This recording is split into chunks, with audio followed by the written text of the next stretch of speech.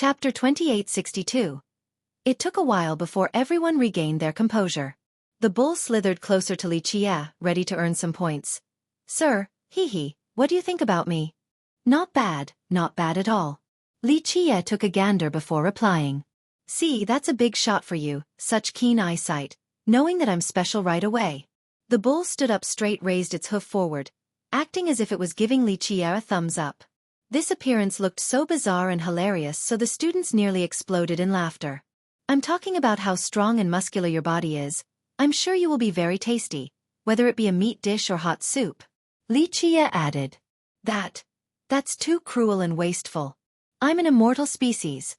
The bull's shoulders drooped down, seemingly defeated. The students were so amused by the sudden change in the bull every time when Li Qie got the best of him. Of course, they restrained themselves, still intimidated by the bull. The bull's eyes rolled around for a bit.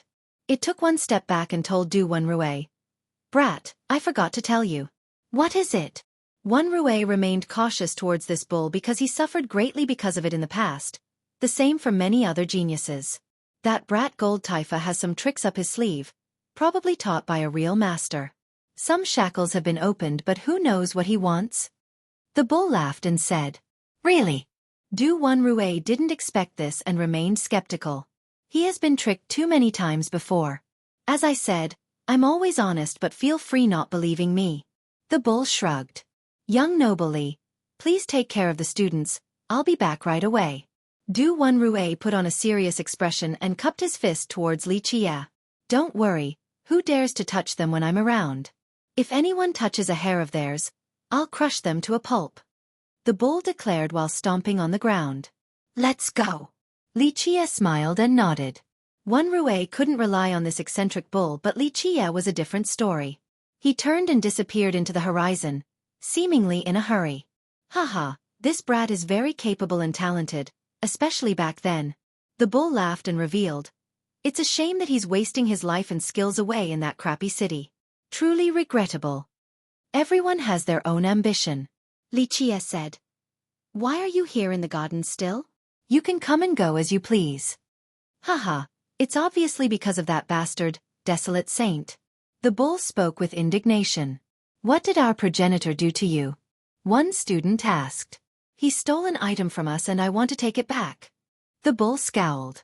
Slanderous liar. Our progenitor is invincible and righteous with the light. Why would he steal something from you? This student didn't believe it. The rest started glaring at the bull. Haha, only naive brats like yourselves would think so highly of desolate saint. Saint, only an act. The bull laughed in response. If he was really one, he wouldn't have abandoned your city and its inhabitants for generations. All it was, is a place for him to wash away his own sin by moving it into other people. It increased its volume the longer it went on. The students became speechless. They have always respected Desolate Saint, but the abandonment was an irrefutable truth, a sore spot for all of them. This sacred mountain used to be an immortal land. Look at what he had done to it. The bull spewed out its annoyance. It belonged to my home, yet the hypocrite stole it. The bastard is more of a devil than a saint. Completely baseless. One student barked back. Who knows? Just one thought can change someone from a Buddha to a devil. And who to say that a devil didn't used to be good? A saint could have walked on the path of evil too. Good and evil can shift so quickly. Plus, who has the right to set the criteria for either side? Li Qie joined in. While standing at the apex, everything else is simply ephemeral and insignificant. He concluded with a profound gaze. The students lacked proper information for further conjectures. However, the bull figured out something and felt its hair standing on end. It shuddered and staggered backward. That has nothing to do with me. It shrugged. All I want to do is to bring this mountain back one day. What are you waiting for then? Li Qie smiled. The students became startled after the instigation. This mountain was a sacred ground of their system. It being taken away would be a huge loss. I gotta wait until that old tree demon is dead. The bull looked dejected and helpless. I'm a bit interested in that demon. Li Qie chuckled. The bull has brought this demon up several times. Moreover, it seemed to be afraid of this person too. Oh, do you want to go see him right now? Haha, that guy always acts invincible as if he's number one. You should go take him down a notch and let him know that there is always a higher mountain. The bull's eyes flashed with excitement. No point in trying to use me as a borrowed knife. I'm not interested in that. Li Qie gave it the side eye. The bull became sad again for a bit before coming up with something else. Where are you going then? Got any plans here? Hee hee, I can't be more familiar with this place, so let me know so I can give you my opinion. Everyone could tell that it was up to no good, looking like a local bandit. Just doing whatever since this place is pretty neat. Li Qie chuckled. That's fine too. The bull agreed. I know of a very interesting and remote place here. Others can't find it, but I know that there are many treasures there. Easy to grab too. A place full of easy treasures? Really? The youths were skeptical. Why should an immortal such as myself lie to you bunch? The bull stared haughtily at them. The youths felt their heart beating faster. Only a saint would be freed from desire, and they weren't saints. All eyes were on Li Qie now, waiting for his answer. Do you want to go take a look, great sir? The bull urged. Very well, let's take a look then. Li Qie glanced at the bull. Yes. The students cheered, excited to see this treasure-filled place. The bull accepted his task and led the way. They traveled quite far since their guide was very familiar with the ancient courtyard. It even told cool stories to the students. For example, the peak nearby was the horn of which beast. That lake was only the eye of an alligator. It knew everything like the back of its hand and enlightened the students. The young ones were confused too, thinking that maybe the bull was telling the truth. Maybe this mountain really belonged to its home. That's why it knew so much. Rumble. Loud explosions suddenly interrupted their journey. Chapter 2863. Rumble. Violent quakes rocked the entire ancient courtyard. Everyone looked over and saw mountains crumbling down. Numerous lakes and rivers have been either severed or penetrated completely in a shocking manner. This was due to a battle between man and beast. The stars in the sky fell victim and exploded into smithereens, a scene of the apocalypse. The first combatant was Spirit Heart True Emperor. Her imperial aura was in full swing and majestically swept through the 8 realms. People have forgotten about her fairy-like beauty at this moment. This was her true appearance. An emperor. This 7-palace emperor was going all out with enough might to effortlessly blow away everything nearby. Her 7 palaces floated above as she unleashed true flames outward. Her vitality was as vast as an ocean, and her imperial domain exerted its pressure. The flaps of her golden wings carried enough force to sweep through the 9 firmaments. They were insanely strong. When converged at the front, they acted like golden armor that could stop any offense, virtually impenetrable. When spread, they served as 2 divine sabers crossing through the air in an unstoppable manner. She darted through the air and attacked with her wings, not holding anything back and rending the earth. Her opponent was a divine bird with 5 colors and a blazing trail in its path looking just like a shooting star. It had unusual agility, darting back and forth across the entire sky. This was indeed a mighty bird.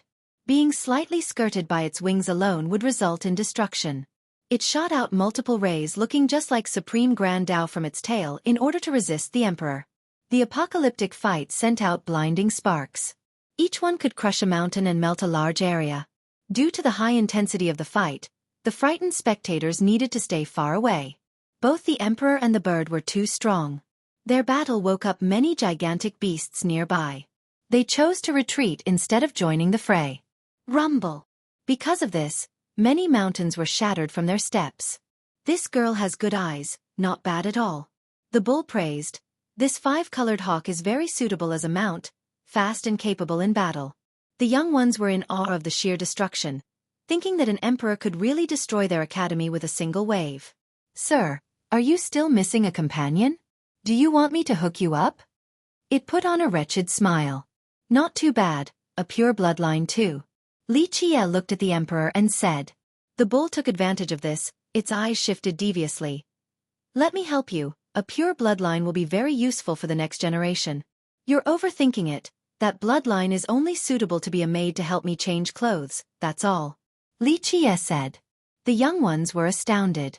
Remember, Spirit Heart True Emperor had 7 palaces, a Celeste, and was the successor of Garden of God. Li Qie's statement seemed too unreasonable while keeping all of this in mind. Young noble, she's Metalkin War God's fiancée. One student quietly reminded the two. So what? It's her honor to be viewed highly by him. If that war god dares to utter a word, I'll crush him right away. The bull said. Li Qie was overbearing enough, yet this bull was exactly the same as him. No one was around the vicinity to hear this, but Spirit Heart True Emperor did due to her heightened senses. She instantly gave a murderous glare towards the group. This glare looked like it came from a death god. The young ones lost control of their legs and nearly kneeled. She heard us, one of them turned pale. Good. We won't have to repeat ourselves then. The bull leisurely said. Drop your rotten idea. Li Qie chuckled and didn't care either. He was only casually commenting on her bloodline. Taking her in or not depended on his mood. The young ones didn't know what to do. This was their first time seeing people teasing an emperor, one with 7 palaces too. These two seemed to not put her in their sight at all. Quite domineering. Rumble. Who knows if it was the flow of the battle or if she was enraged by the disrespectful comments, but she raised her wings. Golden feathers shot out and turned into a world-rending sword formation, aiming at the hawk. The hawk didn't relent either. It spread its wings wide enough to encompass the sun and moon before flapping them together for an attack aiming at the formation. The battle reached the next level. An unfortunate development for the land. Spirit Heart True Emperor is so strong. Many spectators gasped after seeing her power. Even the Eternals present were intimidated. She was far stronger than Stonecarver and Gold Python True Emperor. Miss Spirit Heart, do you require my assistance? A voice sounded during the fight, still carrying a hint of childishness. A youth appeared on the horizon. With just one step, he emerged near the Emperor, seemingly ready to offer his assistance. He was around 15 years of age, dressed in an embroidered robe and looked like a young noble from a rich clan. Moreover, his domineering expression showed blatant disdain towards everyone else. There was a third eye on his forehead. It was closed now, but golden strands of light seemed to be oozing from the slightest opening. He didn't exude his aura just yet, but his pose in the sky said that he was the #1 in the world. Of course, the guy was strong enough to demand attention. The hawk noticed him and kept a good distance. Three-eyed prodigy.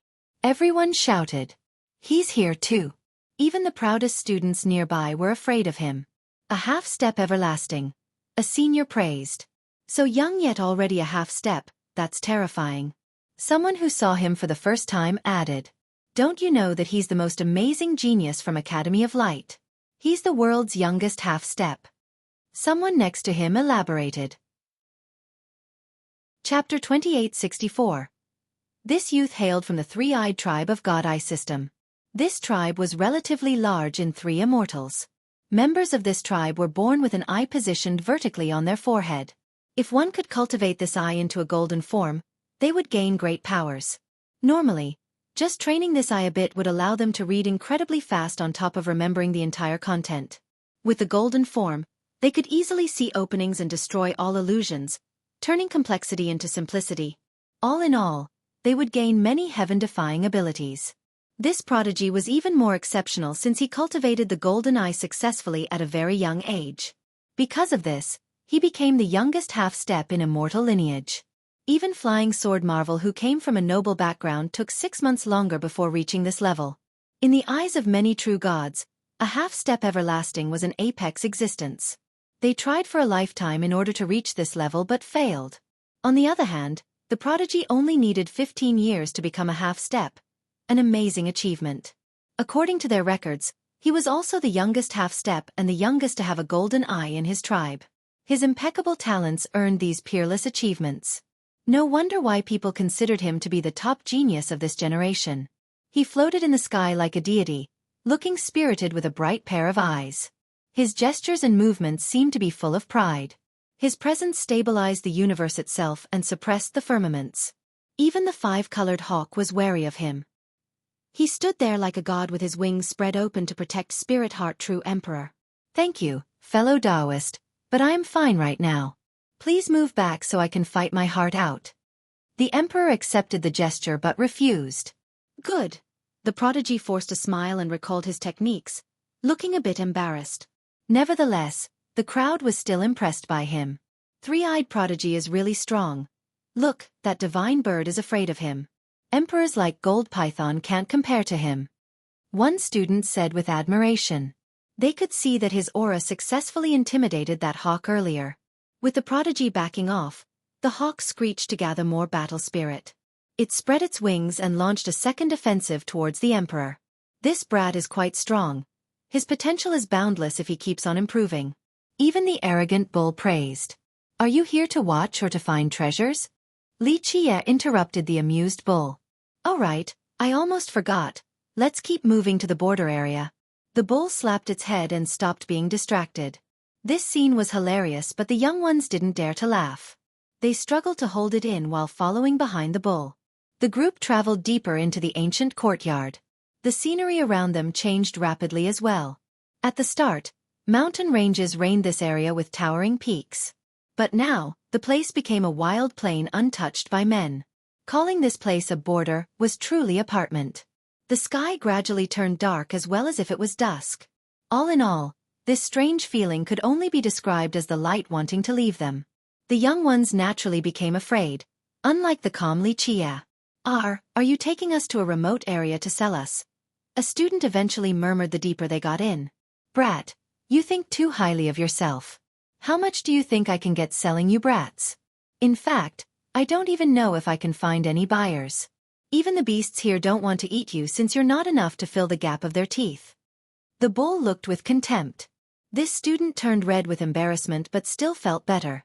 The bull was right. They were weak and had no treasures to speak of. No one would covet anything of theirs, so the bull didn't need to trick them. Plus, Li Qie was around too.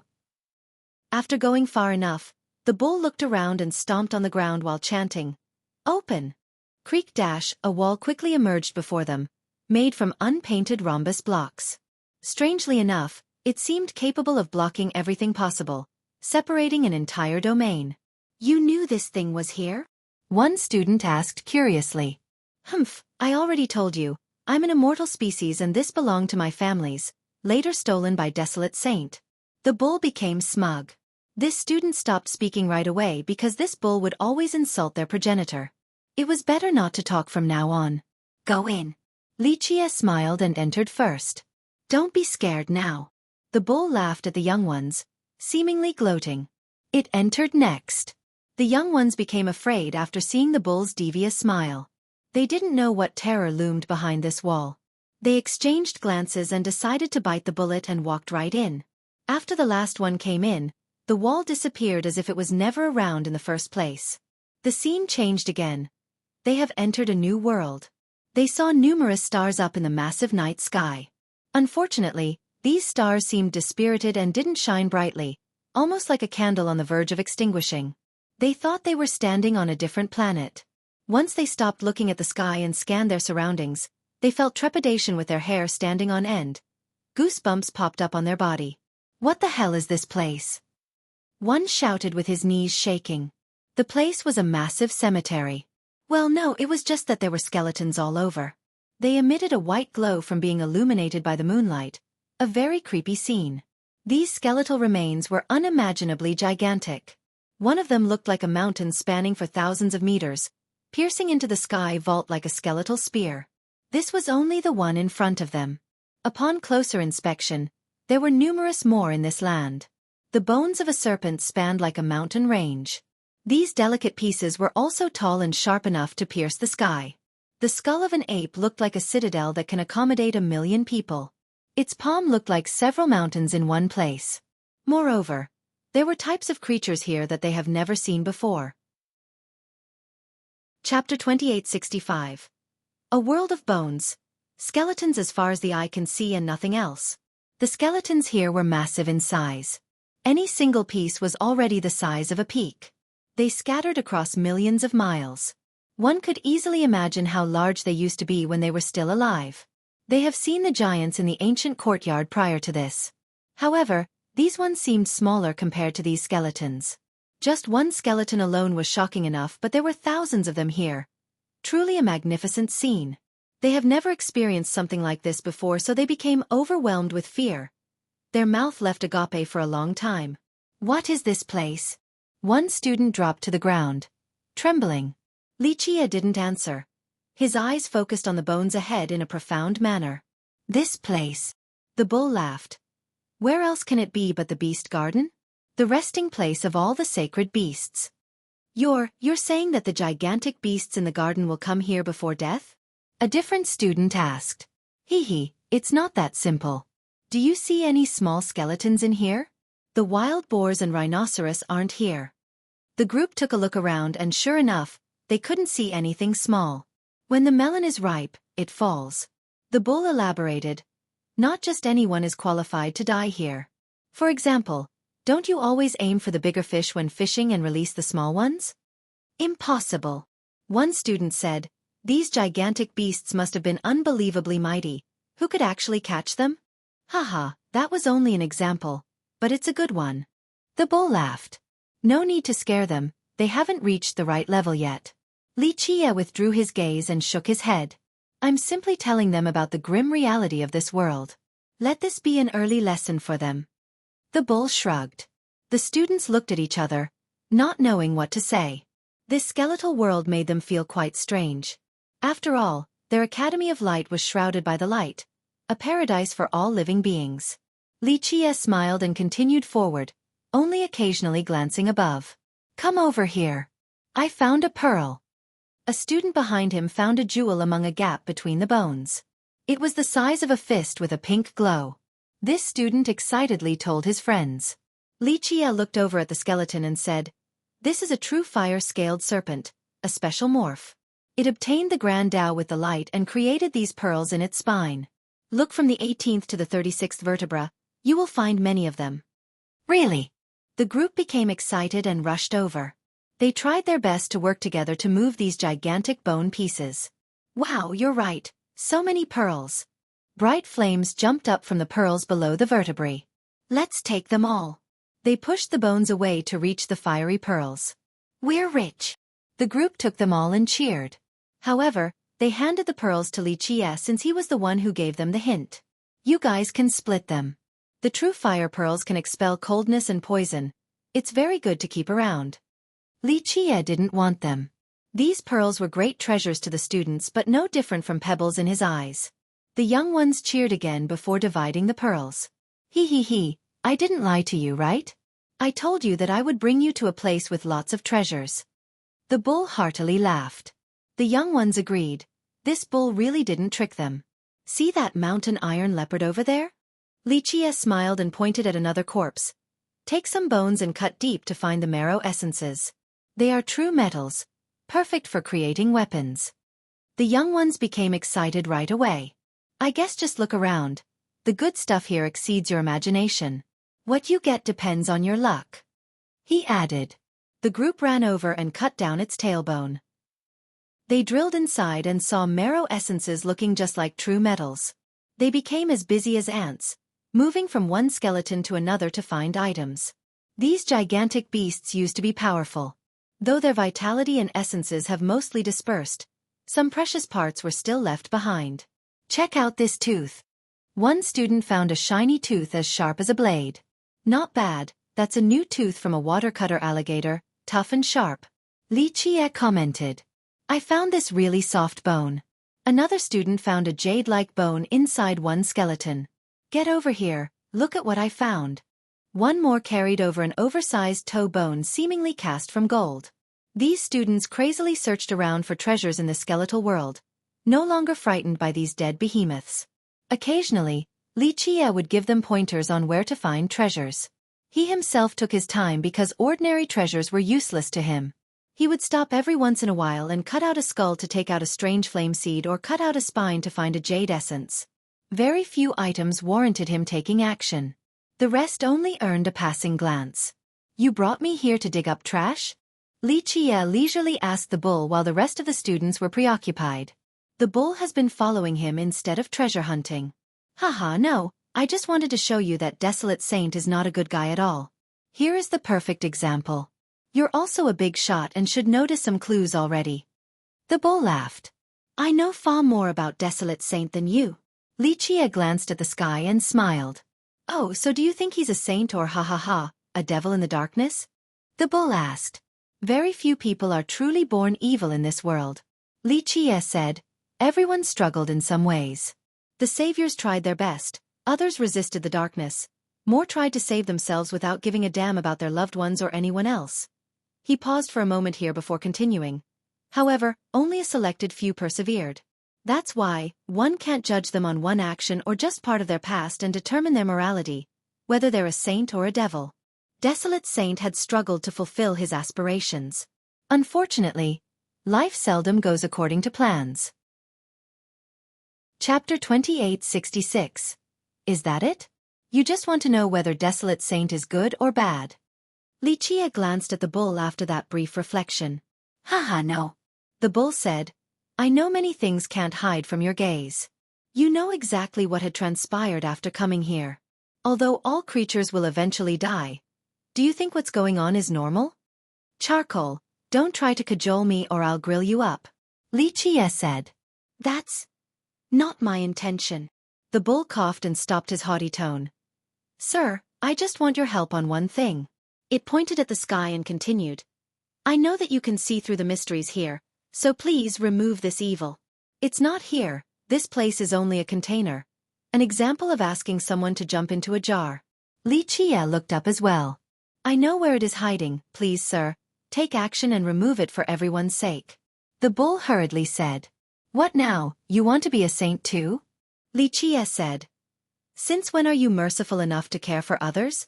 Of course not, I only want to feel safe, it's not really for everyone else. The bull smiled and finally became honest. This is my territory, more or less. To have such a devilish thing here makes one nervous, you know? The foundation of this system exceeds your imagination. The complexity extends beyond the light and its illumination. It's not only something created by Desolate Saint, but a lot of contests had also happened here. Lichia said. I know a little about this too. The bull happily showed off his knowledge. For example, that old tree demon has been wanting to kill Desolate Saint.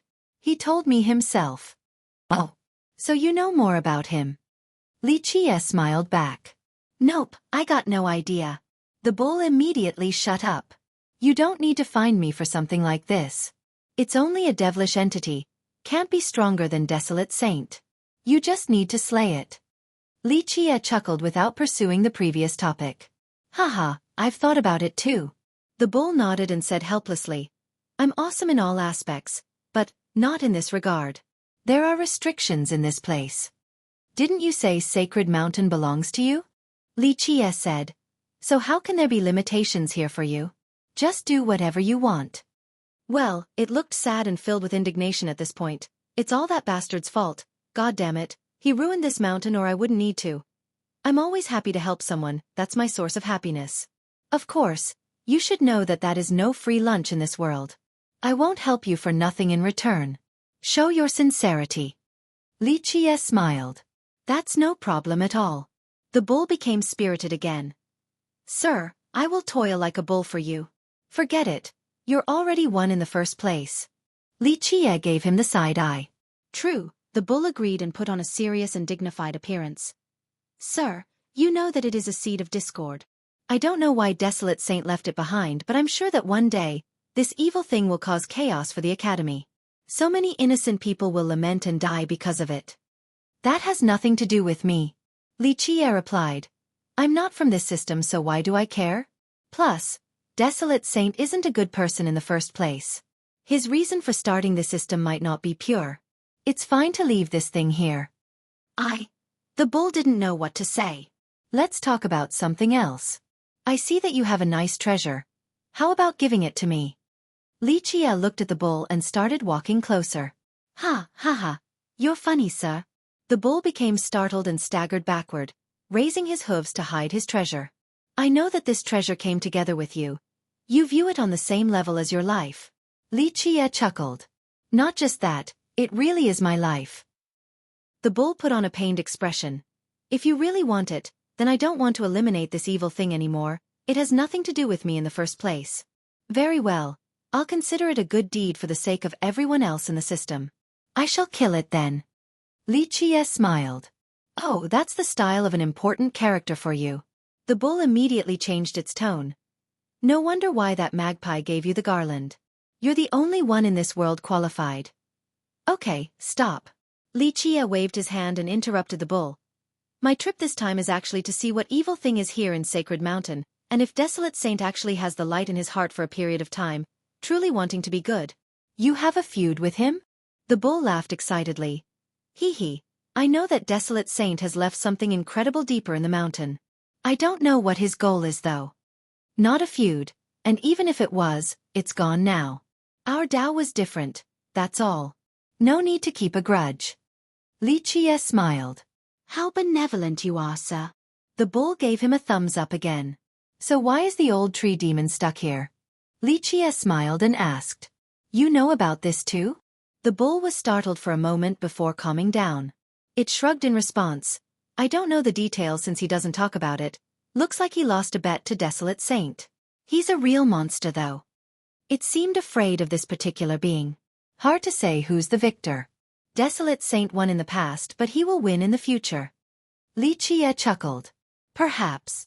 It replied. He even said, hee hee, Desolate Saint, that dog, he doesn't know shit about the light, and that the guy is only a prostitute wanting to quit to get married so he has to put on an act. Remember, the old demon said this, not me. I do want to meet this guy, he seems capable enough. Li Qie said. Haha, do you want me to lead the way? The bull's eyes flashed brightly. His mood is extremely foul, completely unbearable. Progenitors came to see him before but they all left after smelling the stench. I'm sure you will be able to teach him a good lesson. Let's see how much longer he can act arrogant for. The bull tried to persuade Li Qie. What? He gave you a beating so you're keeping a grudge against him? Li Qie noticed this. Of course not. The bull stood up proudly on two hooves. Who am I? A true immortal, one and only in history. Humph, that old tree demon is only a rotten piece of wood. How can the likes of him take me down? You definitely ran for your life. Li Qie didn't hold back, adding salt to the wound. It's because a gentleman forgives a lowly wretch, that's all. The bull put on a dry smile. Let's talk about your bloodline now. It's extremely nutritious in the form of beef soup or beef skewer. Li Qie joked. No, there's no such thing. The bull was actually scared. It knew just how precious and nutritious its blood was. It would definitely annihilate another schemer but had no confidence going against Li Qie. Don't worry, I'm just messing with you. Li Qie smiled. That's good.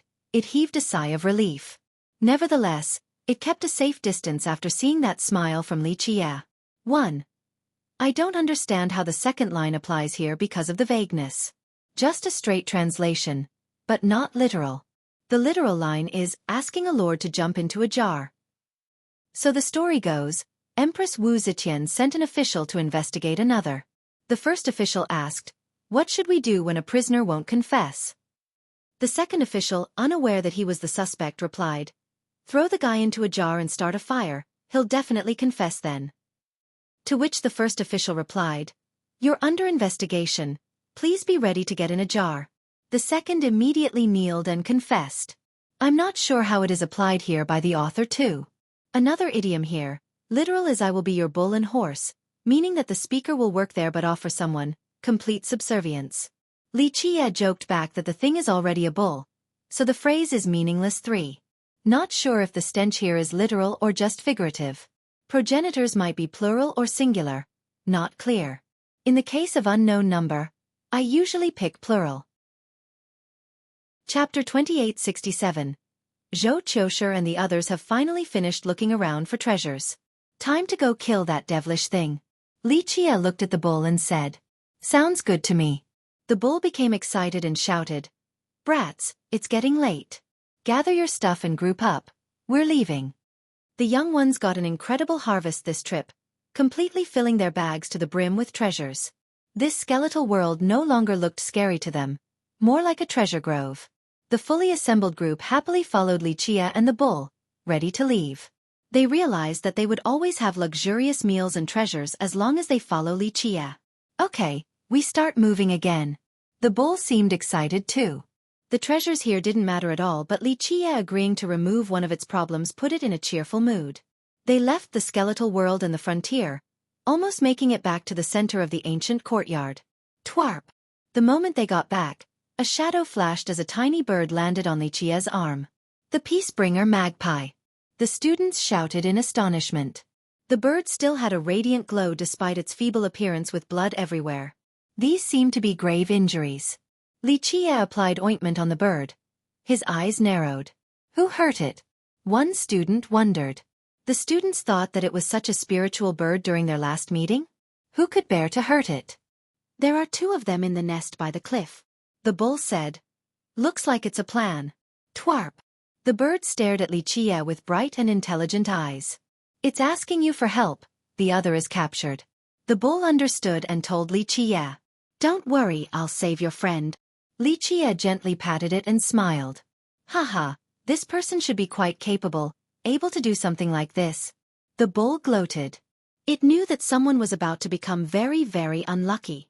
Meanwhile, one news excited the students in the ancient courtyard. I heard there is a peacebringer magpie around here. No, 2 actually. A student with a good information network revealed. What is that? Many haven't heard of this species before. A supreme bud of virtue. This student elaborated. Anyone who earns its grace will surely prosper.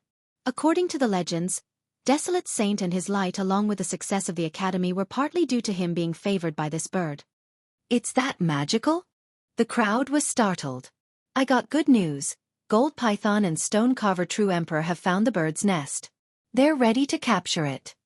Even more exciting news came about. This prompted the mass to run towards that area. They want to capture it for good fortune for generations to come? A new discussion began. It's not strange at all. Everyone wants a bird like that, whether it be for themselves or their sect. It's both fortune and karma. An older student nodded. Everyone else agreed with this statement. The nest area was filled with people. The sky, ground, and peaks nearby had students ready to watch the show. The nest was located on a lonely peak piercing the sky vault like a divine sword. The pinnacle had the shape of a crown. Among the precipice above was a cave, just big enough to fit a baby. A faint glow came from inside, emanating from some eggs. Due to the location of the cave, it was hard to tell how many eggs were inside. It was certainly more than one. This was the nest of the peacebringer magpies. At this moment, one of them blocked the cave and fought against Stone Carver, Gold Python, and Centaur God of Archery. This one was larger than the one that gave Li Qie the garland, clearly a male. Many understood right away that the trio came for the eggs, not the birds themselves. So that's what they're doing, the eggs. One student murmured. It's hard to earn the grace of these birds. Treasure Source True God was also present. He stared at the cave and was very tempted. It might be possible to do so when you groom one from an egg though.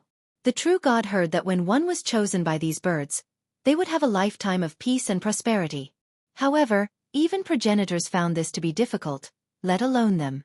Maybe grooming a baby magpie would change this. It might follow its new master forever, giving this person great fortune. The current combatants shared the same thought. The True God also wanted a piece, but this trio might refuse to share since they were the first to find it. There might be more than one egg. A few students looked towards the cave but failed to see the exact number. A few strong ones became overwhelmed with greed. Alas, they chose to act with caution. It won't last much longer. A girl in the sky shook her head. Spirit Heart True Emperor. No one dared to stand close to her because of her status and power. She had gotten a mount, the 5-colored hawk.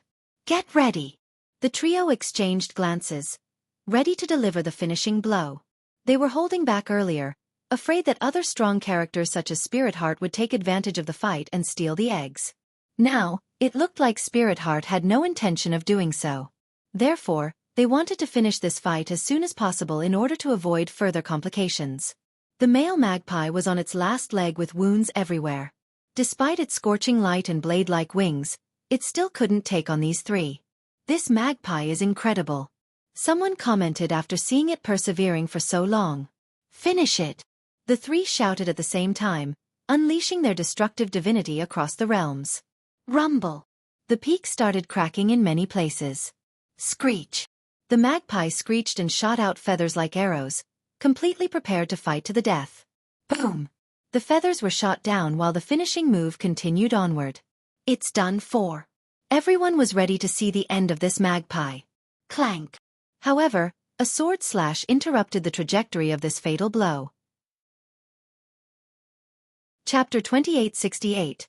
The sky-crossing slash stopped the trio's fatal blow. It was filled with light and released light laws, akin to a scene of dawn chasing the fog away. An immortal source emerged and protected the peacebringer magpie. It severed the 9 heavens and 10 earths along with the flow of time. No attack nor anyone would ever be able to get through. The Sword of Repentance. The first to recognize this slash was the trio. That's repentance. Numerous students shouted after calming down from the bright spectacle. None of them expected for this institution to join the fray and save the prey from the trio. That guy is Xueqi. A hawk-eyed spectator saw Xueqi. People turned around and saw him along with the students from Repentance Institution and the bull.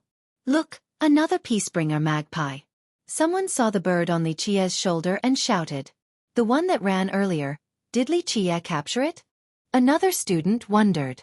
No, it looks like it searched for reinforcement and is coming back to save the male one. A different student analyzed.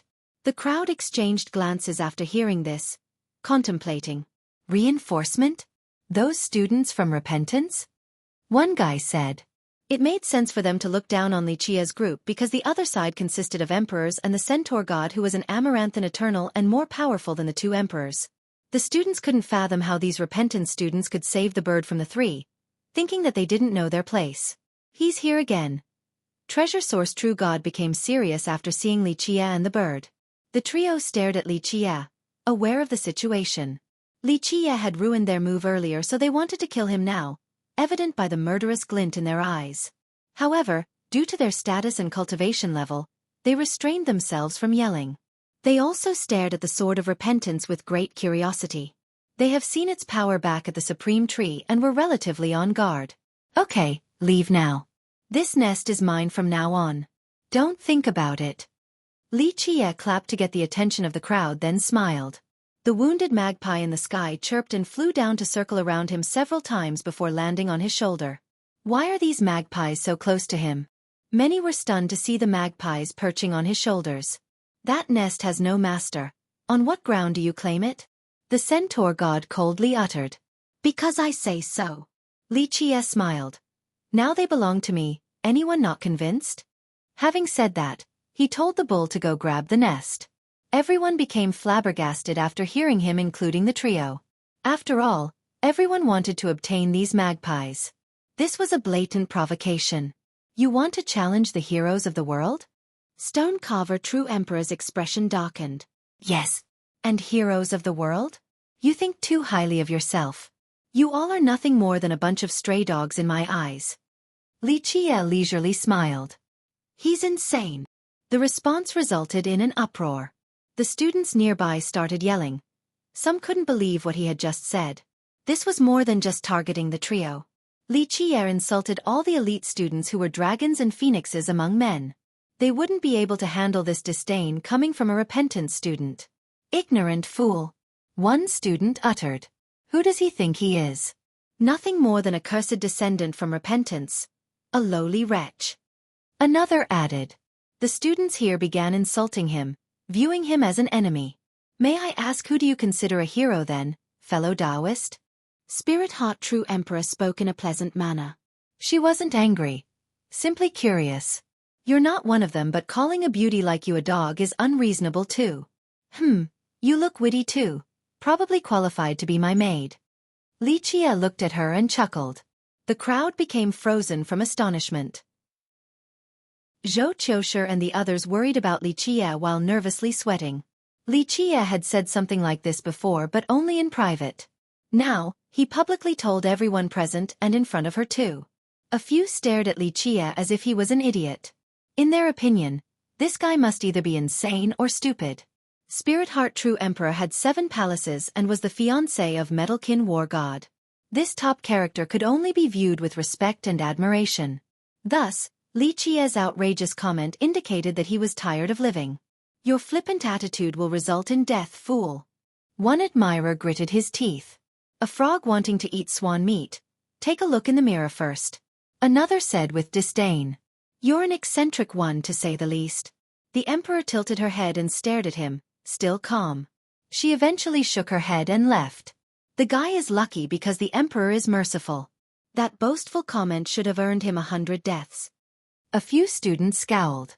Meanwhile, the bull had taken the nest out of the cave, revealing the 4 eggs on top. The 2 magpies chirped after seeing their nest and immediately flew towards it. Okay, if no one has any objection, this ends here. Xueqi said flatly. Don't think about leaving before handing over the eggs. The centaur god snorted. Xueqi stopped and stared at the trio again. The 3 of you still got something to say? Step up then, I'll beat you into submission. Same with the rest. Eyes started spewing fiery hatred now as the crowd stared at him. The young ones from Repentance became speechless. Student Li, your words are quite haughty. Stonecarver True Emperor said. He didn't seem angry, but his words clearly showed dissatisfaction. Emperors like him didn't like being shown such contempt in public. They weren't used to being treated in this manner. I'm always like this, which is why people refer to me as fiercest in the past. Feel free to come bite me if you disagree. Xueqi smiled. The provocation kept on escalating to the level of a verbal slap. The spectators became fixated in the developments, waiting to see how the trio would deal with this arrogant madman. Chapter 2869. The students watched with bated breath, thinking that no emperor would take this sitting down. Emperors were used to dominating and intimidating everyone else. To be provoked in this manner by a student from Repentance Institution? Most emperors would kill the guy with one slap. Student Li, we're neither here today for face or to compete on who has the sharpest tongue, Gold Python True Emperor slowly said. His start impressed some of the students. One of them stated, "That's an emperor for you, so benevolent and forgiven." His temperament far exceeded his foe. Many nodded in agreement. Another sneered, "That Li guy just looks shallow and vulgar in comparison. We're here today for the Peacebringer magpies." Gold Python went on, his eyes fixated on the nest. To be specific, the 4 eggs inside. The nest has 4 eggs, so there's no reason for you to monopolize them all. I'm satisfied with one, so Student Li, I hope you can do us this favor. Gold Python said. Yes. Stonecarver nodded as well. They were here for the eggs, not to fight over face. The 3 of us will take 1 each. You can take the last egg along with the 2 magpies. We won't make it difficult for you. He added. Hard to argue with this. The students nearby agreed, finding this suggestion logical and reasonable. That's why we can't compare to the emperors. Their personality and characters are great. One person sighed and praised. 1 each. Such wishful thinking. I'm taking all of them. Xueqi looked at them and smiled. Humph, he is just too overbearing. One student scowled after hearing this. The crowd didn't appreciate this lack of flexibility. This Li guy is given face but won't accept it. A person like him won't have a good end. Another student added. The trio didn't expect this response, especially the 2 emperors. Their expression gradually turned cold. They were influential not just in the academy but in all of immortal lineage. But now, Xueqi treated them like air. How could they swallow this anger? Even Buddha had a line that couldn't be crossed, let alone them. You're too arrogant, brat. The centaur god bellowed.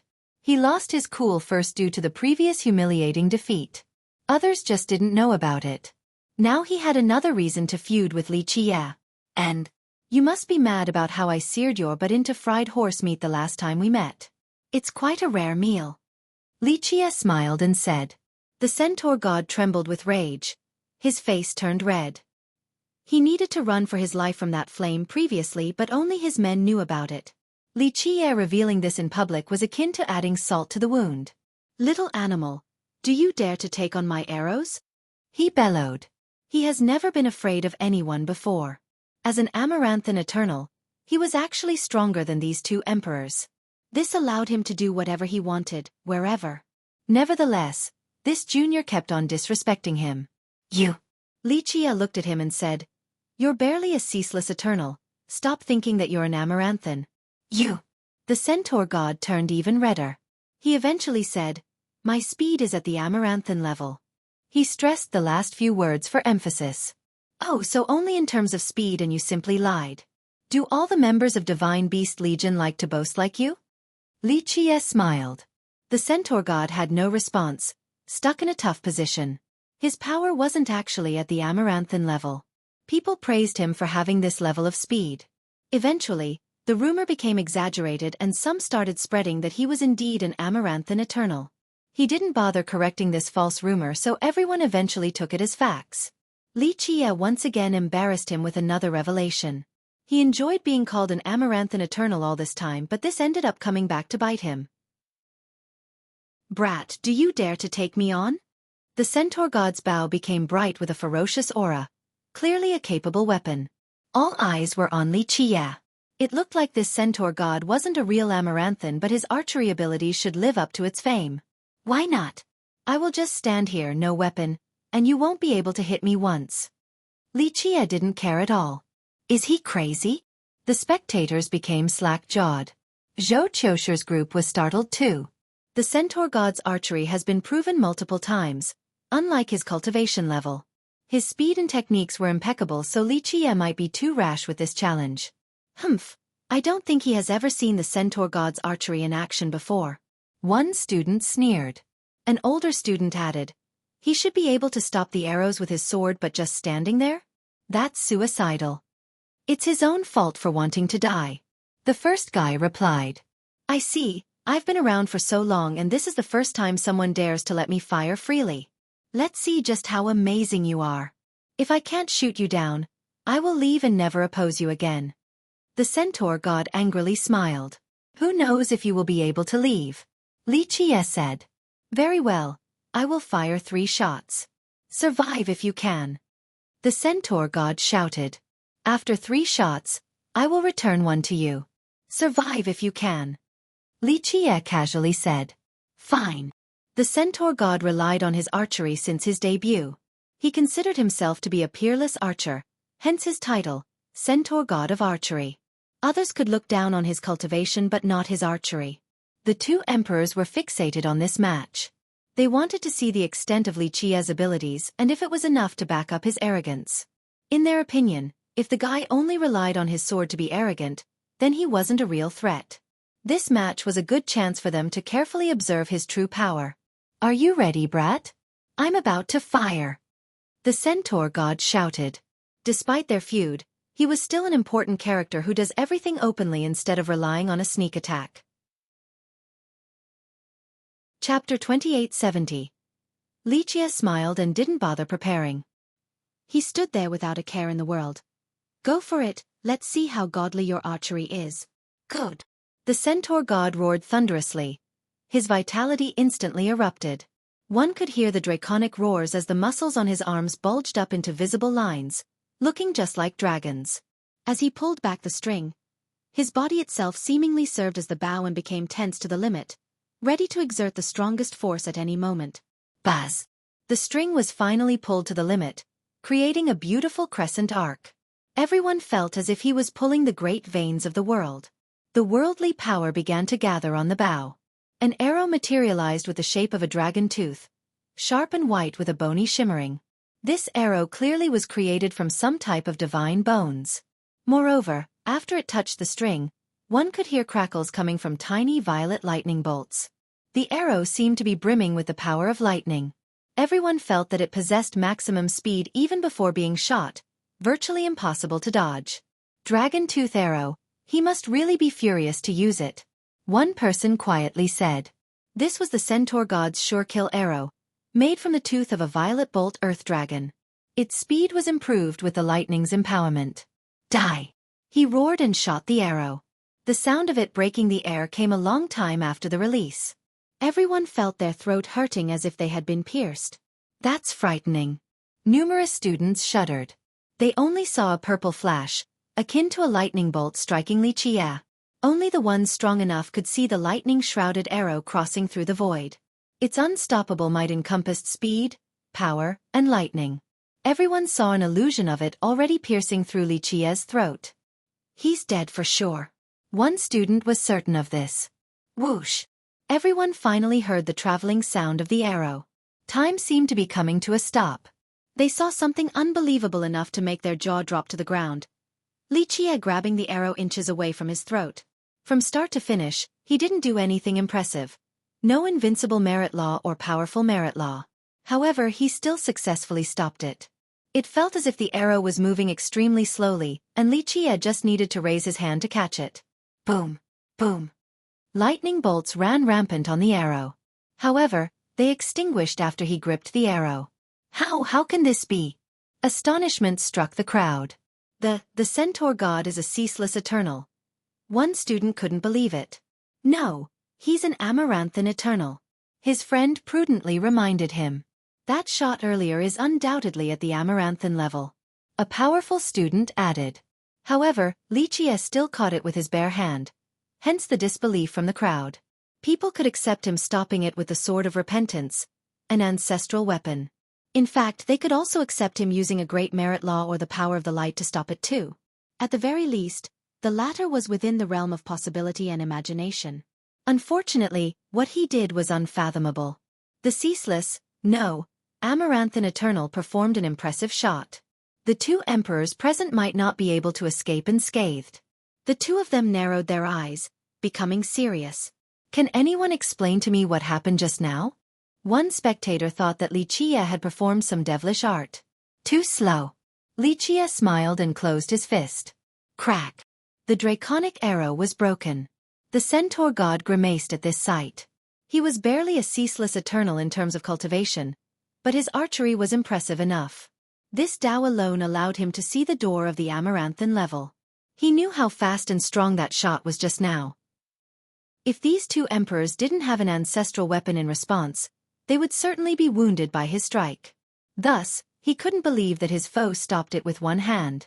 This is considered a divine arrow? Only a little bit faster than a snail. Gotta change the name to lessen the humiliation. Li Qie smiled. Try another one. The furious centaur god roared. Buzz. He pulled back his bow again but didn't add an arrow this time. The bow became resplendent and exuded a blinding light. People couldn't open their eyes and everything turned dark. The bow disappeared as well. It seemed that the centaur was wielding the mysteries of the world, not a physical weapon. Everyone became tense as if there was an invisible grip pulling back the fabrics of realities, morphing them into the shape of a bowstring. Buzz. He pulled back and summoned an ocean behind him. An ocean of arrows. Everyone saw it clearly. Countless arrows made up this ocean. Dragon-tooth arrows, massive arrows with a majestic aura, some as small as a strand of hair with a golden glow. Their sudden emergence made the crowd gasp in horror. Die! The centaur roared and unleashed his ocean of arrows. Boom! Boom! Boom! Explosions detonated as the ocean became wild and out of control, breaking the proverbial dam and drowning everything else. The world started trembling as a result. The number of arrows was unending.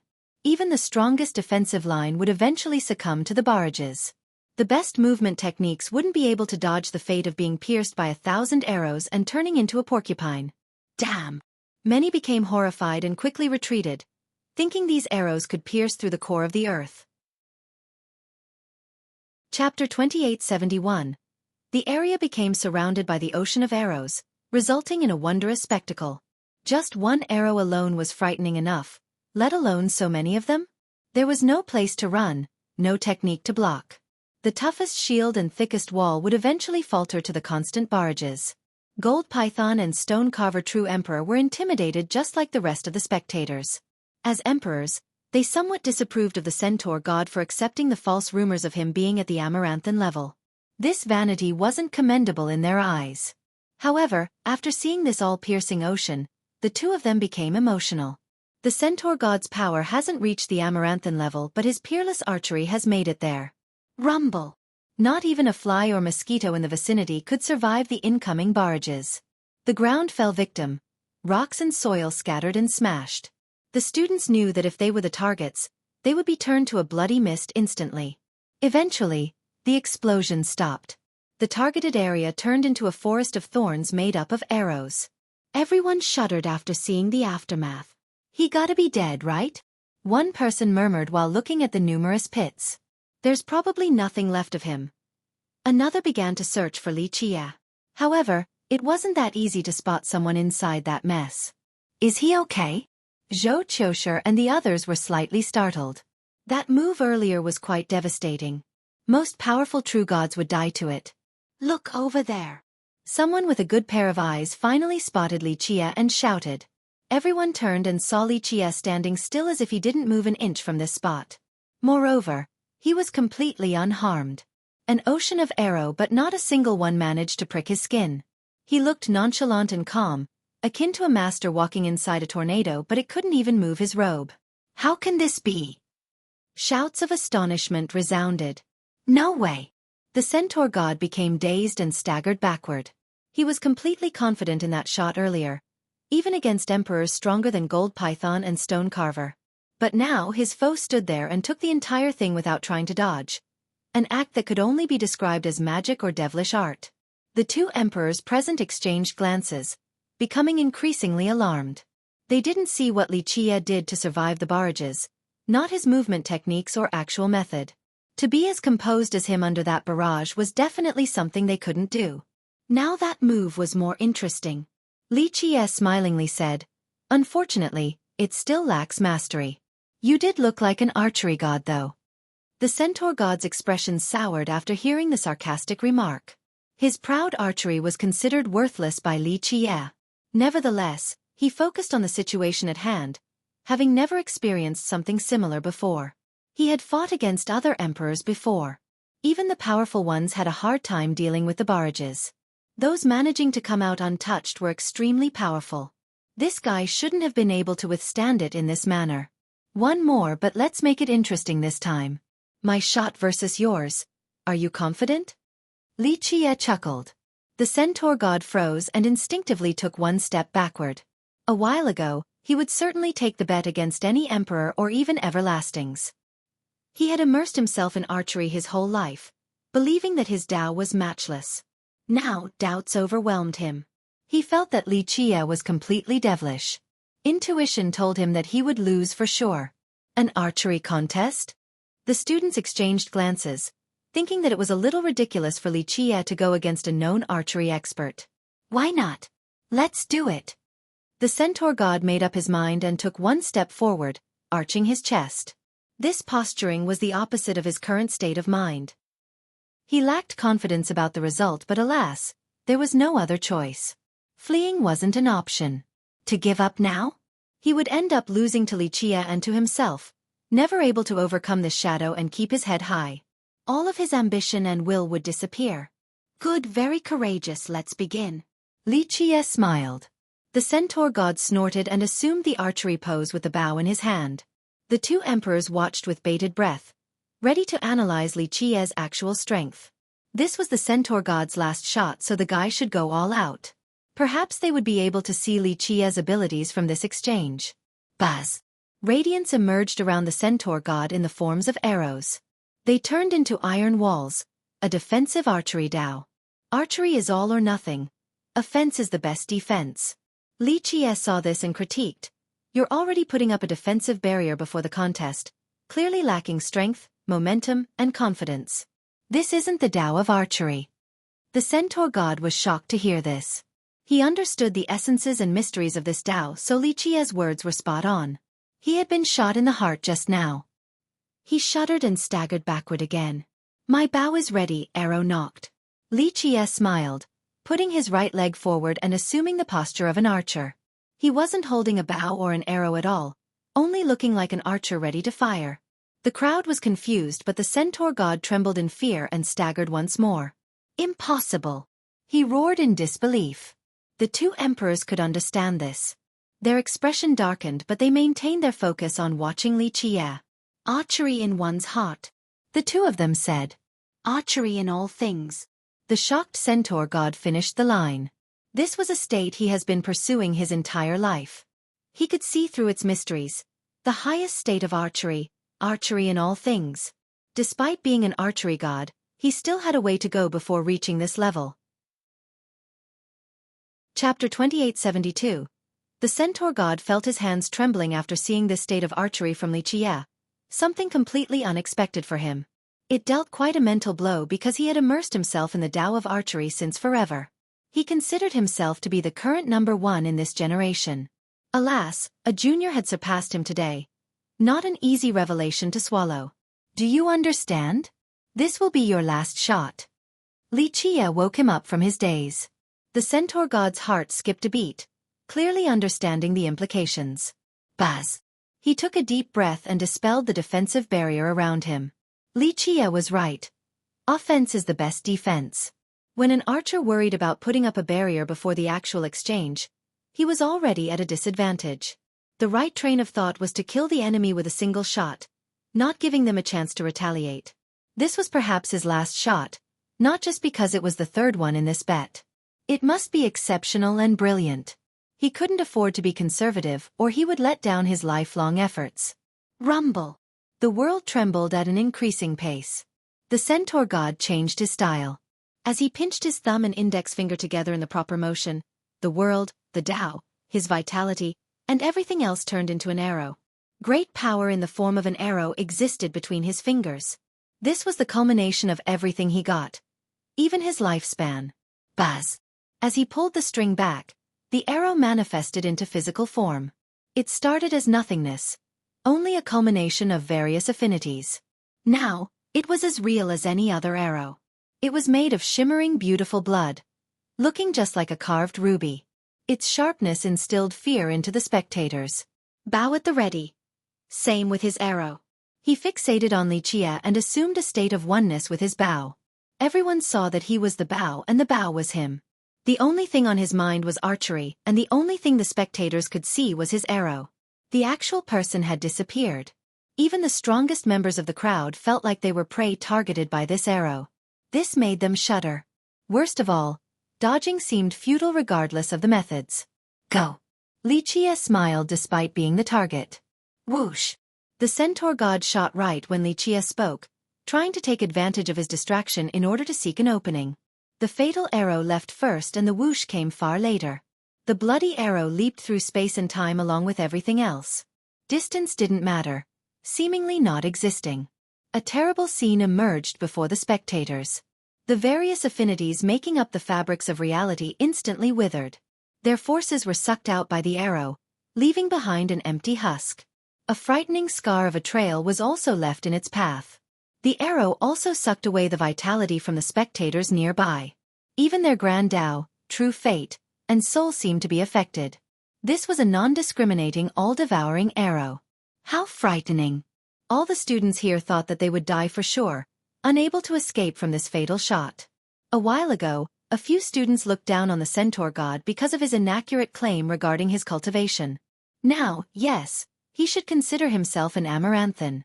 This shot alone earned him this title. No way he will survive this time, right? Everyone shared this belief. At this crucial juncture, Li Qie retaliated by shooting an arrow despite not holding anything in his hands. His arrow was formless and silent. People couldn't sense its power at all. Nevertheless, they felt something strange inside their heart. An arrow was coming out from within and shooting towards the centaur god. He suddenly became everyone's target. This was simply inexplicable because they had no feud with him, yet the arrow within commanded them to kill him. This murderous thought shocked everyone here. Kill him! The realization of the absurdity behind the whole thing didn't lessen their murderous intent, only increasing it. It eventually erupted and arrows shot out towards him. Their murderous intent culminated into a single physical arrow emerging in the sky. It pierced straight through the centaur god's forehead. Time paused ever so slightly. The centaur god stood there, still with the shooting posture. A while later, he fell backward and slammed into the ground. His eyes were wide open as blood slowly dripped down his forehead. Very deserving. He uttered these last words before dying. He closed his eyes, ready to enter the Yellow River. The spectators staring at his corpse couldn't believe it. They felt as if they were the ones who killed him due to the internal arrows earlier. What the hell? One student cried out. The sensation was too real, unlike an illusion. It was as if they had personally raised the bow and shot the arrow at the centaur god. Eyes of confusion were fixated on Li Qie now. Gold Python and Stone Carver True Emperor became afraid as well. They realized that Li Qie's shot earlier was the apex of archery. The centaur god spent his whole life and couldn't reach it, but Li Qie did. Don't look at me, you're the ones who killed him. Li Qie shrugged. You had thoughts of an arrow in your heart and mind. That's why the shot was fatal. He would have survived otherwise. Everyone looked at each other, unable to respond. They truly felt that they were the culprits pushing the centaur god towards his death. This sensation was irrefutable. Chapter 2873. Li Jie and his group left behind the astonished and silent crowd. No one dared to say a single word. The two emperors chose inaction instead of stopping him. They knew that with their personal cultivation, they wouldn't have been able to stop the centaur god's final shot. Thus, Li Jie was clearly superior. They realized that they have underestimated Li Jie. A while ago, they assumed that the Sword of Repentance was the guy's strongest move. This was no longer the case. Li Jie himself was immensely strong. This brought up the question, since when did Repentance Institution have such a powerful student? Is he really from Repentance? A few students questioned after Li Jie left. This academy hasn't produced anyone worthwhile after millions of years. A selected few eventually had great accomplishments, but this was only after they left the academy for a long time. Li Jie was still a student right now. Such a talent was unprecedented in that place. There's something off about him, too devilish this brat. An older student said with certainty. Treasure Source True God pondered in silence. The centaur god of archery was countless times stronger than him. Seeking revenge seemed suicidal now. After a long while, he took a deep breath and clenched his fists, still maintaining his original stance. He must try to avenge Deng Rensen regardless of the price. He owed this teacher a great debt. Without this person's help, he wouldn't have become who he was today. In fact, he would only be a regular student in Northern Academy. A life of mediocrity and never becoming an eternal. Without Deng Rensen and the great fortune, perhaps the Ascender realm was his highest limit. Therefore, Rensen was like another parent to him. Hence his determination. At this moment, most of the students have left, leaving behind the two emperors who were about to leave as well. Dao brothers. Treasure Source True God caught up to them and cupped his fist. Brother Treasure Source. The two emperors stopped and greeted him. An eternal like Treasure Source wasn't as strong as the centaur god. Nonetheless, he was strong enough to speak to the emperors. Of course, his status and future potential remained inferior. Brothers, I have been a fan of you two for a long time but never got the chance to greet you. The true god humbly said. Your treasure source is also a source of envy. I have heard of your miracle before. Stonecarver smiled and replied. It's nothing, I only got lucky and swallowed this treasure source. It is the high heaven's blessing that I'm still alive. The true god hurriedly responded. So it turned out that the true god accidentally swallowed a treasure source. This nearly killed him. As the saying goes, great fortune comes after a narrow escape from death. Sure enough, his cultivation soared like the wind, allowing him to stand out among the excellent students of Northern Academy. He eventually became an eternal at a young age. Dao brothers, you're really dropping this issue? The true god didn't beat around the bushes. Brother, do you have a better idea? Gold Python wasn't an idiot and smiled.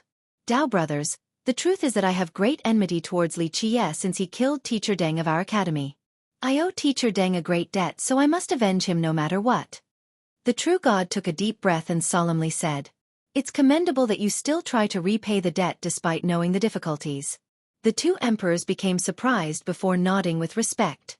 They could see that this eternal was no match for Li Jie. He himself knew it but still decided to oppose the guy. This grateful mindset deserved respect. Dao brothers, you can see that I alone am not Li Jie's match. The true god straightforwardly said. The three of us still aren't enough. The emperors understood his intent. We're not the only ones here in the ancient courtyard. Three-eyed prodigy and gold Taifa true emperor are around too. The true god said. We have no real feud with Li Jie. Stonecarver shook his head. Do you not want the magpie eggs? The true god asked. It would be nice to have them, but no point in forcing the issue. Gold Python smiled. They knew that going up against Li Jie was unwise given their current power. What if I can get Three-Eyed Prodigy and Gold Taifa True Emperor to join us? Also, you two know that I have a treasure source. Its effect is heightened especially here. Extremely powerful. The true god said. The two emperors exchanged glances. They would be lying to say that they didn't want the eggs. Plus, there was something else they didn't bring up. Li Jie killing their disciples in public. These were only members of their sects, not their actual disciples. However, They still taught these young ones and had a teacher-student relationship. This wasn't something easily forgiven. The ones that could actually smile and let this go were frightening. They were emotionless or had the heart of a saint. The two emperors didn't fit into these two categories. The thing refraining them was their inability to see through Xueqi. Given the opportunity, they would certainly seek to avenge their fallen disciples. The truth is that my only goal is vengeance. I don't care for anything else. The true God sincerely said. You have a good plan? Stone Carver inquired. Xueqi was extremely strong, but they were still curious. Remember, the Prodigy and Gold Taifa true emperor were no slouches either. The Prodigy was already a half-step everlasting. Gold Taifa, on the other hand, was the disciple of Orchid Sage. Few in all of immortal lineage would dare to provoke him. Plus, he was strong too with 8 palaces. We can work together with them and prepare a fatal trap. The true God said. It won't be easy. Stone Carver shook his head. He didn't deny the two men's abilities. However, why would they join this mess? Don't worry, Three-Eyed Prodigy is our Academy's senior and will seek justice. As for Gold Taifa true emperor, he has unfinished business with Xueqi too. His disciple, Tiger King, was killed by the guy. I'm confident that I can persuade them. The true God revealed. The two emperors became slightly tempted. Killing Xueqi was akin to killing 2 birds with 1 stone, getting the eggs on top of avenging their disciples. More importantly, they had the number advantage too if they could form an alliance with the Prodigy and Gold Taifa. Xueqi shouldn't be able to escape. Are you certain that you can invite those two? Stone Carver looked at the true God. Dao brothers, leave it to me. It will be either success or death. The true God arched his chest forward. Might as well try. The two emperors eventually agreed. Chapter 2874. Crystal Crab find a safe spot for them. Xueqi took a look at the 2 magpies and their nest before commanding. These unique auspicious birds of virtue were very picky. They wouldn't stay in regular areas. Now, others have found their old location. The group needed to find a new spot in order to avoid the same confrontation. I know a place. Let's go right now, they'll be fine there. The Black Bull accepted the task. It led the way of this rather long trip. They eventually ended inside a valley. One could feel a massive yet invisible light power in this place. The same case could be made for the rest of the ancient courtyard, but the light power here was a little different. It seemed purer. Each strand has been refined multiple times. It felt wet and cool, very refreshing especially during a hot summer. The group felt comfortable and couldn't help taking a deep breath. A good place indeed. Home of the Water Tribe. Xueqi judged the area. The valley was surrounded by high mountains on all sides, looking like a fortress from far away. The only easily accessible area was the mouth of the valley. Inside were 4 seasons of spring with trees and flowers everywhere, certain befitting of the word paradise. Such a nice place. One student said. The bull brought them to a pool with clear water and not a single ripple, akin to a well with unmoving water for years. Next to it was a steep cliff. The group finally realized where the refreshing feeling was coming from after standing here. Old Crab, come out here. Hurry, I got a job for you. The bull stomped and shouted. Splash. The water in the pond started surging with increasing intensity.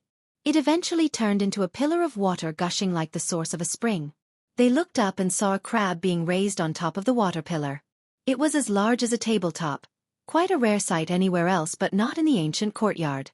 After all, there were plenty of behemoths found here. The most impressive thing wasn't its size but rather its transparent body. One could clearly see its internal organs and other parts as if it was carved from a block of crystal. Despite its shimmering and beautiful appearance, it didn't give off a weak and feeble appearance like glass. On the contrary, its toughness was palpable. Moreover, it looked amiable as well. People had an illusion that it was a kind old man meditating on top of this water pillar instead of a crab. He was just missing the 2 long whiskers. Ah, boss, which auspicious wind brought you here? Is the sun rising from the west? To have you visiting my humble abode is like a dragon entering the house of a shrimp. I am elated to be in your presence. The crystal crab knew how to speak. Its voice was friendly too, true to the illusion prior. No time for nonsense today. I've grown bored of listening to your literary crap already. The bull interrupted the crab, not showing an ounce of patience. I'm naturally here for a reason. There is an important task for you. It added. May I ask what you require of me, boss? Just say the words and I will jump into a volcano for you without any hesitation. The crab calmly responded, not minding the lack of civility shown by the bull. It's not that serious. The bull waved its hand again. I just need to leave 2 little birds at your place. Meanwhile, the young ones found the crystal crab to be very interesting. Which birds are worthy of you personally coming here, boss? The crab found it strange. Don't you see the 2 birds on Sir's shoulders over here? The bull pointed with its chin. The crab followed the direction and saw the 2 peacebringer magpies perching on Li Qia's shoulders. It naturally shuddered in response. It got down from the water pillar and moved closer, looking as if it was prostrating after every step. No wonder why the birds chirped early this morning. Welcome, sir. The crystal crab acted even more respectful towards Li Qia than the bull. Old man, you're quite perceptive, to be able to see Sir's amazingness. The bull said. I'm sure that Sir is incredible to be loved by the magpies to this level. The crab said. It didn't know Li Qia but to have 2 magpies with him? This person must be unfathomable. A type never seen before in the past and will never appear again in the future. That's no big deal. I don't want to say more though or I'll scare you to death. The bull laughed for a bit before adding. Oh fine, he also got a garland from them. A garland from the magpie? The crab shuddered and nearly dropped to the ground. It became even more respectful. Back in my early days, I heard that even Saint didn't get a garland. Saint here was short for desolate saint. Now do you understand who you are facing? The bull guffawed once more. Forgive me, sir, for being so blind. The crab respectfully said.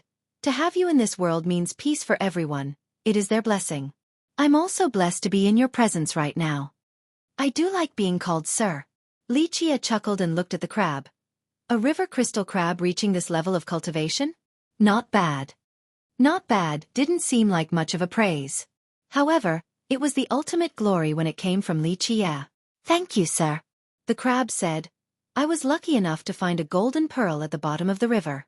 Though I still can't transform, I gained longevity and other techniques. This crab was being quite humble right now. It was actually extremely powerful and reigned this area in the ancient courtyard despite the presence of many behemoths. Haha, this old crab used to be very haughty back then and called itself Visceralist Young Noble, bullying everyone nearby. I got annoyed and gave it a good beating. The bull laughed and revealed the crab's history. Don't bring up the past, boss. It was out of youthful ignorance. The crab became awkward. You will be responsible for protecting their nest here. Li Qia glanced at the crab and smiled. Sir, to protect the nest of the peacebringer magpies is an honor. The crab solemnly swore. I will protect them for as long as I'm alive and will not let anyone set foot in this place. With that, Li Qia set up the nest of the birds on the cliff nearby. The birds seemed satisfied with this new home. You all stay here for now. Li Qia told the students. I'll come to pick you up when I'm done with my business. The young ones didn't know what Li Qia wanted to do but they agreed. Crab, take care of these kids for me too. You're responsible for them now. The bull added. Boss, they will not be harmed when they are in my valley. No one will get past me. The crab guaranteed. The crab sent Li Qia and the bull off to the entrance of the valley before stopping. Chapter 2875. Three-Eyed Prodigy. Let's go kill that evil thing for you. I'm waiting to see why Desolate Saint left something like this behind. Li Qia told the bull after they left the valley. Perfect, I'll lead the way. The bull excitedly said. Looks like Desolate Saint didn't like you back then. Li Qia said. Humph, he stole my sacred mountain and racked his brains to leave so many schemes and seals. Otherwise, I would have killed that evil thing long ago and take it back. The bull forced a smile. Sacred mountain is probably not yours. Li Qia replied. It's not his either. The bull responded. Why should he alone monopolize such a great mountain and bring it here? It belongs to us too. Because his fist is larger, that's all. Li Qia said. This logic shut the bull up only for a split moment. It remained indignant. Isn't he a saint? Always bragging about saving people and spewing crap about virtues. His virtue didn't win me over, Pa. He's just a hypocrite. If it was me, I would just take you down with one punch. I'm stronger. What are you going to do about it? Li Qie said. The bull gave up this time, lowering its head while murmuring. Sir, you don't self-proclaim to be virtuous, unlike that faker who said one thing and did another. Perhaps. Li Qie smiled and gently shook his head. However, the world is the one praising him, not himself. Desolate Saint doesn't care about their views and opinions of him at all. He paused for a bit while gazing towards the horizon. What he's trying to save is not the world, just himself. He's proving to himself the conviction in his Tao heart, that's all. He didn't need to prove anything to himself. Only time and perseverance can. The bull eventually said. You're right. Li Qie replied. Though you're just a charcoal bull, you have understood this point. Yes, persevering is the best and only way. It's not about protecting anyone else, only oneself. It's not about proving anything either. A determined Tao heart is just that. There's no point trying to prove it. Remember, I'm a handsome bull. The bull remained unhappy with this terrible nickname. Let's forget about the past and see what Desolate Saint was like when he was immersed in the light. Li Qie looked towards the distance and smiled. The bull pondered and nodded. It was a very heaven-defying creature that has been stuck here for a long time. It usually slumbered but still had a pretty good grasp of what was going on. Unfortunately, trouble came and interrupted them from killing the evil entity. Boom! The entire sky trembled once, seemingly crushed. A foot crushed the myriad laws and suppressed the grand Tao. One person appeared above Li Qie and the bull. It felt as if a divine mountain was blocking their path. No one could get through him. He looked to be in high spirits. His temperament was peerless and dominating. Everyone else seemed weak in comparison. The third eye on his forehead was still close, yet golden strings of light still escaped. They could see through and penetrate all else, to the horror of his foes. Three-eyed prodigy was his title. Why is this brat here? The bull found this strange. A half-step everlasting was mighty. Just not to the bull. You're Li Qie? The youth aggressively shouted. Do you know anyone else with that name around? If not, then you got the right guy. Li Qie looked around and joked. Good, I've been looking for you so that I can teach you a lesson. The youth uttered coldly with an air of superiority. His haughtiness was understandable, being so strong at a young age. His talents and potential were virtually unmatched in this generation. The most brilliant in this generation was no one other than Luminous Master. However, Luminous Master was probably not much stronger than him at the same age. It was impossible for this youth to not be arrogant after accomplishing so much. Teach me a lesson, huh? We have a feud between us? Li Qie smiled. I don't need a reason to teach you a lesson. The youth claimed. You doing this on someone else's behalf? Li Qie said. Then you're being used as cannon fodder. How interesting, a half-step everlasting being taken advantage of. Utter rubbish. The prodigy shouted first, but he found this improper. He calmed down and snorted. You have no idea what you're saying. I am peerless in this generation. No one dares to make me their pawn. The youth lacked the maturity and steadiness of a half-step due to his age, answering like a naive child. Then why are you here to look for me? I'm sure you have only heard of my name recently. Li Qie chuckled. Humph. I heard you were disrespectful towards Spirit Heart True Emperor. I am here to teach you a lesson on her behalf. The youth scowled. Spirit Heart. Li Qie looked closely at the youth. What are you looking at?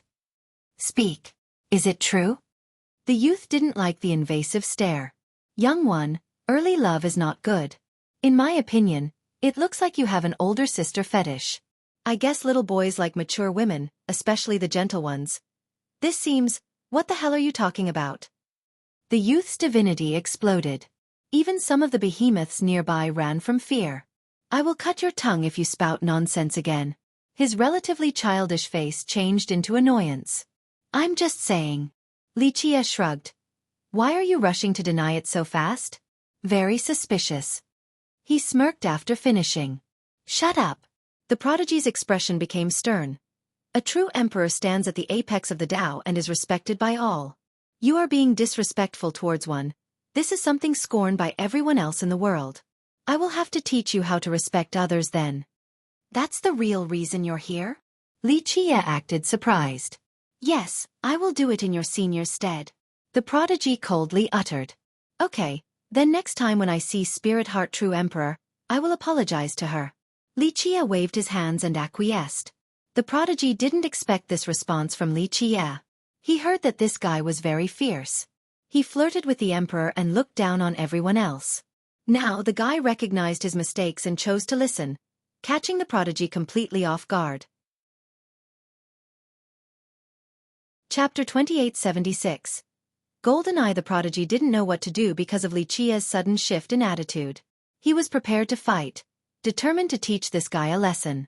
Now, all of his prior plans were ruined because of Li Qie's obedience and readiness to apologize to Spirit Heart True Emperor. You need to show full sincerity while apologizing to the emperor. How will you do that? The prodigy took a deep breath and said, "What do I have to do to show sincerity?" Li Qie said with a smile, "Becoming her ox or horse. Is that enough?" "Of course, I guess being around a beauty all the time is fine too. I'm more than willing to do so." "Who says that you get to stay around her?" The prodigy snorted. "You did? What's more sincere than acting as someone's ox or horse?" "Yes, it's not a bad idea.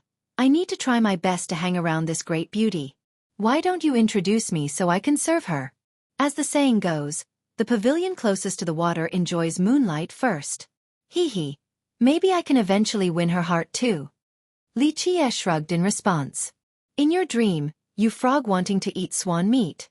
The prodigy turned red, fuming with anger. "Indeed, you got a problem with that?"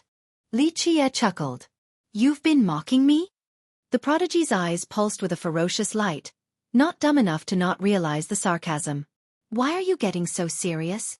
Li Qie didn't care about his rage. He chuckled and continued. "You two have no relationship, so even if I get together with her, it's not like I'm stealing your woman. If I remember correctly, she's betrothed to Metalkin War God. You should be excited if I can break them off." Nonsense. The prodigy scowled before falling into silence. Everyone knew about the engagement between Spirit Heart True Emperor and Metalkin War God. Rumor has it that the latter was already a 12-palace True Emperor. He came from Metalkin Divine Court and was a top noble of this race. This background was prestigious beyond imagination. His power also exceeded many geniuses. He was a student in Southern Lightless but rarely showed himself there. The Celestes had a good relationship with the Metalkins. The two were childhood sweethearts too. This marriage was proper due to the two tribes having equal social status. "I'll be leaving if there's nothing else." Li Qie smiled and interrupted the silence. "Not so fast." The prodigy snorted and instantly blocked Li Qie's path with a loud suppression. "What now? Still unhappy about something?" Li Qie asked. "You need to apologize to Spirit Heart True Emperor right now or I'll break your legs and drag you there." The prodigy coldly said. "Looks like someone has been whispering in your ears, trying to stir up trouble." Li Qie smiled. "Do you really want to curry favor with her? I can teach you how to flirt correctly." "Shut up. I will rip out your tongue if you keep talking." The prodigy shouted, embarrassed. "How boring." Li Qie lazily stretched and lost interest. "Little brat, you're too innocent to start flirting. What's the point of forcing me to apologize to her when you don't even have the courage to admit your feelings? If I were to get close to her, I will be the one taking her and you will never get the chance, brat." "Ignorant fool," the prodigy shouted. "Do you think the likes of you are worthy? You deserve death for your insolence." "Really?" Li Qie stretched his waist again and waved at the prodigy.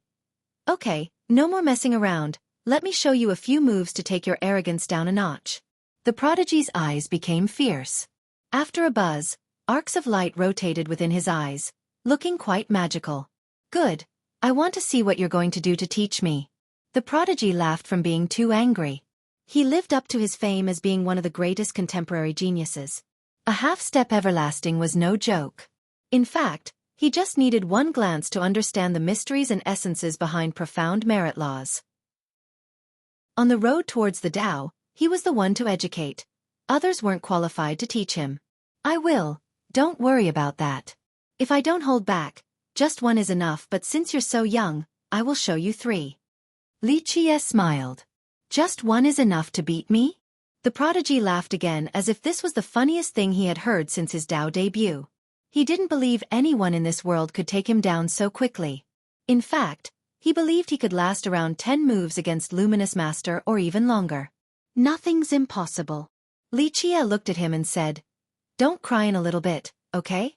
"Good, everyone says that you're devilish to the extreme but I don't buy it. Let's see how you're going to beat me with one move." The prodigy shouted and became apoplectic. The whole issue with Spirit Heart True Emperor no longer mattered. It was about showing this guy the immensity of heaven and earth. "Come, do your best." Li Qie casually stood there as if the person in front of him was only a random passerby instead of a half-step everlasting.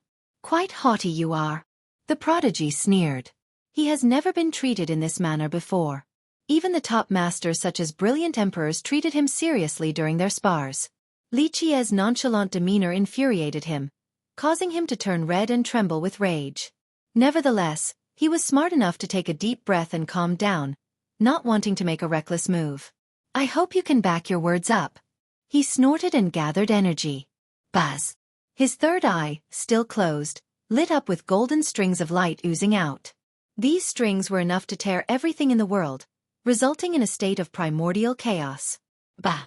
He finally opened it, resulting in something akin to the world itself opening its eye. This looked like the legendary eye of heaven and earth. The eye seemed to be cast from pure gold of the highest grade, both the eyeball and pupil, then engraved on his forehead. People could suddenly see an all-seeing eye looming in the sky, capable of clearly taking in everything with a single glance, whether it be something as large as a mountain or as tiny as a mosquito. Even a tiny thread of fungus wouldn't be able to escape from its sight. Devilish methods and heaven-defying techniques couldn't fool it either. Only powerful cultivators of this tribe could refine their third eye and increasingly add a yellow hue to it, eventually culminating in the so-called golden eye. Chapter 2877. I'll be going first. This golden eye could see through all illusions and techniques with extreme speed since it was a supreme type of gaze. The prodigy's golden eye has reached grand completion. He just needed to open it and see through everything. Activate! He roared and channeled his merit law. The light of the golden eye intensified with more strands rushing out. With a nearly imperceptible buzz, the entire world has been locked on by this eye. Time seemed to come to a stop along with the gentle breezes. The momentum and Tao of all became exposed with obvious openings and weaknesses. The prodigy started gazing at Li Qie with his golden eye. Meanwhile, his opponent chuckled and stood there, letting him do as he pleases. The illumination of the eye added a golden layer on him, looking just like a golden robe. The light seemingly penetrated him, wanting to filter out relevant information and analyze them. There was no place for him to hide. Everything about him was about to be exposed. The prodigy's expression darkened as he took 3 loud steps backward and recalled his gaze. He turned white and stared at Li Qie in a daze. His eyes were filled with horror as if he had just seen a ghost. Remember, the gaze allowed him to see through illusions and find the truth. He saw the things he shouldn't have. Though it only lasted a split second, this was still enough to horrify him. "There's something on my face?" Li Qie smiled, acting as normal as always. The prodigy staggered backward even more after Li Qie opened his mouth. In his eyes, this guy was more frightening than a devil right now. Boom, boom, boom. Suddenly, a series of drumming came from the distance, seemingly a summoning call. "I have other important businesses, so I'll be going first." The prodigy took a deep breath and left. His volume was unreasonably loud. Who knows who he was trying to communicate with? All in all, he turned and left with haste, not because of the summoning call but because he simply wanted to get away from Li Qie. "Leaving so soon already?" Li Qie joked, but the youth completely ignored him and disappeared into the horizon. Haha, this brat is at least discerning. He saw something taboo and immediately ran. The bull was very amused. This golden eye is not bad.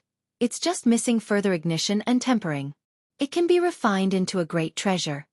Li Qie chuckled. The youth would be scared out of his mind if he were to hear this. Haha, I know there are several amazing geezers in that tribe with eyes not inferior to this brat. Do you want me to take you there so you can make treasures out of them? The bull smiled deviously. After all, clawing out the eyes of old monsters and refining them should be exhilarating. You just want to cause trouble everywhere. Nah, I will spare him because I adore talents. Li Qie looked at the bull and said, "Haha, that's the style of a big character for you." The bull gave chase and flattered. "Sir, look at me. Am I not peerless with a perfect constitution? You said you adore talents, so you should teach me what to do. How could I perfect my bloodline? Didn't you claim to be a true immortal? Then this immortal bloodline already flows your veins. No need to temper it any further. Li Qie teased the bull. He. There's a little problem with my bloodline. I need to refine it more to have a chance, yep. The bull awkwardly laughed. Wait until after you defeat your inner demon. That's when you reach your Tao. Li Qie casually commented. Humph, that damned desolate saint. The bull gritted its teeth. This has nothing to do with desolate saint. So what if he's not around? Don't you see that old tree demon? Desolate saint not being around only affected him even more than previously. Li Qie said. Yeah, but he's a demon, not a person. The bull wasn't convinced. Being victorious over oneself means being triumphant over all else. Li Qie finished with this. The bull tilted its head, carefully pondering this comment. Meanwhile, 3 figures on a mountain have been observing Li Qie and the bull. Treasure Source True God, Stone Carver True Emperor, and Gold Python True Emperor. What's going on? The group became confused. They thought that a battle was about to break out between Li Qie and the prodigy. However, the prodigy had a strong start but a pathetic finish. He immediately ran after using his heavenly gaze. Was he afraid of Li Qie? Stone Carver pondered, but this didn't make sense. Even if he was afraid of Li Qie, a half-step everlasting shouldn't have run so fast before battling. I don't think so. Gold Python didn't understand either. It's logically impossible. I know his personality. Arrogance and prideful, never bowing his head to anyone, not even Luminous Master. His arrogance was well documented. Everyone understood why he acted this way considering his current achievements and talents. Some believed that he could become a Far Tao everlasting eventually. Remember, at that point, he would be able to fight against immortal-level progenitors and had no reason to be afraid of Luminous Master. His peerless talents made him arrogant. Nevertheless, everyone else took it in stride. Thus, his sudden departure astounded the 3. He's not afraid of anyone. His fellow student, Treasure Source True God, added. Back in Northern Academy, he sparred against Holy Frost True Emperor before. I don't know the result, but his arrogance remained the same. Yes, he might be apprehensive towards Luminous Master or Orchid Sage, but they definitely can't make him run without fighting. Right. The 2 emperors agreed. This wasn't the arrogant prodigy's style, fleeing before fighting. Looks like he really had important businesses then. Gold Python thought of the drumming noises earlier. What's the next step? Stone Carver asked the True God. The 2 emperors were impressed that the True God managed to persuade the prodigy to come looking for trouble, thinking that this guy was indeed capable. Let's go find Gold Typha True Emperor. The True God answered right away. Where is he? Gold Python frowned. Gold Typha has not shown himself after opening the ancient courtyard. My treasure source can find him, the True God said. Good, let's go then. We'll make this exciting with a little fighting because this trip has been bland so far. Stone Carver smiled. Indeed. Gold Python smiled as well. They didn't only want the eggs but also wanted to use Li Qie as a sharpening stone. Chapter 2878. Void Hall. The bull led Li Qie across the sky vault to a place circled by the Celestials. An ancient palace floated there, seemingly endless in size just like a planet. It seemed simple with no plaque and words on the entrance, perhaps nameless. All existences seemed tiny in comparison while standing before its stateliness. The doors were shut tightly, looking like a divine wall. No one should be able to open it. It's here, the bull said. A big showing, quite expensive too. Li Qie's eyes narrowed while looking at the palace. Desolate Saint left powerful measures here and concealed everything, not wanting others to find out. The bull added. A bit interesting. Looks like Desolate Saint had such thoughts. Li Qie assessed. Sir, you're invited inside. The bull bowed and said in a respectful manner. Oh, you can't go in? Li Qie asked. I am not on good terms with Desolate Saint, so it is improper for me to enter. Please excuse me. The bull looked awkward. Just say that you're suppressed, no need to act cool. Li Qie revealed. Ahem, a few things have been decided a long time ago, I can't change it. The bull cleared its throat. Li Qiye ignored the thing and didn't force it to enter while walking closer to the bronze gate. It looked impenetrable, clearly made by Desolate Saint himself. The seal was filled with the power of a progenitor. It existed on both sides too, meaning that outsiders couldn't enter and no one could get out either. This seal was indeed impressive but not enough to trouble Li Qiye. He had full control over the light laws of the academy. In fact, his personal laws exceeded the academy itself, thus he could open anything in this system, including the seal ahead. He placed his palm on the gate. Buzz! Numerous ancient runes appeared and gathered together to form a large plate. Laws and runes moved around on this plate in a chaotic manner.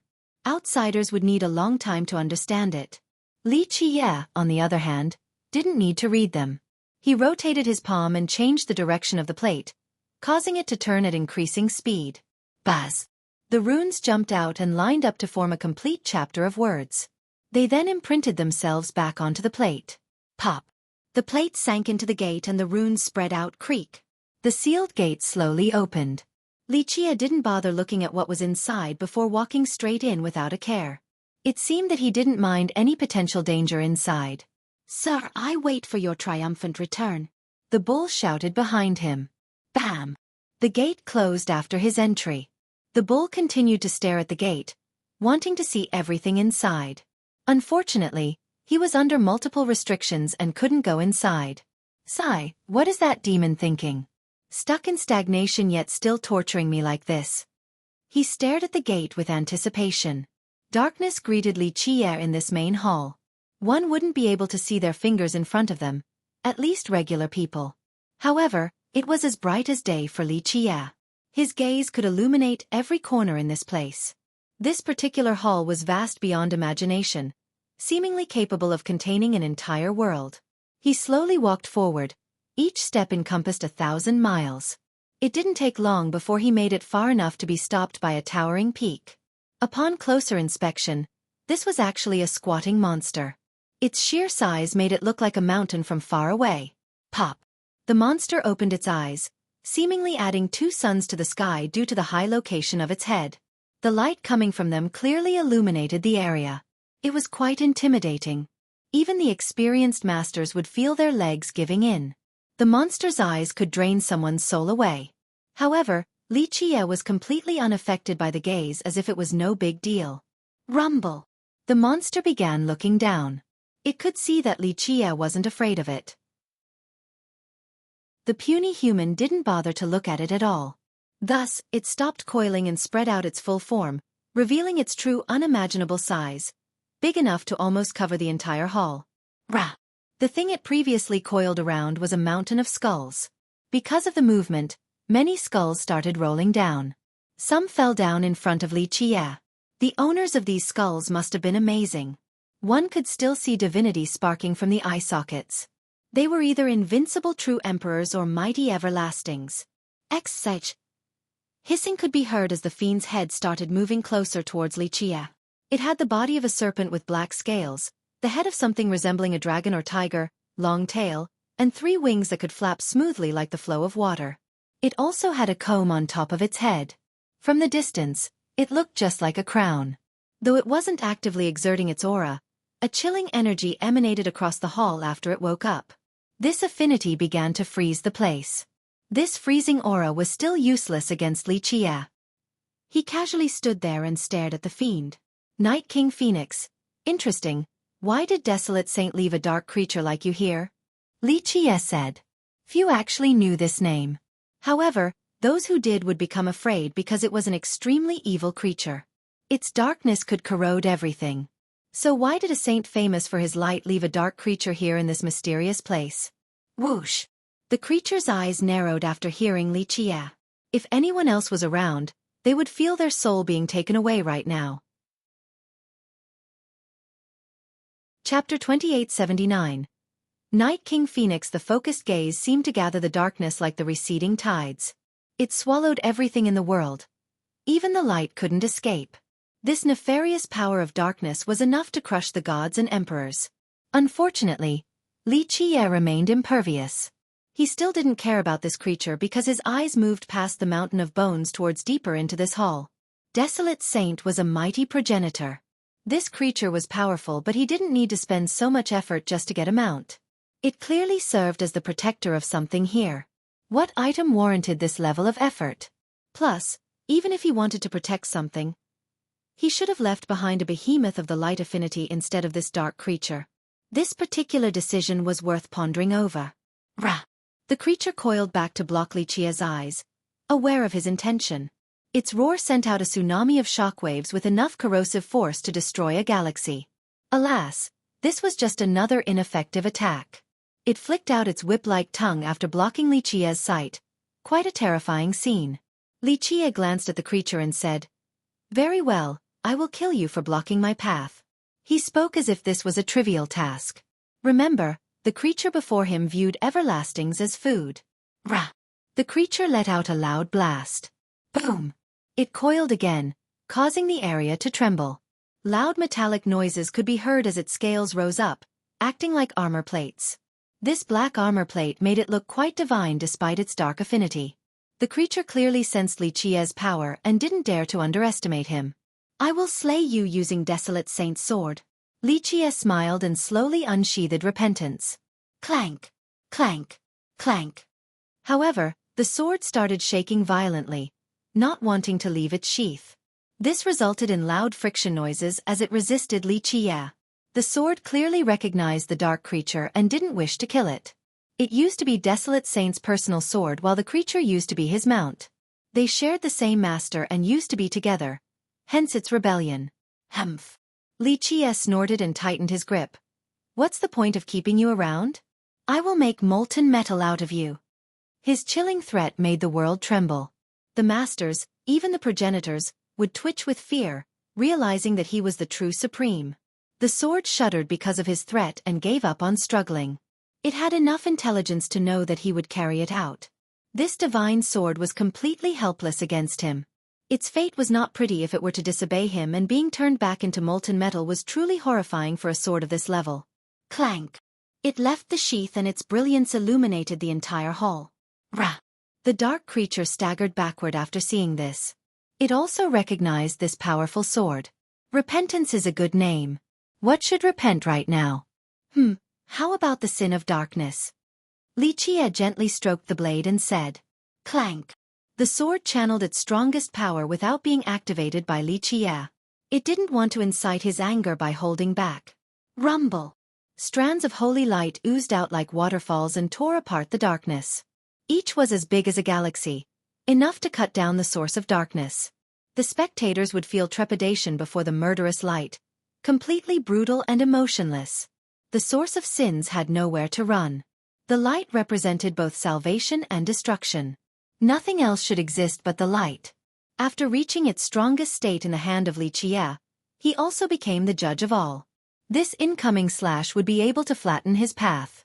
The dark creature continued to retreat, afraid of the overwhelming light.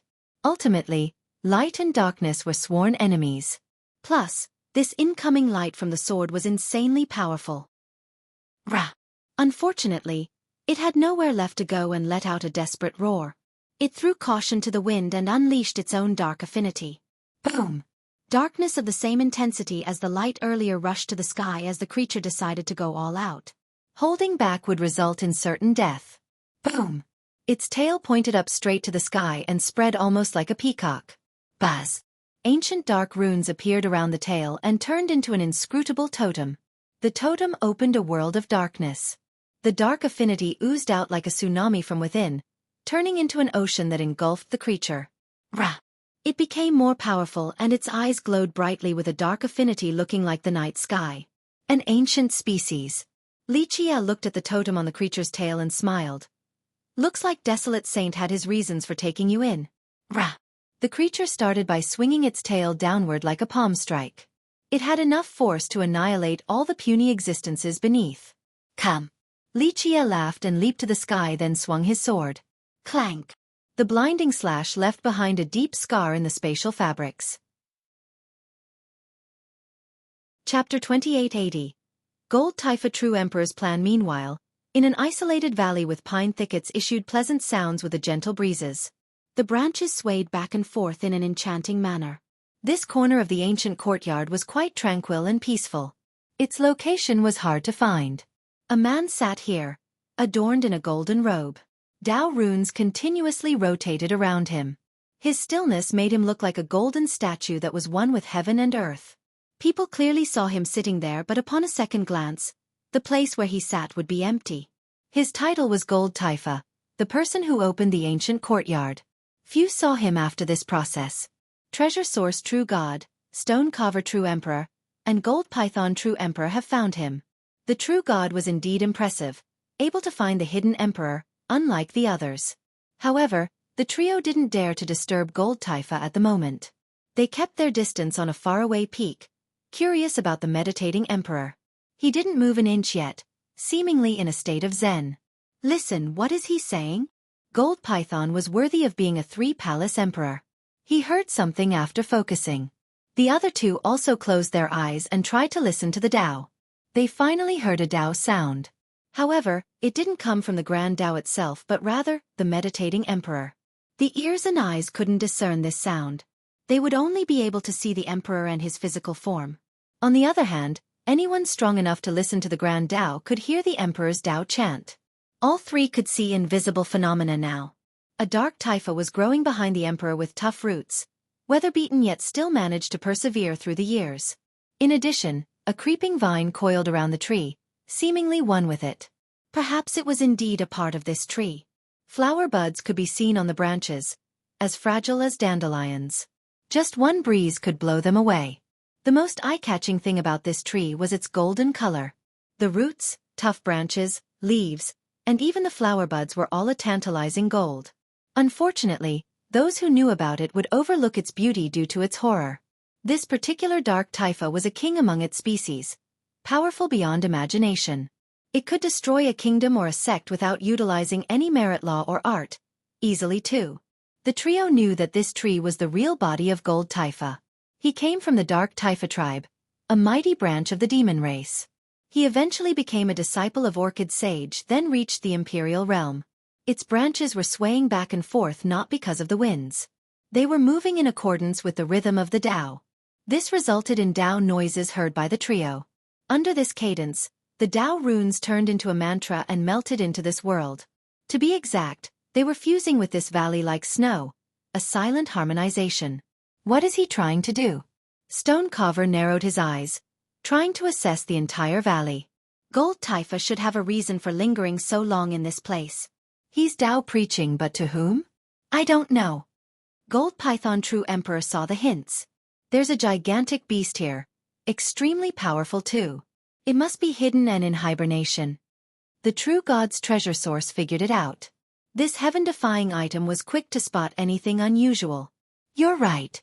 The two emperors meticulously sensed this land and also noticed a faint bestial aura. Despite the weak connection, it clearly contained a peerless power belonging to the light affinity. Each string seemed to be rich and boundless. Yes, a mighty ancient beast is slumbering here. The two emperors exchanged glances. He wants to recruit it, the True God said. Gold Python shook his head. This one is too powerful. Using force should be difficult if not impossible. That's why he's here to preach his Tao, hoping to persuade it. A successful recruit will be incredible, more than a tiger gaining wings. Stone Carver put on a serious expression. This trio sensed that this sleeping beast could be even stronger than Gold Taifa True Emperor. Having a stronger mount would absolutely bring his battle potential to a higher level. The three of them held their breath, excited to see the beast inside this valley. As the Emperor's Tao mantra permeated, the trio could see the valley slowly melting away. The spatial fabrics became distorted. This is the mantra of a progenitor, so profound and mighty. The True God commented after listening to the Tao sounds. Yes. The two emperors noticed as well. It might be created by Orchid Sage specifically for the sake of recruiting sacred beasts. Gold Taifa True Emperor came prepared. With this realization, the trio glanced at each other, thinking that this recruit attempt might be successful. The mantra from a progenitor was truly heaven-defying. Gold Taifa True Emperor must have asked Orchid Sage for help before coming here and received this mantra. Rumble. Loud waves followed the spread of the mantra. The valley began to change. It's coming. This sacred beast is about to show itself. One of the three said. They opened their eyes wide, wanting to see the beast. After all, an 8-palace emperor like Gold Taifa should have high standards. Spatial ripples loudly blasted nearby. Strangely enough, the awakening of this beast actually wasn't that impressive and disorderly. The mountains nearby didn't collapse, unlike their expectation. This beast wasn't slumbering underground either. Chapter 2881. Golden Light Dragon. The twisting of space resulted in a physical depression in the shape of a funnel. Everything would eventually fall inside. Pop. The shrinking process suddenly changed into a spread as if a giant monster had infiltrated this world, filling it up to the brim. A mighty force assaulted the 4 directions. Forest and mountains nearby instantly crumbled. It's here. The trio focused their gaze. The Pine Valley was no longer there, replaced by a massive sacred beast. It wasn't sleeping underground, just hidden in space. The trio understood right away. No wonder why that beastly presence was so faint either. It wasn't here in the first place. Stone Carver added. It's very mighty. Gold Python took a deep breath. This beast standing in front of Gold Taifa was indeed large relative to normal ones. However, its size wasn't that impressive compared to the behemoths found in the ancient courtyard. Remember, some creatures in here span for 1,000 miles while being extremely tall. Nevertheless, people would be astonished to see it all the same because it was a unique draconic species. A blinding gold from top to bottom, from its scales to claws. It had 2 muscular legs looking just like pillars with a body similar to that of a tiger. It had a dragon head and a long tail with something akin to a heavy hammer at the tip. It also had 2 wings made of light from the back, large enough to blot out the sky and send out endless light. The individual strands were as large as pillars, looking just like totems. People couldn't help feeling respect. A special type. The true god said.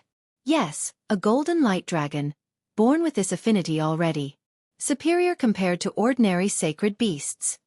Gold Python was surprised. Right. Stone Carver added. I've heard that the courtyard has a dragon like this one, but none had seen it before. Everyone assumed it was just a rumor. Rah! The dragon's roar shook the entire area and echoed through the courtyard. Numerous sacred beasts prostrated on the ground in fear, seemingly greeting their king. Mountains crumbled and rivers surged crazily. Numerous slumbering beasts were awakening. At the sight of a broken mountain, a massive lion bowed its head towards the direction of the dragon. The water in one river splashed crazily as a 1,000-miles-long flood dragon stood up and roared, also bowing towards the golden dragon.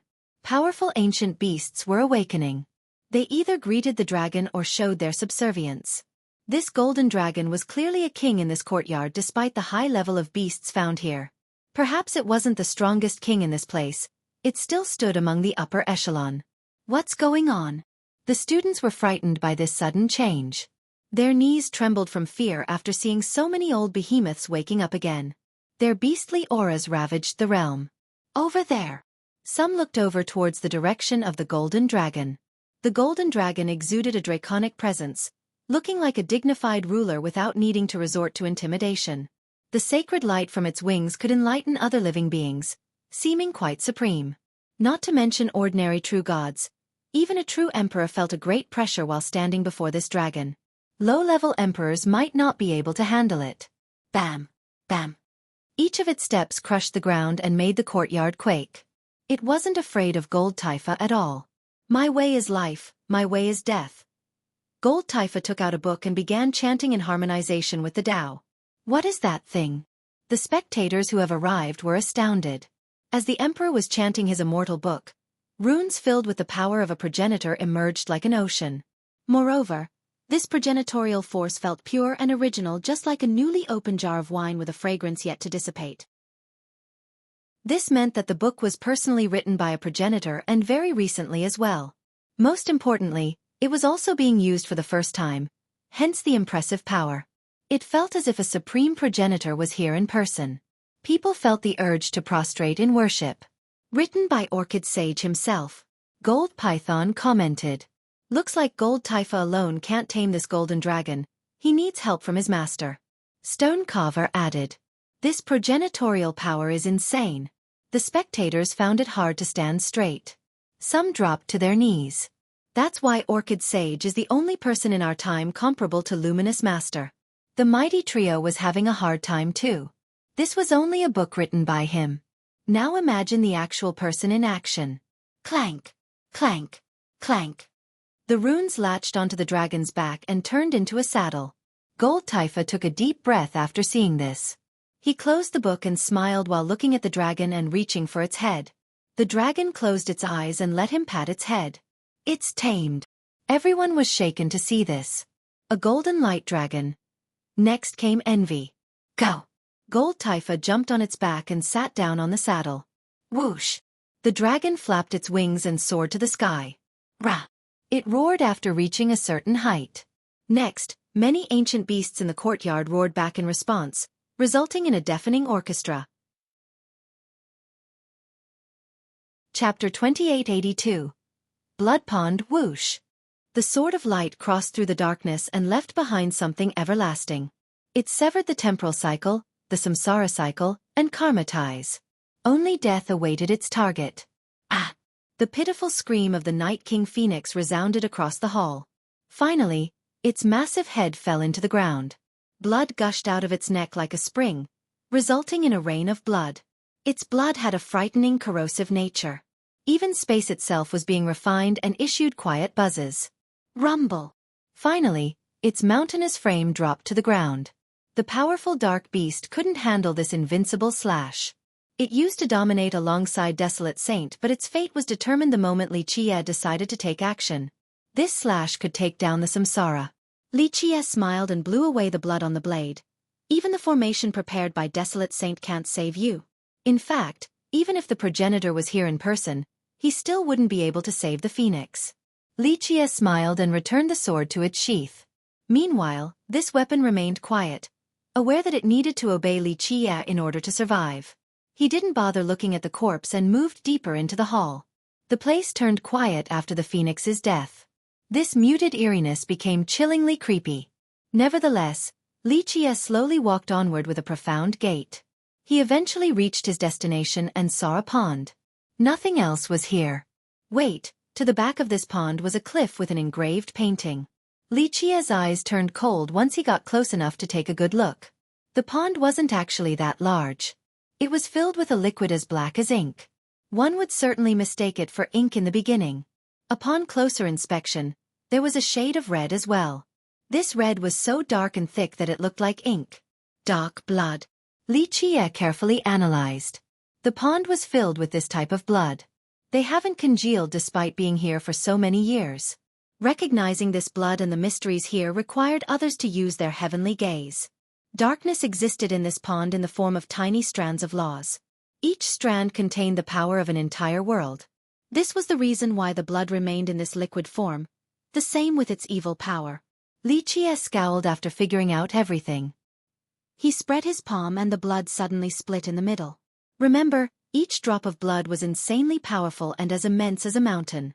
Ordinary people wouldn't be able to move a single drop, let alone splitting the entire pond. Alas, this invincible power of darkness couldn't resist Li Qie's overwhelming force. The bottom of the pond became exposed after the blood moved to the sides. He saw a root at the bottom, one as clear as jade with light laws surrounding it. Each law looked like a supreme grand Tao. This thing has been absorbing the power of the dark blood. Strangely enough, it wasn't stained by this affinity either. On the contrary, its sacred light power increased in power. A Tao root feeding on evil blood. Li Qie uttered coldly. Desolate Saint, how did you come up with this? To actually leave this backup plan behind? You wanted to live again after another world destruction? His eyes turned bright as he looked at the ancient painting on the wall. It wasn't engraved by him. Desolate Saint took it from somewhere then added it to the wall. It depicted several strange existences never seen by anyone else before. However, Li Qie recognized them because he has seen them before in the final palace at Moneyfall. They were part of the 36 statues found there. This is what you wanted to do? Li Qie smiled and gently shook his head while looking at the painting. Tao root, do you want to turn into a devil or a saint? This was an evil double-edged blade. It could either turn towards the light or the darkness. Though it could absorb the power from the blood without turning to the darkness, this was actually still the same path. Its light power might seem untouchable now, but just crossing a thin thread could turn it to the darkness. Thus, no one knew what Desolate Saint wanted to do outside of leaving a backup plan for himself. The real question was, what was the point of bringing that painting here? Everlasting Forefather sought the samsara in order to live forever. Who knows about you though? After all, you have a previous conviction before. Li Qie said something that no one else would understand. This evil Tao root is so similar to you, or maybe it is you in this generation. The light was only a brief stopping point in your life. He became slightly emotional. Desolate Saint was one of the greatest progenitors in Three Immortals. His famous illumination and his legacy, the great system named Academy of Light. These were incredible achievements. Three Immortals had plenty of progenitors before, but none of them tried as hard as he did to save the living beings. However, no one knew about his dark past. His front was full of boundless light and salvation. Once he turned around, they would see an abyss of darkness. He crawled up from this abyss and reached this world. Perhaps he had thought about doing other things but ended up picking the light. This choice had nothing to do with mercy and love for the light. Maybe he wanted to try something else after failing once. Another experiment. Or perhaps he wanted to leave behind a strand of his own conscience in this world. His illumination might be a way to comfort the souls of the dead along with burying his final vestige of light. This might be the real him. What he had done in Three Immortals wasn't because he was a saint, only the afterglow of his final light. Later on, Desolate Saint would be no more.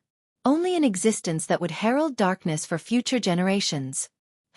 I don't care if this is a real yearning for the light or darkness in preparation for the expedition. I won't leave this potential seed of discord behind. Li Qie shook his head and made up his mind. A dark hand behind the curtain like him couldn't afford to be merciful. I've killed you once before, so I can also destroy your remnant spark.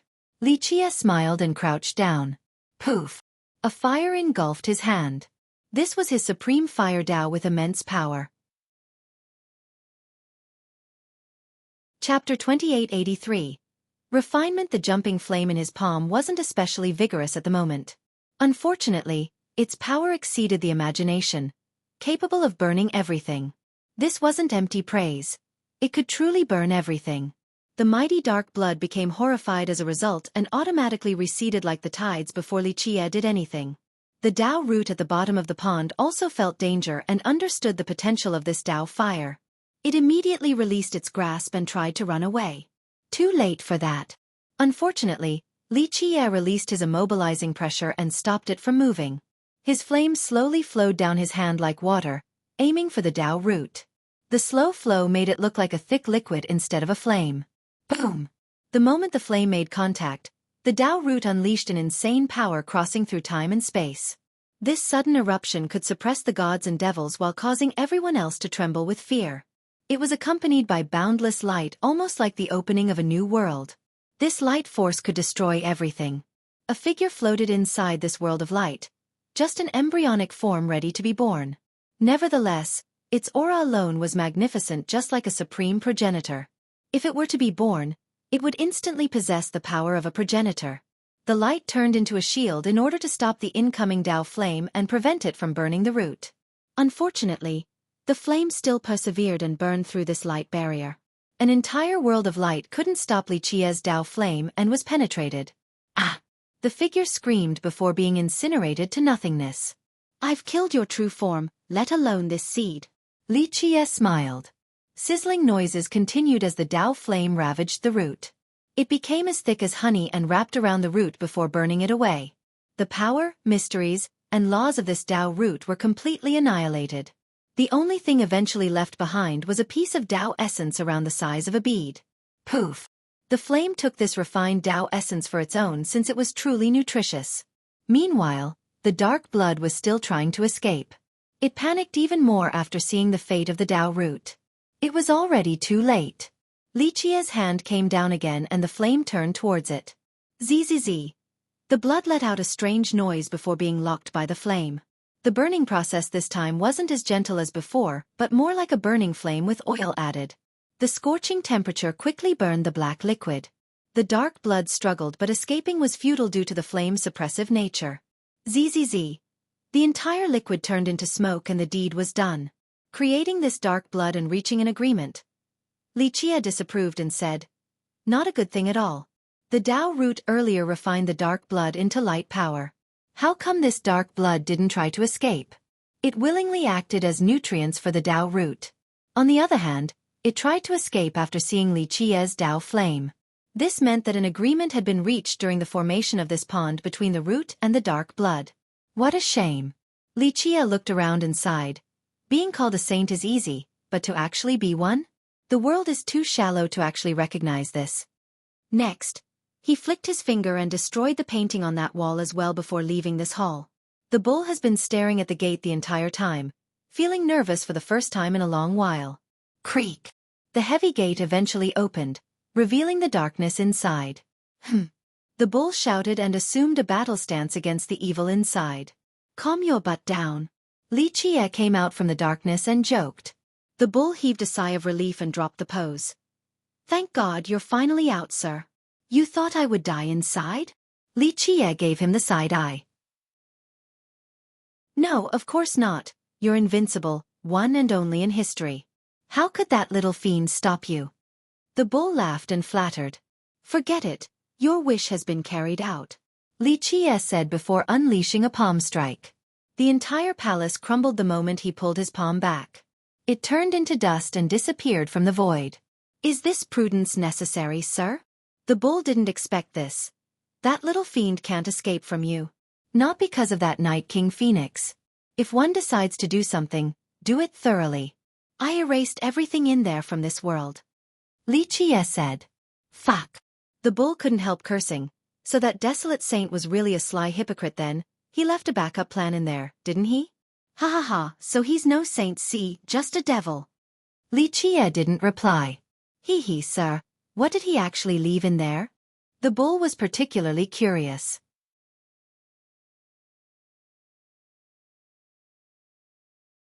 Chapter 2884. Are you lonely? Fine. The bull shrugged after not getting a response from Li Qiye. It always had a sour opinion on Desolate Saint, thinking that the guy was a hypocrite and not believing in his light. Because of this, it was very curious about the backup plan hidden inside that palace. Unfortunately, Li Qiye didn't wish to divulge this information. Okay, it's my turn. It suddenly became excited and let out a roar. It shook its body once and grew endlessly in size. This growth was unimaginably fast. It wouldn't be an exaggeration to say that its body blocked up the entire area. Any bigger and even the sky would crack from being overfilled. Just one hair alone was the size of a heavenly waterfall. It couldn't grow larger right now due to the area's spatial limits. Its eyes looked like two suns with enough light to illuminate the 9 firmaments. Its roar sounded like something existing at the start of time. This mantra had enough force to derive a great world with wonderful profundities. It was simply incredible and shocking for a roar to have this world-creating property. Rumble. Loud explosions detonated without pause. A majestic light appeared in this vast space, almost like the birth of a new galaxy. Tao laws appeared out of nowhere, enough to form a vast ocean with laws and runes. Each of them was archaic, seemingly from an old era with the same origin as 3 immortals. Boom! A tsunami eventually formed because a colossal mountain emerged from the center of this ocean. The mountain was unaffected by the Tao waves, seemingly indomitable. It was the lord of this ocean. As it slowly ascended, the waves calmed down and eventually dissipated. After it came out completely, one could finally see that it was made from Tao runes instead of rocks and stones. It should contain numerous profundities. Moreover, it looked capable of suppressing everything with its immense weight. The black bull roared and swallowed the entire mountain whole. Li Qiye only watched and didn't interfere with its action. Next, the bull shrank back to its original size. Just another divine-looking beast. Ha ha ha, Sacred Mountain is mine from now on, I can finally take it away. It laughed smugly. Is that so? Li Qiye smiled and said. So what if you have this seal? Can you really take it away without permission from the old tree demon? Well, the bull hasn't thought of this before. Shit, if he dares to stop me. I'm gonna take him down. I can see that you're not a match for him unless you break your own shackles. Otherwise, you're nothing more than a big piece of charcoal. Li Qiye smiled. Damn it, it's still that bastard Desolate Saint's fault. I would really let him have it if he were alive. The bull became dejected and stomped the ground. Your obstination is unnecessary. Li said. The world is vast and you are free to soar. You're being too stubborn with this tiny land.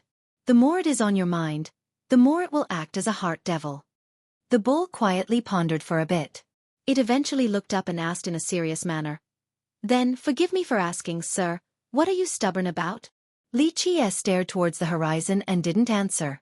Sir, you're right. I am indeed stubborn about this tiny land. However, the vast world, in my opinion, is not as nice as this place in my mind. After reaching a certain power level, if we don't have an obsession or something to stay sane, who will we be then? Life becomes meaningless without a home to yearn for. The bull showed a rare moment of sincerity. You only yearn when you are away from it, unable to go back. Li smiled.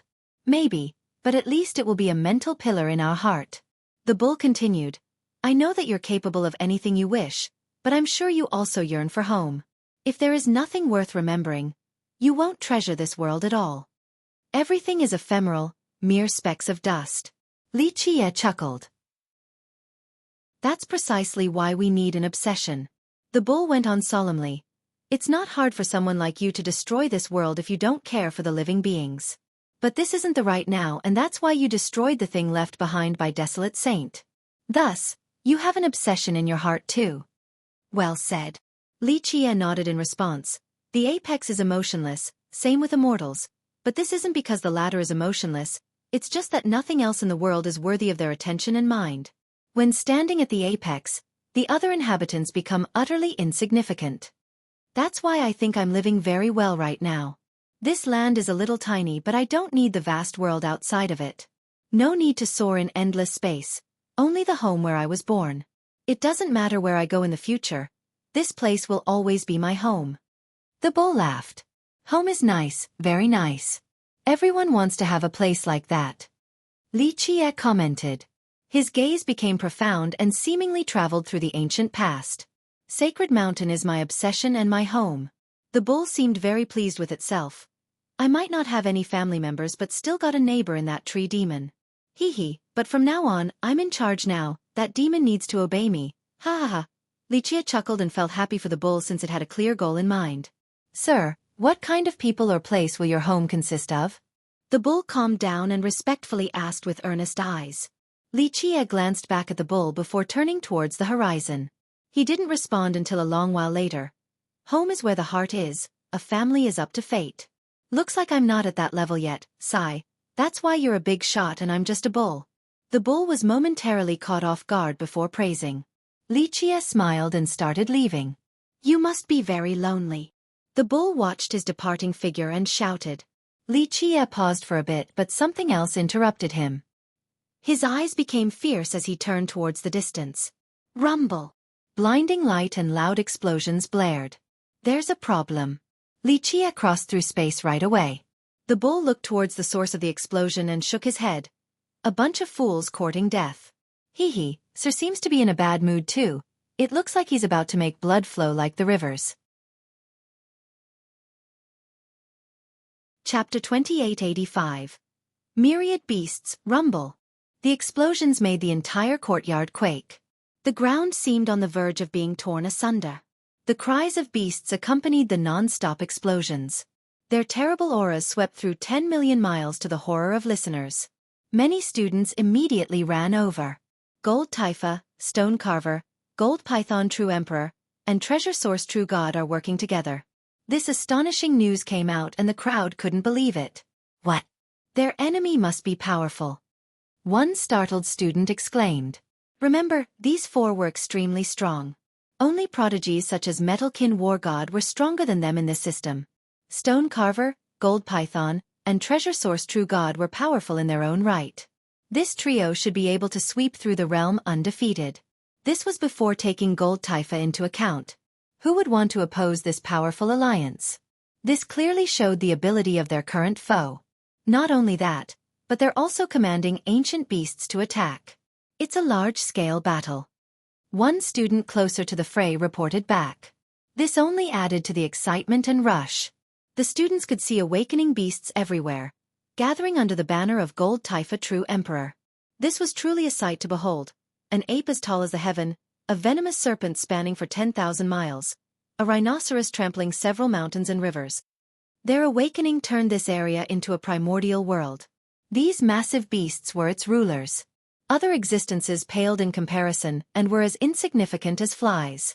Everyone was assaulted by their numerous auras. The weaker cultivators nearly got blown away by the gales. Gold Taifa was among the gathered beast, sitting on top of his golden dragon and being in charge of the situation. Meanwhile, the other three behind him also rode ancient beasts, each protecting one side. Gold Taifa was the most eye-catching of the four due to his role as commander, ordering the beasts to attack fiercely. Of course, the one actually controlling the beasts was his dragon, not him. The students didn't dare to get close to this powerful alliance and watched from a distance, still in awe of the mighty beasts. Gold Taifa True Emperor is amazing and his dragon is crazily strong. How the hell did he tame it? One student became envious while looking at the golden dragon. To be clear, he didn't tame it himself. The dragon lost to Orchid Sage. Only someone like the sage could defeat this beast king. The emperor alone certainly couldn't. A student who watched the whole thing elaborated. Yes, this golden light dragon is definitely a king in this courtyard. That's how it mobilized so many beasts. Many jealous students were there to watch. Rumble. The battle had entered a heated and destructive stage. The entire courtyard was shaking. Everyone felt that all of Sacred Mountain would shatter if this continues. The emperors were sieging the Valley of the Crystal Crab. This area had non-stop earthquakes due to the barrage. The crab had prepared a formation in order to prevent enemies from invading its territory. People could see a massive crab in the valley. It was shiny with a powerful sacred light, similar to a holy soldier. The crab was truly gigantic. Its back could shoulder the entire sky while protecting the valley below with its 8 claws. This wasn't actually Visceralis young noble's true body, but rather a fusion of the crab and its formation that had taken in the momentum of the heaven and earth. The crab was quite strong. None of these invaders could take it on in a one-on-one scenario.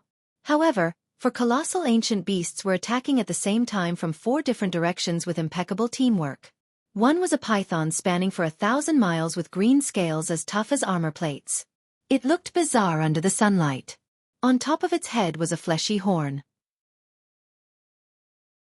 It opened its mouth and sent out a gale of poisonous smoke.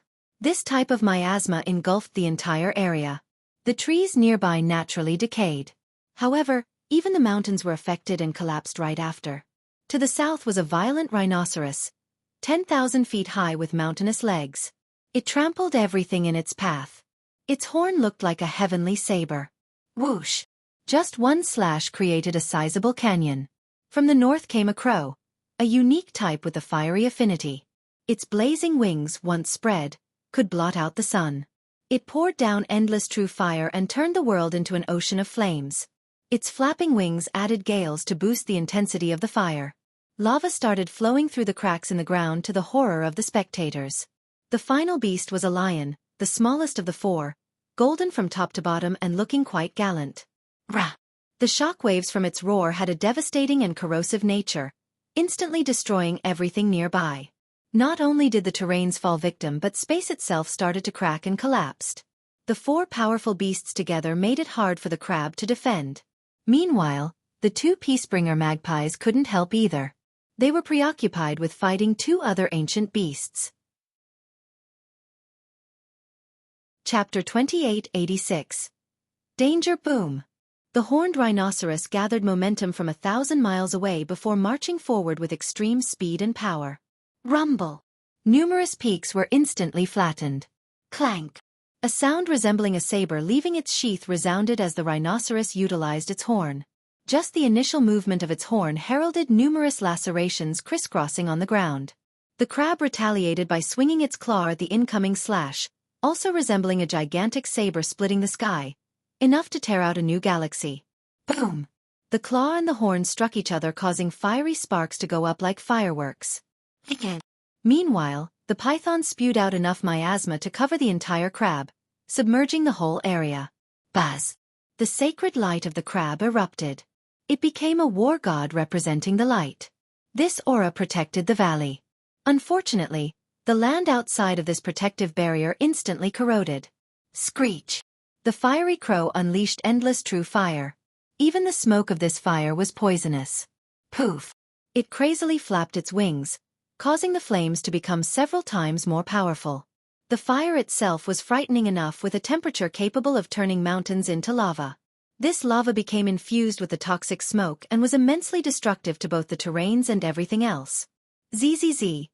It began eating the light barrier of the crystal crab. Boom! Runes emerged everywhere on the body of the crab, culminating in the appearance of a golden pearl. This pearl seemed to be channeling the power of the light, causing the ground to lit up with an overwhelming force. The barrier instantly became brighter to stop the corrosive nature of the poisonous fire. Rah! The lion's sound wave struck the barrier next. Crack! Cracks appeared around the light barrier. Activate! The crab chanted and pinned one claw into the ground, seemingly taking roots in the depths. The light power from the ground oozed out even more and assisted the barrier. Rumble! The world shook back and forth as the crystal crab fought against 4 ancient beasts alone. This seemed like it would go on for a while. The spectators took a deep breath for composure while thinking that this crystal crab was extremely strong. This crab is definitely a king too. Can't be that much inferior compared to the golden dragon. One powerful student said. I don't think it can get out today though. A prolonged fight is very disadvantageous for it. Another experienced student shook his head. Yes, it's not only fighting against those 4. Other beasts are waiting on top of the emperors. Many students could read the situation. No one here can do anything to stop it from escaping, but death is certain if it wishes to defend this position. An eternal student said. The crowd agreed with this assessment. The opponents couldn't stop the crab from running, but it seemed determined to protect this valley. This was very unwise. Zzz. The corrosive noises returned on the barrier. The crab clearly expended too much vitality and energy, on the verge of running out. The light barrier dimmed down considerably as a result. The situation instantly turned severely disadvantageous for the crab. The sound waves and corrosive fire continued barraging the barrier. There were signs of dissipating now. A total collapse seemed inevitable and the valley would fall next. Rah! The lion and rhinoceros took note of this and amplified their assault, fully exerting their power and vitality on the next attack. Rumble! The barrier started shaking, the same with the valley underneath. It won't be long now. 2 hands can't handle 4 fists. One student said. The students noticed that the mighty crab was running out of stamina. Its defensive barrier could fall at any moment. Xueqi and the other students instantly jumped into the formation above the valley, pouring their energy into the crystal crab. Alas, this amounted to nothing. They had the heart but not the strength. Their feeble cultivation added to the formation was akin to adding salt to the ocean, unable to change the current state of battle. They wanted to cry from seeing the futility of their help due to the high level of the combatants involved. In fact, they needed the protection of the crab, not the other way around. If this light barrier were to fall, the entire valley would be drowned in the poisonous smoke. They would turn to dust right away. Meanwhile, the magpies also wanted to help the crystal crabs. Alas, their foes were just as strong, so they couldn't afford to be distracted. You know, those 4 couldn't have beaten this crab without the help of so many beasts. One student said. The spectators could tell that this valley would have been just fine if the crab only fought against the emperors. They really want those eggs. They also realized the emperor's determination. Rumble! The light barrier melted in many places. Its light dimmed continuously. The struggling crab was being pushed back despite its size, inch by inch. It's about to end. It can't hold on anymore. The spectators saw that the valley beneath the crab's stomach was gradually being exposed with it pushed backward. The crab roared, still trying its best. Meanwhile, the youths beneath became anxious about their fate. Some vomited blood from overexerting themselves to give more energy to the crab. Boom! The barrier finally fell. The poisonous smoke invaded the valley like a flood.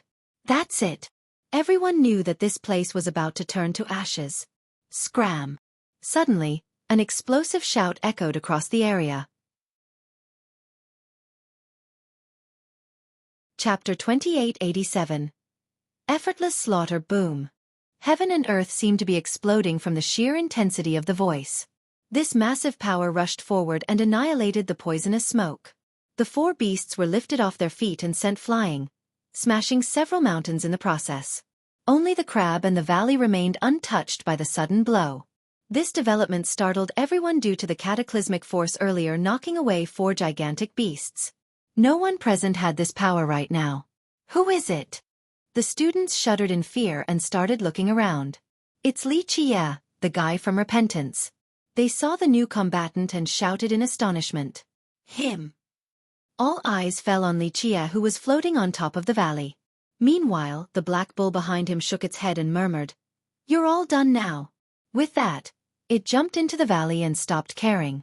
He's here. Stone Carver and the others became serious. Gold Taifa, sitting on his golden dragon, stood up and glared at Xueqi. How can this be? Since when does Repentance Institution have such a powerful student? Those who have never seen Xueqi in action before were startled. Because you didn't see him killing the god of archery earlier. His power is unfathomable. A previous spectator said. So bizarre and unbelievable, I've never heard of that place producing such a powerful student. Many found this astonishing due to the history of Repentance Institution. Rah! The 4 ancient beasts got up and bellowed, unable to accept the defeat earlier. It exchanged glances before deciding to attack Xueqi in unison. Rumble! The rhinoceros utilized its speed again, unleashing another slash with its horn. The python spewed out more toxin, wishing to drown him. The crow sent out true fire with the immensity of an ocean. The lion roared and blocked out his escape route with tidal sound waves. The 4 of them worked together perfectly and attacked from all directions. Xueqi had no chance to run. Xueqi's body quaked in this crucial moment. Time seemed to be prolonged and everyone saw the scene in slow motion. First came ripping noises before the screaming. They saw him grabbing the jaws of the python and tearing it in half starting from the mouth. Remember, this creature spanned for 1,000 miles. It was lifted up in the air and torn apart. Truly a magnificent scene. Blood and viscera rained down, filling up the ground. They then saw him stomping on the rhinoceros, grabbing its horn and ripping it out of the beast's head.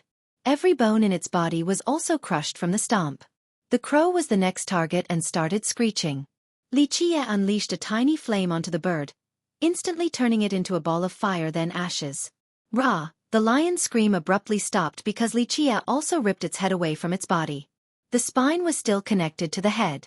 It felt as if there were 4 of him attacking at the same time, tearing the python in half, stomping the rhinoceros to death, incinerating the crow to ashes, and decapitating the lion. Of course, there was only one Xueqi. His speed was just fast enough to leave afterimages everywhere. This created an illusion that there were multiples of him killing the 4 beasts. In the next moment, he showed up in the same place again while crashing noises resounded. The massive corpse of the lion fell loudly to the ground while the blood of the python still poured down. This slaughtering happened in 1/10,000 of the blink of an eye, so Xueqi looked like he didn't move from the original spot. The atmosphere became frozen while the spectators were stunned, unable to react. His speed was unreal. More importantly, these powerful beasts felt like ants when fighting against him.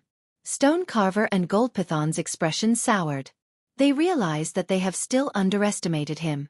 Gold Taifa couldn't sit still as his expression darkened with a fierce glint in his eyes. He hasn't seen such a powerful foe in a long time. Of course, a powerful foe wasn't something nice to have, but it also made his blood boil with excitement. How can he be this strong?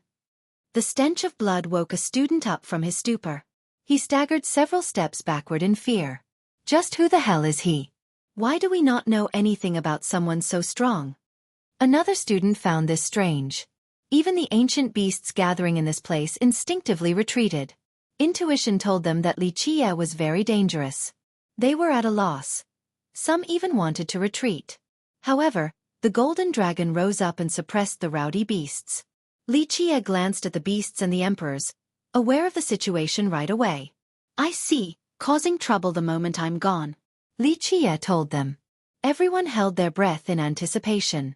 The alliance formed between the emperors and the beasts was enough to force anyone back. However, Xueqi didn't seem flustered at all to the astonishment of the crowd. He's haughty but his strength can back it up. One student murmured. The emperors exchanged glances. Stone Carver spoke first. Fellow Taoist Li, we have no ill will towards you and had no intention of hurting them either. He paused for a moment before. We simply wanted to take the eggs and breed them into powerful divine birds, so please do us this favor. He was being honest and humble enough. Most would be elated to be spoken to in this manner, and decide to give this mighty alliance some face. Chapter 2888. One versus all. Everyone waited for Li Qiye's response. It was clear that the other side wouldn't relent before getting the eggs. 3 emperors together were enough to deter most people. Especially Gold Taifa, true emperor. This wasn't only because he had 8 palaces but also due to his master, Orchid Sage. In their opinion, no one should go all out against this group for the sake of some eggs.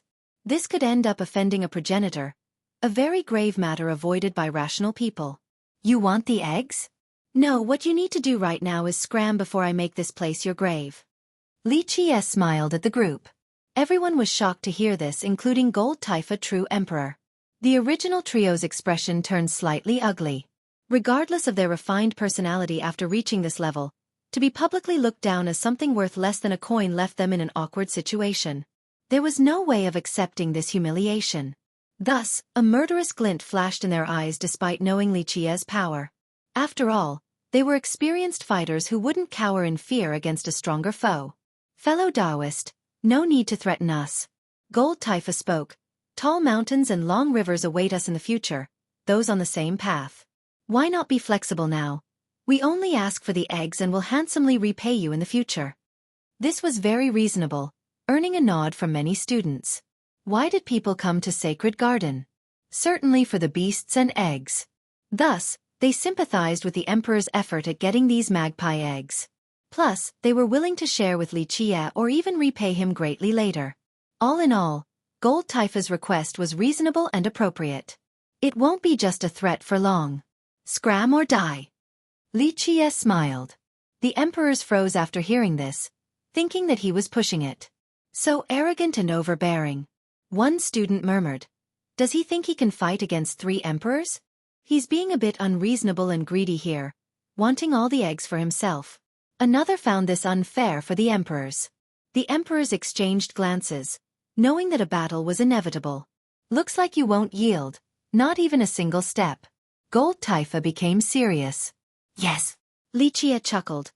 Killing the 3 of you is as easy as pie. Oh right, can't forget I'm very rich either.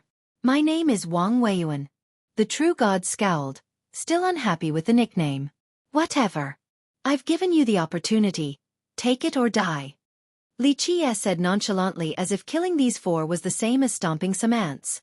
Does he think he's a progenitor or something? One student questioned. Definitely not. A powerful friend replied. He's a half-step everlasting at best, that's why he's so arrogant. Everyone knew the 2 current progenitors in 3 immortals were Orchid Sage and Luminous Master. Li Qiye would be extremely famous if he were a progenitor. A half-step, huh? The same as 3-eyed prodigy and flying sword marvel. One student said, yes, a half-step should be arrogant indeed. Gold Taifa, true emperor, can't win. 8 palaces aren't enough. Not necessarily. A more knowledgeable student jumped in. That depends on the half-step and 8-palace emperor. Don't forget whose Gold Taifa's master is. A disciple of a progenitor is far superior compared to his peers. Plus, there are 2 emperors and an eternal, quite a mighty alliance. True, you gotta take into account the powerful golden dragon as well. It can command numerous ancient beasts right now, probably enough to start a stampede, smashing Li Qiye into a pulp. Another student nearby added. Many nodded in agreement. Another commented, and furthermore, Li Qiye might be a half-step everlasting, but he's from repentance. That background is no match for the emperors. The group agreed again. The emperors came from prestigious sects and had wise masters. A student from repentance paled in comparison. Say Li Qiye was a half-step. His treasures and battle experience remained inferior to his opponents. Very well. I will overestimate myself and request a spa with you, fellow Taoist. Gold Python stepped up after exchanging glances with his allies. His battle power was in the middle, so he was a suitable candidate to gauge Li Qiye's strength. He chose his words quite well too, showing the style and humbleness of an emperor. You alone are not enough to warm me up. All of you together is a bit more interesting. Li Qiye shook his head. Gold Python, true emperor's expression became extremely unsightly. This was his first time being treated with such disdain after making his Dao debut. He was still an emperor, so how could he swallow this indignation? Moreover, he has seen more powerful foes in the past. They still treated him with relative respect. I see, haha, you are extraordinary indeed. Gold Python didn't know how to express his rage outside of laughing. He already showed great restraint by not shouting back. Looks like you're very confident in your cultivation. He added. More than enough to kill all of you. Xueqi smiled back. The continuous contempt left the emperors exasperated. Very well, then I will team up with Brother Gold Python to try a few moves against you. What do you think? Stone Carver could stand it no longer. I will support you too. Treasure Source True God stood behind the two emperors. Gold Typha remained quiet on his dragon, clearly accepting the trio's action. If that's the case, I'll try my best to take you three down in a few moves. Xueqi casually glanced at them. This response was infuriating. The emperors were being polite by requesting a few moves. Xueqi's direct response was the same as slapping them on the face without showing any consideration. So arrogant, even enemies don't speak to each other like this. One student became unhappy with Xueqi's tone. It's obviously because of his background. People from Repentant City have no culture and grace. He won't amount to anything more than a powerful brute, just like his villainous ancestors. Another said with disdain. The emperors were apoplectic but took a deep breath and calmed down, stabilizing their Tao heart. These battle-hardened warriors could always remove unnecessary thoughts so that they could go all out in a fight. Let's get started, fellow Taoist. The two emperors cupped their fist. They remained cool and collected, still open and honest before a serious battle, true to the style of the emperors.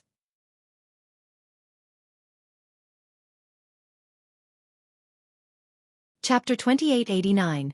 Defeating two emperors with one hand, go for it. Let's not waste time, so let's do this with one or two moves. Xueqi stood there without a care, not bothering to pose for battle. The two emperors looked at each other and nodded. Excuse us then. The two shouted and became shrouded in radiance. Buzz. They became dazzling. Gold Python looked as if he was made from thousands of gold parts assembled together. The light behind him turned into a pair of wings made of numerous snow-white sabers lined together with a chilling aura. As for Stone Carver, he exuded an ink-like glow with runes appearing among them. It also occasionally flashed with the luster of a treasure. The runes seemed to be coming out of his body, causing his jade-like form to be more noticeable. Rumble! The area shook with explosions due to the majestic auras of these emperors. They ravaged the land and affected its Tao. Numerous students became frozen as a result. They felt as if there was a boulder pressing down on their chest, rendering it impossible to breathe. In fact, this aura was strong enough to smash open their ribcage. Take him down! The two of them shouted in unison. Their voice destroyed some stars in the sky to the horror of the spectators. Boom! Stone Carver took the initiative. His runes condensed together to form a supreme grand Tao. This invisible force came crashing down towards Xueqi. The spectators couldn't actually see this move at all despite hearing the explosion. Nevertheless, space crumbled as a result, looking like shattered glass. Pieces scattered everywhere as the Tao shoots for Xueqi. The world seemingly sank a little as a result. The crowd felt themselves being suppressed by an invisible grand Tao and couldn't move in the slightest. Some thought that they had been pulverized into a flat meat paste, falling on the ground as a result. At the exact same moment, strange buzzes resounded as golden light filled up the sky. Gold Python True Emperor's pieces turned into countless needles. They flew forward with the greatest sharpness and speed, penetrating at Xueqi's weak spots. The entire sky was covered with them while each individual needle carried the power of a star. They aimed to destroy his Tao foundation. This meant that even if he was struck by one, his Tao foundation would still be damaged, either killing him outright or turning him into a cripple. That was only the first wave. The second consisted of his wings slashed down like 1,000 blades. A tsunami of sharp blades came with a murderous force. The spectators gasped after seeing Gold Python in action for the first time. They realized that his body could separate and turn into unpredictable weapons. This shouldn't have been surprising. He was a metalkin, so his body could separate into numerous pieces that can make up various weapons. So strong. The three moves impressed the students. Child's play, that's all. Xueqi smiled and spread his palm for a casual strike in response. Boom! This palm strike unleashed a gale wiping away the fallen leaves and clouds. Everyone saw the grand Tao collapsing. Stone Carver True Emperor staggered loudly backward. Blood streamed down the corner of his lips.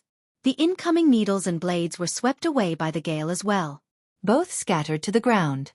Zzz. The needles and blades came together to form the Emperor once more. He crawled up from the ground, looking to be in a sorry state. The palm strike acted like the autumn wind, injuring Stone Carver and sweeping away Gold Python. The spectators couldn't believe their eyes despite witnessing in person. Two emperors couldn't withstand a single move from Li Qie. Gold Taifa True Emperor himself took one step backward, narrowing his eyes. Try a punch. Li Qie took one step forward and punched. Boom! The force broke the 8 desolates and crushed the myriad realms. Everything turned to dust and ashes. It lacked the mysteries of the Tao and didn't contain an amazing form. It simply relied on brutality and ferocity. The two emperors became startled, strong enough to know how frightening it was. Kill! They had no other choice and went all out. Stone Carver made 2 fists and his body exuded the same black light, only with greater intensity. He turned into a supreme imperial seal and flew forward. My Tao can reach the heaven! Stone Carver roared. This supreme seal shot straight for the fist while carrying an ocean of the grand Tao. It didn't only have the power of an imperial Tao, but also a force originating from the start of time. Rumble! The sky turned dark as a result. The stars lost their brilliance. Seal of origination. Some students shouted in astonishment. This was an innate ability of the Celestial Stone tribe unlocked when one becomes as strong as an emperor. The power of this particular seal came from the personal power of the user on top of the original force of their tribe. This could be considered Stone Carver's strongest weapon. Meanwhile, Gold Python started transforming and turned into a massive python. It opened its mouth for a bite straight at Li Qie's fist. It was big enough to swallow the stars in the sky. Its teeth looked like divine sabers showing no mercy. Boom! The fist finally made contact with the seal and the python. Crack! Crack! Crack! The seal and Stone Carver's body along with the great python had cracks everywhere like a broken porcelain piece. I will help you, Tao brothers. Treasure Source True God roared. Boom! His chest seemed to be opening in this split second. A majestic lake came into form. Its undulating water looked like amber. A matchless light in the form of a wave came out from the lake and drowned over the two emperors. Buzz! The two emperors became resplendent with this boost of power from the true god. Rumble! The seal and the python's jaws tried their best to suppress Li Qie's punch again. Chapter 2890. Emperors are no more than ants, it's useless to struggle. Li Qie casually said while facing the trio. He added more force to his punch and penetrated all existing affinities. Boom! The seal and the python's massive jaws instantly crumbled. Everyone could hear the deafening sounds of disintegration resulting from the punch's gale. Stone Carver's chest was penetrated, resulting in tiny rocks falling off him. Keep in mind that he was as tough as jade due to his race and its innate abilities. The members were considered to be impervious to any damage. Alas, he didn't even have the chance to scream this time. Gold Python was large enough to swallow the world whole. However, the head started to crumble first, then the rest of his form. Golden dust scattered chaotically to the wind. The all-penetrating punch had a remnant force striking the true god as well. Boom! He bellowed in pain since this force also pierced his chest, destroying the treasure lake within. Blood splashed everywhere as he fell down backward and smashed into the ground. His eyes wide open with disbelief. The student's jaw dropped to the ground. They stood there frozen. No one uttered a single sound. A single punch had taken care of the trio. Its force must have been insane, only belonging in the legends. Gold Taifa True Emperor became serious, his heart skipping a beat. This power far exceeded his prior evaluation. Is this really happening? One student refused to accept this reality. Yes. His friend smelled the stench of blood and licked his dry lips. His voice trembled. Look, they're not completely dead. Another noticed. Everyone looked over and saw Stone Carver's crumbled pieces coming back together. Something started glowing, perhaps the light of life fixing his broken state. Meanwhile, the same light appeared around Gold Python's specks of dust. These light particles fused with the specks of dust and brought them together once more. The true god's gaping chest also had an amber glow, looking quite enchanting. The lake came into form again. This was his treasure source. He recovered in no time at all and the hole on his chest started to close. "They're still alive," one student excitedly shouted. Others heaved a sigh of relief. After all, two powerful emperors dying to a single punch would be too much to take. They found it hard to accept such a reality. "It's not that easy to kill emperors," one student quietly said. Who knows if he was trying to make himself feel better or to support the emperors. After all, the success of the punch still amazed the crowd even though the trio survived. The three themselves were shocked too. The fastest to recover among them was the true god. Normally, true god's life force and tolerance were lower than a comparable emperor. In other words, an emperor was harder to kill and would recover faster. This wasn't the case here because the treasure in his chest immediately saved the true god. The lake was as bright and vibrant as ever. Its light actually spread to the two emperors, accelerating their recovery as well. People couldn't believe this reversed situation. It should be the emperors helping him, not this way around. Just like the legends, Treasure Source True God found a truly amazing artifact. One spectator praised. With the help of the treasure source and the already amazing resilience of their realm, the two emperors recovered in no time at all and regained their human form. The wounds disappeared and their vitality replenished. They would have spent an immense amount of energy and vitality in order to survive and recover from that fist. However, the treasure source truly aided them in regaining some energy back. "Not bad at all." Li Qie praised the extraordinary treasure. As Li Qie walked forward, Gold Taifa emerged before the trio. He was clearly afraid of Li Qie taking advantage of the situation since the trio was at their weakest and most vulnerable right now. "Your turn now." Li Qie chuckled. "I will also overestimate myself and ask for a spa with you, fellow Taoist." Gold Taifa stabilized his Tao heart and said. He had no confidence in his own abilities right now, but running away wasn't an option. To do so would leave behind an indelible shadow in his mind. He would never be able to improve with this unstable Tao heart. Moreover, an emperor couldn't abandon his allies either. To do so would leave him open to ridicules for generations to come. Furthermore, he would be throwing away the reputation of his master as well. All in all, he needed to risk it all and fight despite knowing the power difference. The spectators watched with eager eyes. Gold Taifa was far stronger than the trio. Maybe he had a chance of taking on Li Qie. Chapter 2891. The Dark Taifa Blossoms. An 8-palace emperor is not bad, but you won't be able to last more than a few moves before losing. Li Qie smiled at Gold Taifa True Emperor. No one uttered a word of displeasure regarding this haughty comment, unlike the start of the fight. He has shown his abilities by easily beating the previous 3 combatants, sweeping them away like fallen leaves. The students present wondered about this claim from Li Qie. Is it possible? One didn't believe him. There's no way. How can he beat an 8-palace emperor so quickly? He has to be Orchid Sage to do something like that. No, I don't even know if Orchid Sage can. Another student commented. The emperor himself was shaken to hear this. Li Qie's nonchalant comment affected his Tao heart. Of course, this wasn't enough to make him panic. He took a deep breath and regained his composure despite feeling the pressure. It didn't sound like the guy was bragging. If this was true, then he was facing an opponent on the same level as his master. He quickly dispelled this fear and focused up. Your Grand Tao looks incredible. Gold Taifa said. The power of your punch earlier is peerless and I am no match against it. He spoke humbly. Of course, this was also the truth. He sighed and continued on. Because of my poor talents, I only know a few tricks. Will you spar with me? Everyone exchanged glances after hearing his polite tone.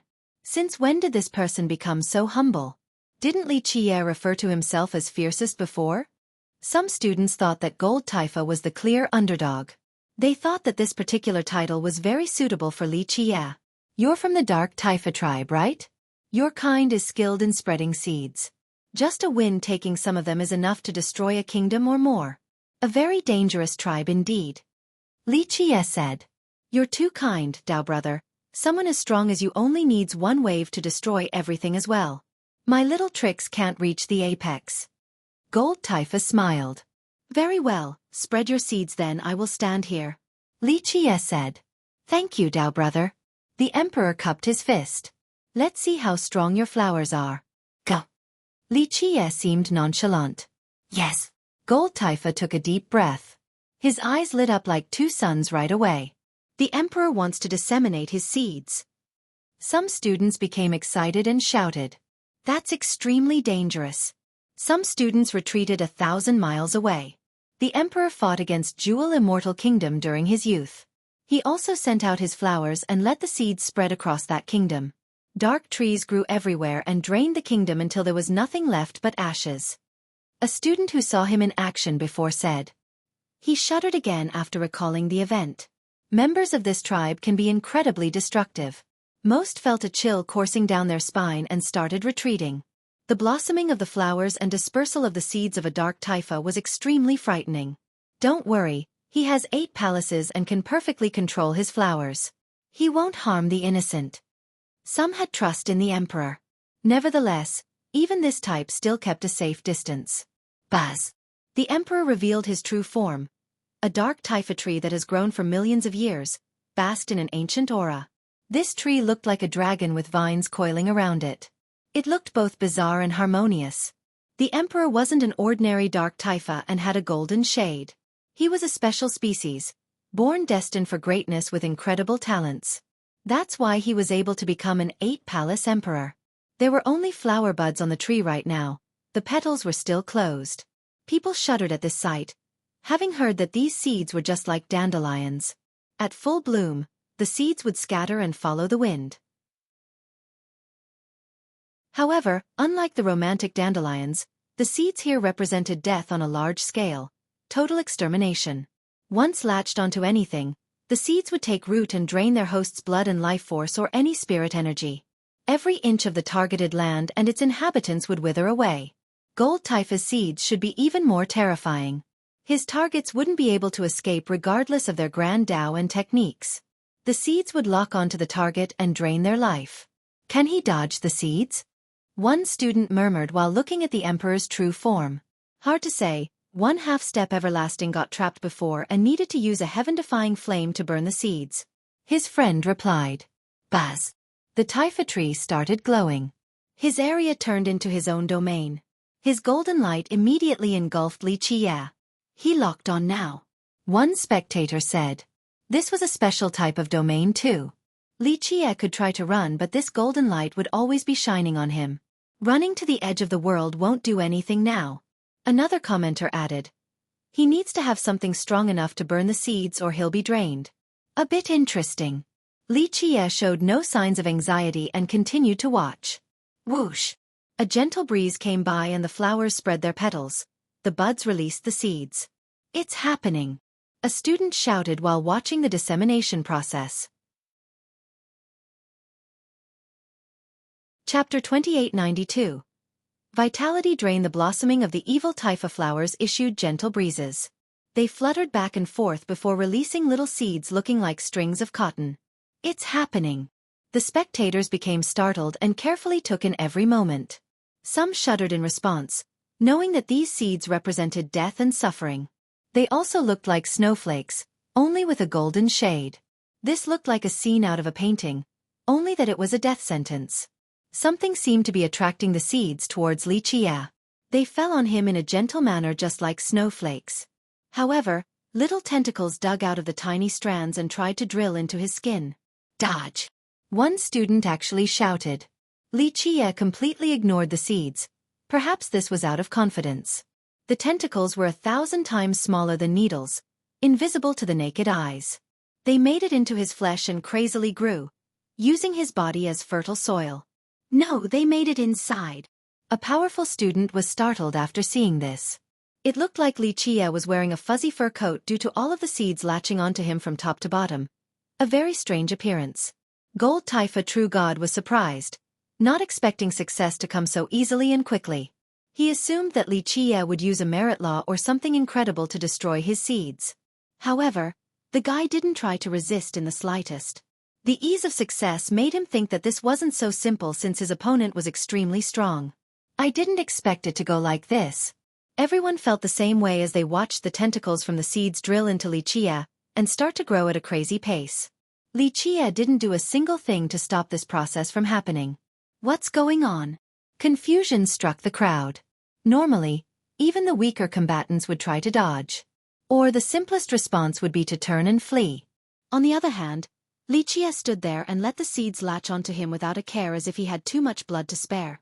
What is he doing? Some scratched their head, unable to figure out Lichia's intent.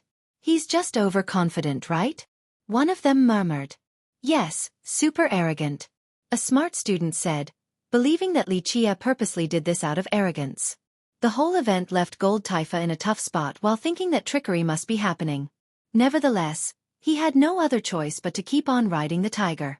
In the next second, his tree form exuded a brighter golden radiance. The seeds draining Lichia also started faintly glowing. Zzz. It sounded as if a million leeches were sucking on his blood.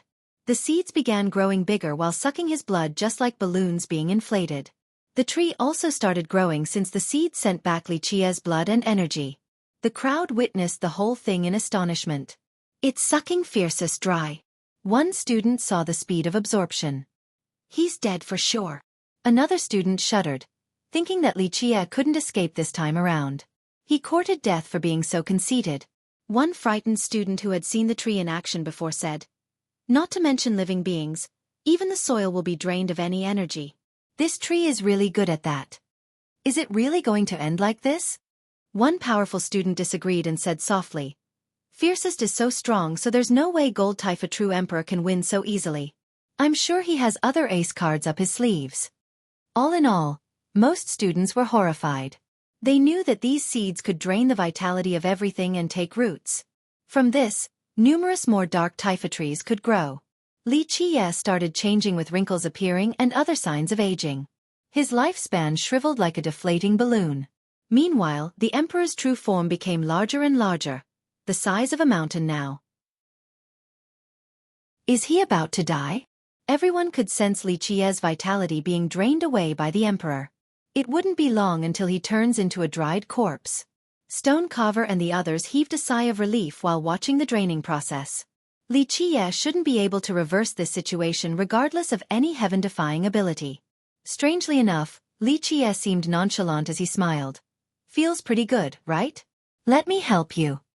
A buzzing noise heralded a series of explosions that made the world tremble, seemingly on the verge of collapsing. Everyone could hear a roar.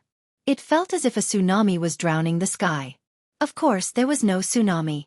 This was just the sound made by an eruption of vitality stemming from Lichia. This force instantly channeled into the Emperor's body.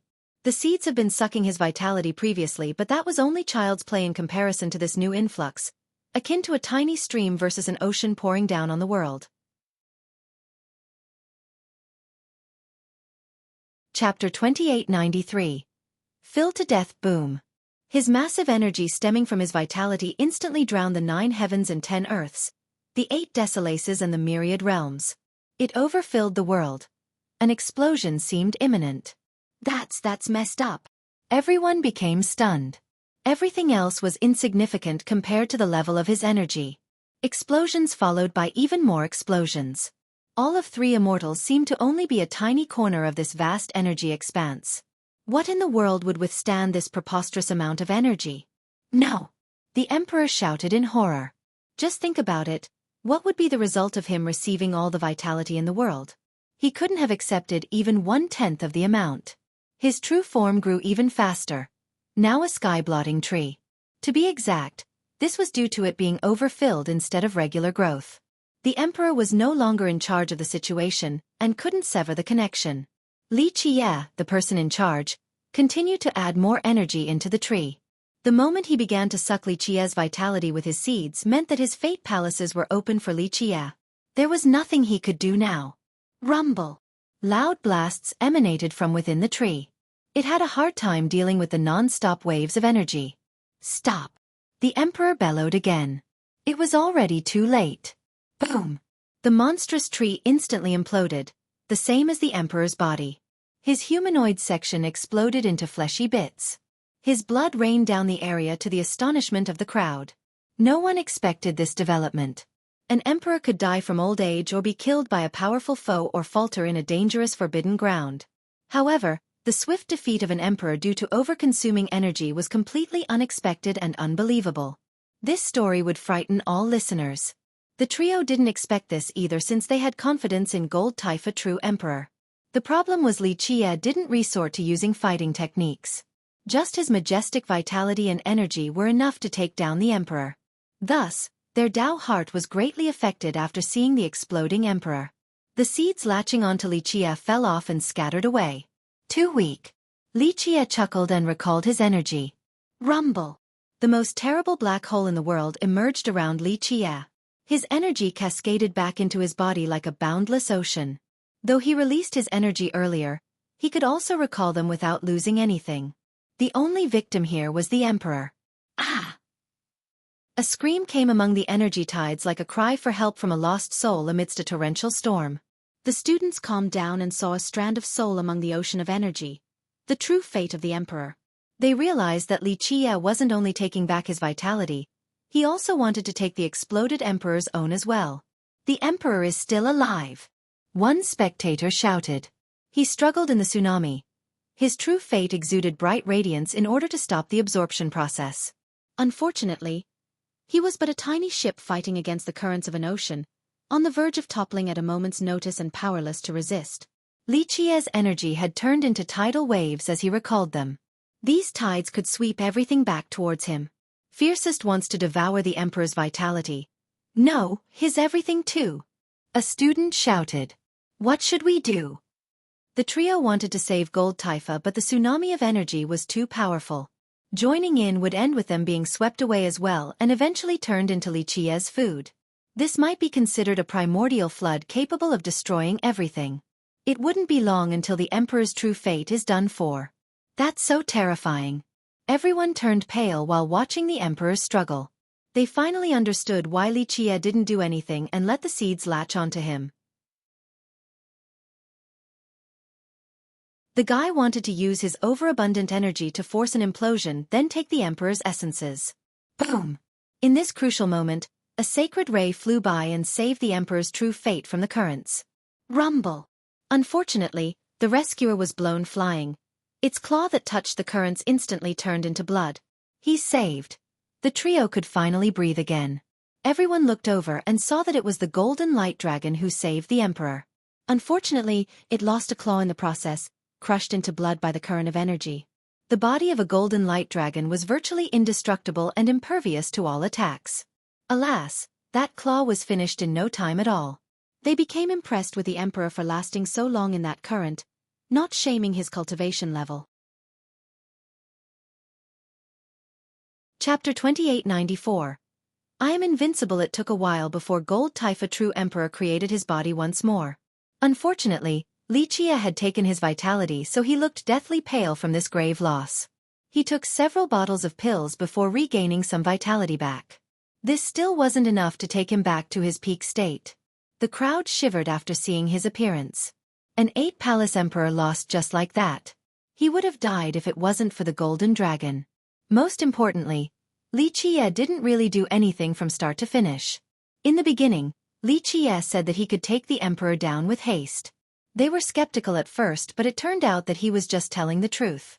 Their lack of information made them assume that he was spewing nonsense. They instantly exchanged glances of horror regarding his frightening power level. Gold Taifa True Emperor was solemn. He had experienced firsthand the terror of Li Qie after barely escaping from the ocean of vitality. That bloody ocean made Li Qie seem like the ruler of the entire world.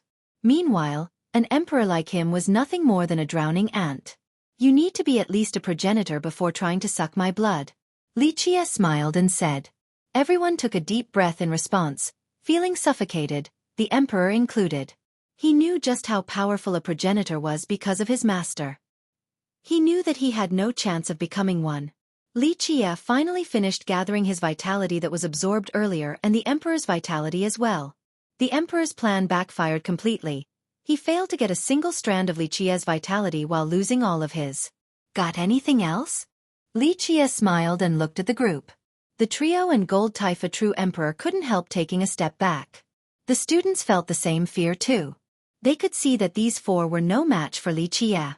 Those who have looked down on Li Qie in the past felt a chill coursing down their spine. The ones who were actively disrespectful prayed for Li Qie to not be a vengeful man. Otherwise, death seemed inevitable.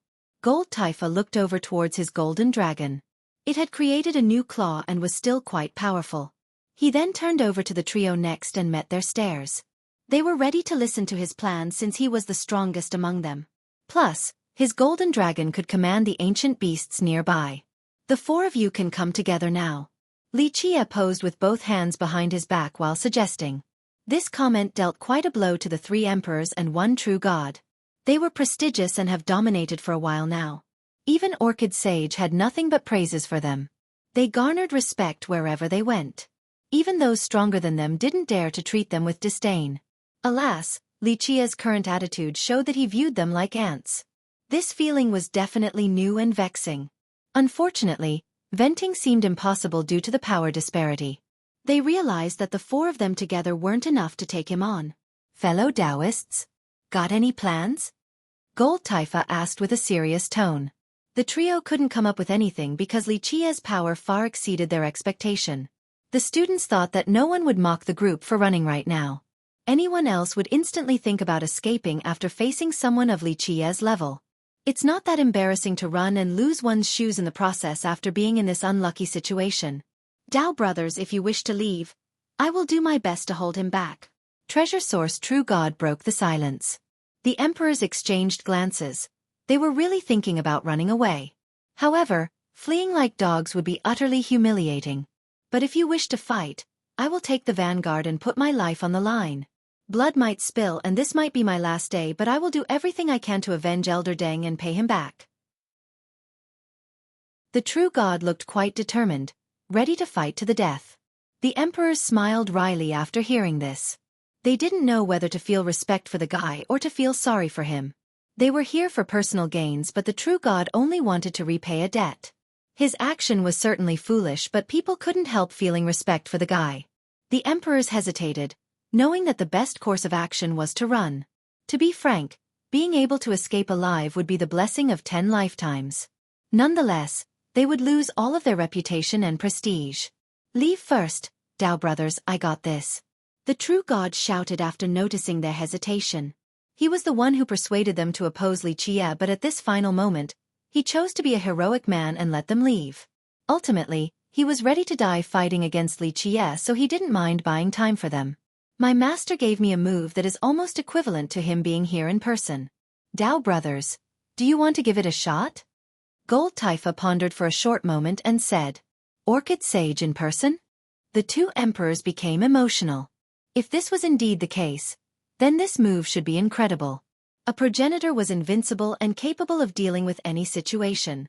They suddenly found hope because a move prepared by Orchid Sage should be heaven-defying. If you three agree, then I will require your assistance. Gold Taifa added. He also wanted to fight, unwilling to lose in this manner and flee. He cultivated and battled his whole life and has met progenitors before. However, this was his most humiliating defeat, nearly dying without seeing a single technique from his foe. He couldn't accept this and wanted to try again to at least force a reaction out of the guy. I agree. Till death it is for me. The true god was the first to answer. Fine. Another fight then. Losing like this is unacceptable. Let's at least make it a clear and honorable defeat, even if we have to die to do so. Stone Carver gritted his teeth, unable to accept the humiliation just like Gold Taifa. He was blown away like a feeble leaf. Leaving right now would leave a permanent shadow in his mind. Li Qie would always be there in his nightmare.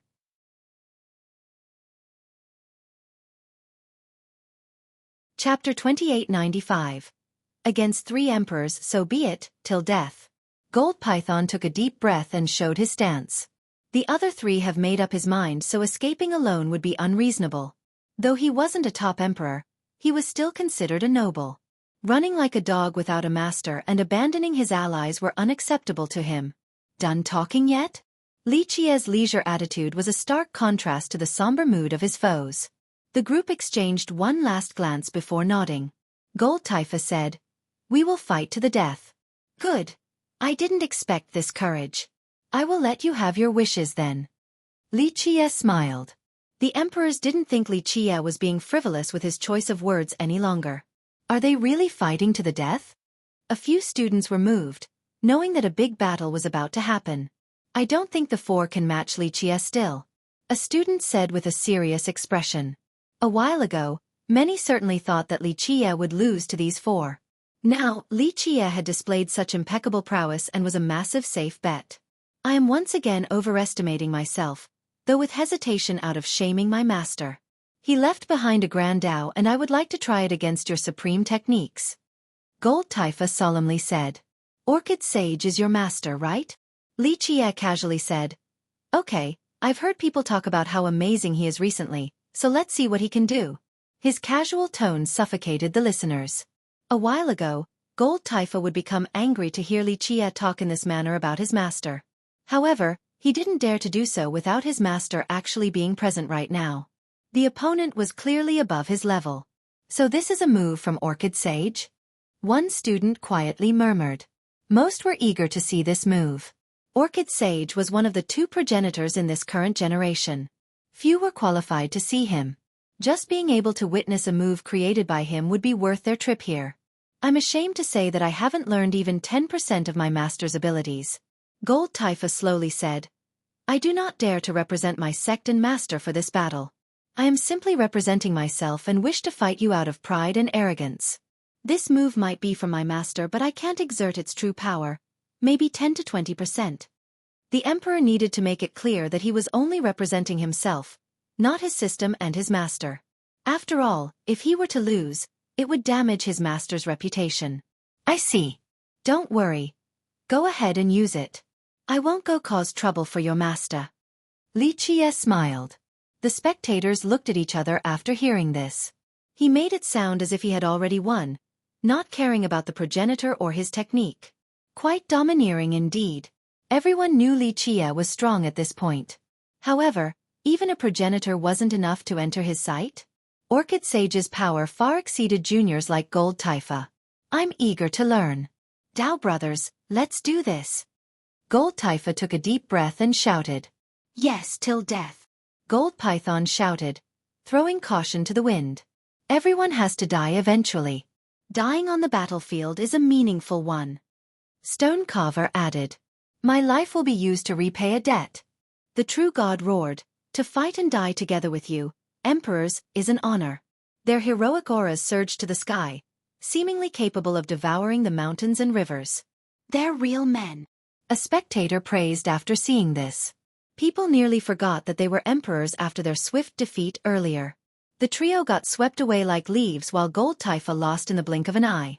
But now, their determination to fight against this powerful foe without relenting earned them some respect from the crowd. They no longer had the embarrassed and ragged appearance like before. Their imperial auras were in full swing now. They wanted to use their lives to protect their prestige instead of begging for forgiveness or running away. Boom! The golden light dragon moved behind the emperor and spread its wings, illuminating him with a supreme light. Rah! It roared and the other ancient beasts moved into a circular formation in the back. Rah! These beasts also roared. Their beastly auras surged and it seemed like a stampede was incoming. The students shuddered in response before the torrential aura engulfing the area. Right, forgot about this. Everyone remembered the dragon's ability to command the other beasts. This formation should be quite powerful, far superior to what the emperors can do. Hope sprung up among the crowd. The four of them combined on top of this beast formation and the move created by Orchid Sage? Maybe that can beat Fiercest? One student wondered. Yes, there's a chance. Everyone watched with bated breath. Buzz! Gold Taifa True Emperor summoned a cauldron with pulsing light from the stars. Numerous runes were engraved on the surface along with embedded gems that looked just like stars. It felt as if he was holding an entire galaxy in his chest. The cauldron could have been refined from one while the gems were made from stars. It was brimming with the power of a progenitor. The pulsing light of the stars made this progenitorial aura feel tangible like a flame. The emperor had a serious expression, looking quite holy with his own imperial aura. An ancestral treasure personally refined by Orchid Sage. A student shouted. The treasure has yet to send out its suppressive force but the crowd already felt it. Many started prostrating with reverence. Remember, there were plenty of Eternals among the students. Nevertheless, they still found it hard to withstand this progenitorial aura. Just imagine the scene if a progenitor was actually here in person. Go. Lichia didn't think too much of this aura. Dao brothers, help me activate this cauldron. Gold Taifa took a deep breath and said. Normally, he could control this cauldron himself. Unfortunately, his vitality has been drained by the previous match. He recovered a bit but was far from his peak state, hence necessitating assistance from the other three. Yes. The three shouted and placed their palms on his back. Rumble. They didn't hold anything back this time around. The two emperors glowed while channeling their oceanic vitality. The true god had a wondrous radiance covering him from top to bottom.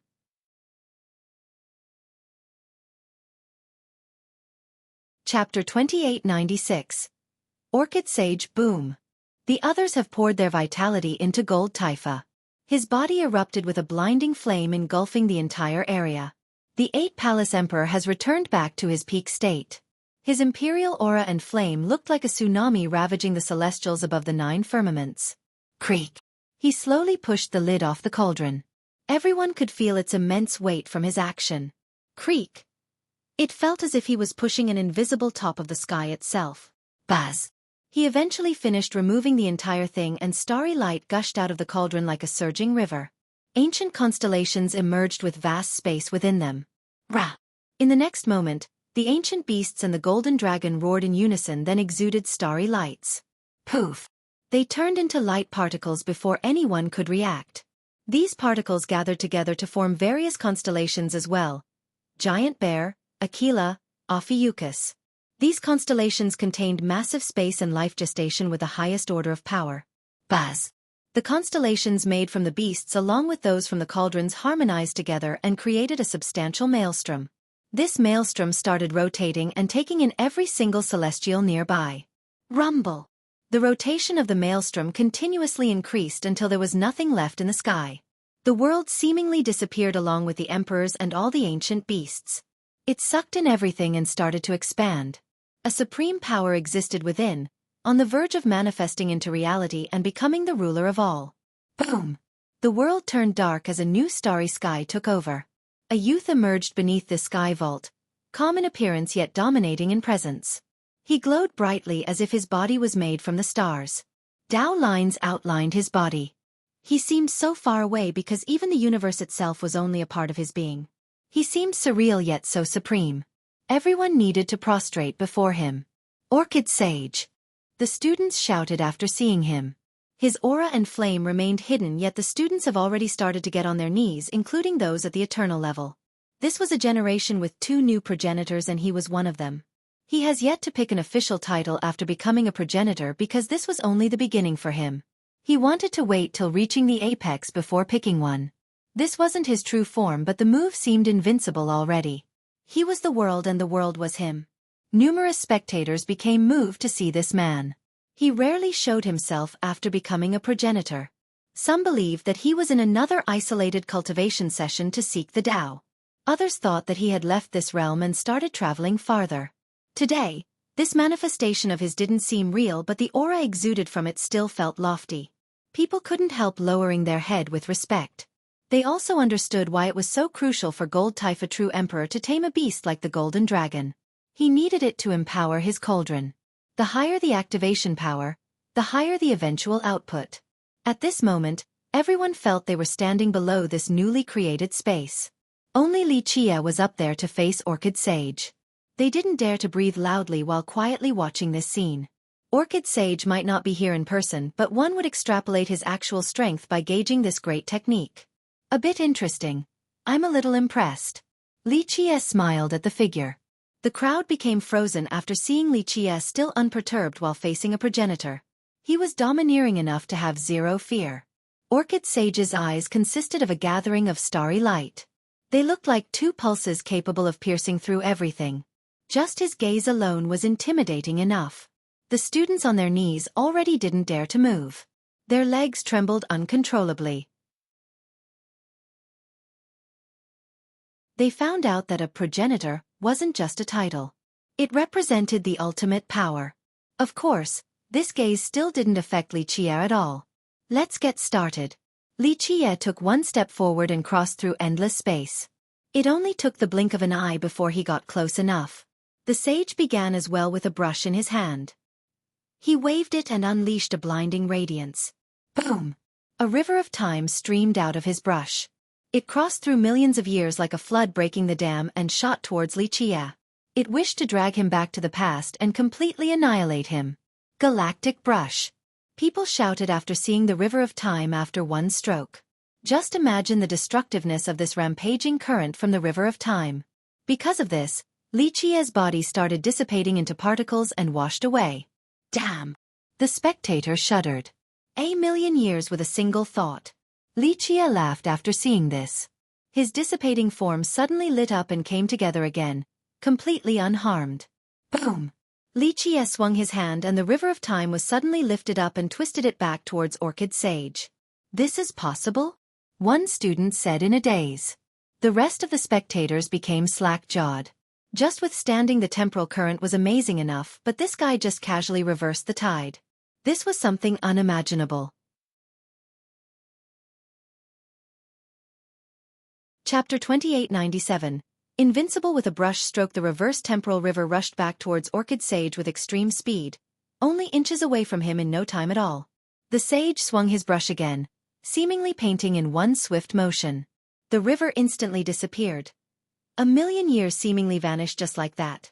The students became amazed once more, having never thought of a technique like this. This is possible too? He's invincible with that brush. One stunned student murmured. Pretty much, that's why he's called Orchid Sage, certainly invincible with his brush. A powerful student said, one stroke is enough to create winds and lightning. This is no big deal for him. Break! Li Qie stepped forward again for a simple punch with a smile. This looked like a rough move with no technique to speak of. A villager would do something like this during a quarrel. Elegance and profundity couldn't be found here. However, the stars shattered as a result. Supreme Grand Tao and mysterious merit laws seemed so feeble before it. The sage retaliated by writing 4 characters. Tao through the earth. Rumble. Loud explosions detonated as a massive landmass emerged between Li Qie and the sage, separating the two. It was extremely thick with enough distance to encompass the sun, moon, and 9 heavens. Life could go on as normal in this place. No defense and treasure could be more resilient than this landmass. Boom! Li Qie made direct contact with his punch. Rocks and soil went flying like a wave.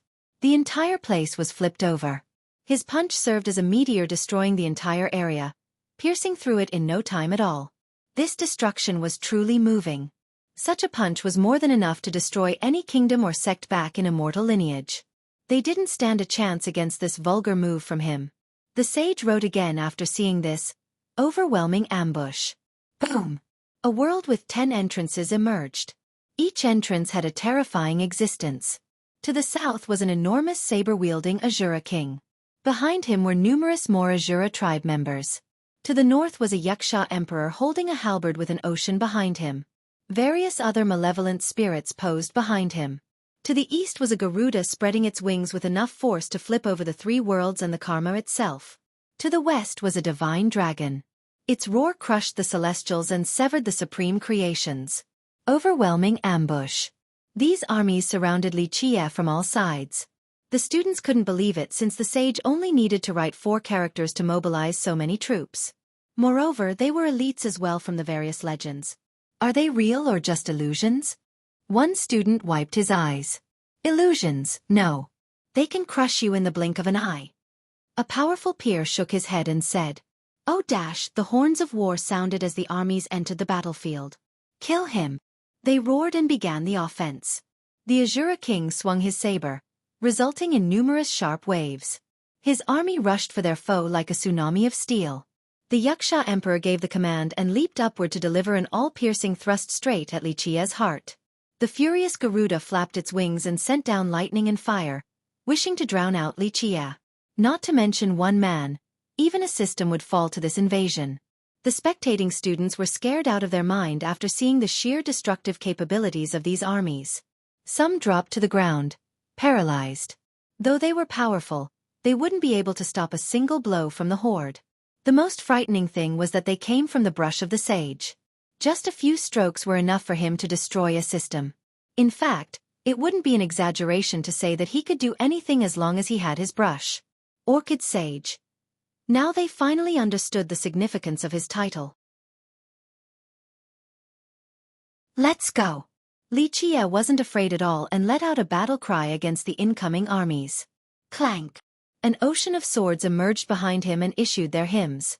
Millions of swords pulsed with a golden light. Their vibration made space and time tremble as well. In the next second, they flew forward with an unreasonable speed. This was a harrowing ocean smashing into the armies. Whoosh, whoosh, whoosh. Heads started flying into the air, then pillars of blood gushing out. This scene of carnage was unreal. Golden lights flashed, causing men to lose their head and blood. The armies didn't even have the chance to scream before being decapitated by this golden ocean. Boom! The armies fell to the ground at the same time and caused a considerable quake. Blood ran like an ocean. Corpses piled up like mountains. Ugh! Some students were scared out of their mind and vomited the content of their stomach. Boom! The ocean of swords didn't stop either and continued heading for the sage while destroying everything in its path. Distance and time didn't matter due to its incredible speed. All living beings cowered in fear before this terrible ocean. The sage moved his brush faster this time. Only one truth. Buzz. The moment the characters appeared, the sage became resplendent and an expanse of light descended from above.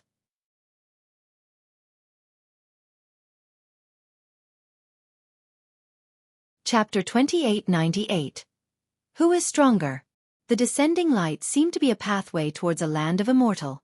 One would gain immortality in no time at all. Orchid Sage became everlasting while basking in this light.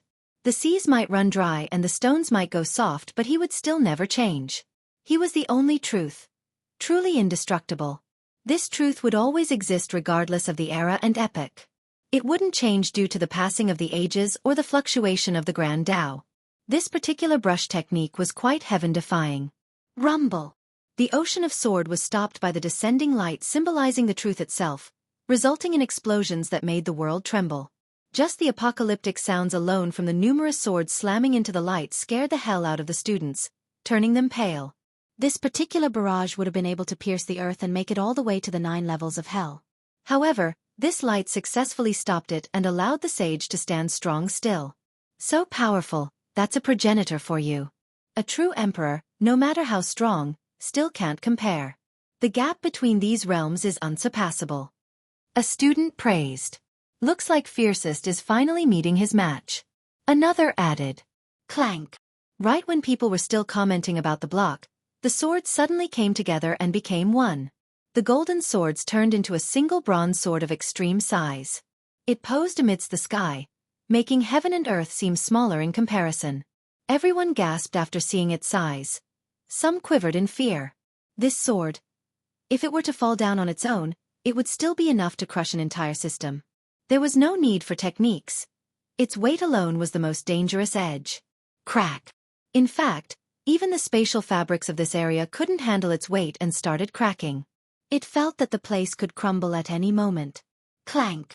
It unleashed a sure kill slash at the sage, just a simple vertical motion bereft of techniques and variations. Everything would turn to ashes and powders anyway. Everyone turned white and felt their knees buckling. The slash crushed all the spatial and temporal affinities in the blink of an eye. Orchid Sage's expression changed as he flicked his brush in the ink-splashing style. Boom! Alas, nothing could stop the weight of this sword. The light crumbled. Even the only truth couldn't withstand this. It continued cutting straight at the sage. So terrifying. One student screamed. Boom! Boom! Boom! The ink splashes earlier turned into tidal waves shooting at the sword. These tsunamis were large enough to drown the entire world. Unfortunately, the slash still split them apart. Bam! The sage was blown flying. Everyone was astounded to see an invincible progenitor losing in exchange. This news would shock the entire world. Buzz! As his body went flying, the sage still swung his brush, spatial fold. Numerous deep-dimensional spaces appeared out of nowhere and Lichia was pushed into one of them, disappearing from sight. The sage finally stabilized his stance. His glow wavered for a bit like a flickering candle. It took a short while before it calmed down. Even the avatar of a progenitor lost to that slash earlier. How many systems could actually survive? Is this the end? People exchanged glances after seeing the banishment. For some reason, many hoped that this would be the end of Fiercest since he was too terrifying and devilish. All the students here were afraid of him. I hope so. There should be no way back after being banished so far into a deep dimension. One student murmured. Pop. Unfortunately, a portion of space collapsed and Li Chia walked out, still as nonchalant as ever. He didn't lose a strand of hair after leaving that dangerous void. Fiercest. Another lamented. A decent warm-up. You're not too bad. Let's get started for real this time. Li Chia smiled at the sage. What? That's just a warm-up? The student's jaw dropped to the ground. If that was only the prelude, how terrifying would the real battle be? They could even destroy the world. Boom! A divine flame materialized and surged around Li Chia. He didn't quite exude an invincible aura, but with the appearance of this flame, he turned into a supreme master. Each of his actions indicated his supremacy. Everything else was meaningless and insignificant in his eyes. Everyone's heart skipped a beat after seeing this new state of his. A while ago, he looked lazy and indifferent about everything, as if he didn't want to waste an ounce of strength. This was the case even at the start of the battle against the sage. Now, they realized that he was only playing around earlier. Is this him at full power? Some of the kneeling spectators were overwhelmed with fear. No, I don't think so. Another Eternal felt the same horror. I think he's only using just a tiny bit of his power now, unlike before. You don't think you're exaggerating it too much? The other student said, if this is only a tiny bit, then what if he goes all out? He'll be able to massacre progenitors? The Eternal didn't say anything, thinking that it was impossible. A terrible existence capable of massacring progenitors simply shouldn't exist in this world.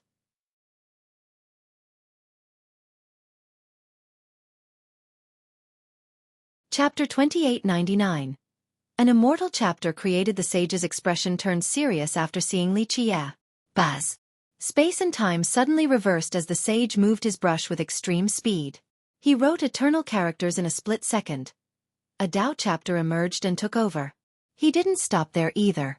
His hand moved like a soaring dragon with peerless profundity. The entire world was his canvas. Just a few strokes were enough for him to depict all creations. An unbelievable event occurred. The sage wrote numerous characters that eventually came together to form an immortal scripture. It floated in front of him, seemingly ready to spread the immortal path. It exuded strands of light with incredible momentum. Each could start a new era. This scripture seemed to be the beginning of a world. The individual words and phrases could create everything. It was capable of explaining and deriving karma, time and space, the samsara, immortality. The crowd shuddered after seeing this scripture. They felt that all merit laws and techniques in existence couldn't compare to it. The thing should be the most sought-after art to gain true elucidation of the Tao. Rumble. The sage touched the scripture and became shrouded in an immortal light, seemingly absorbing the scripture. Boom! The finished process turned the shrouding light into an immortal flame.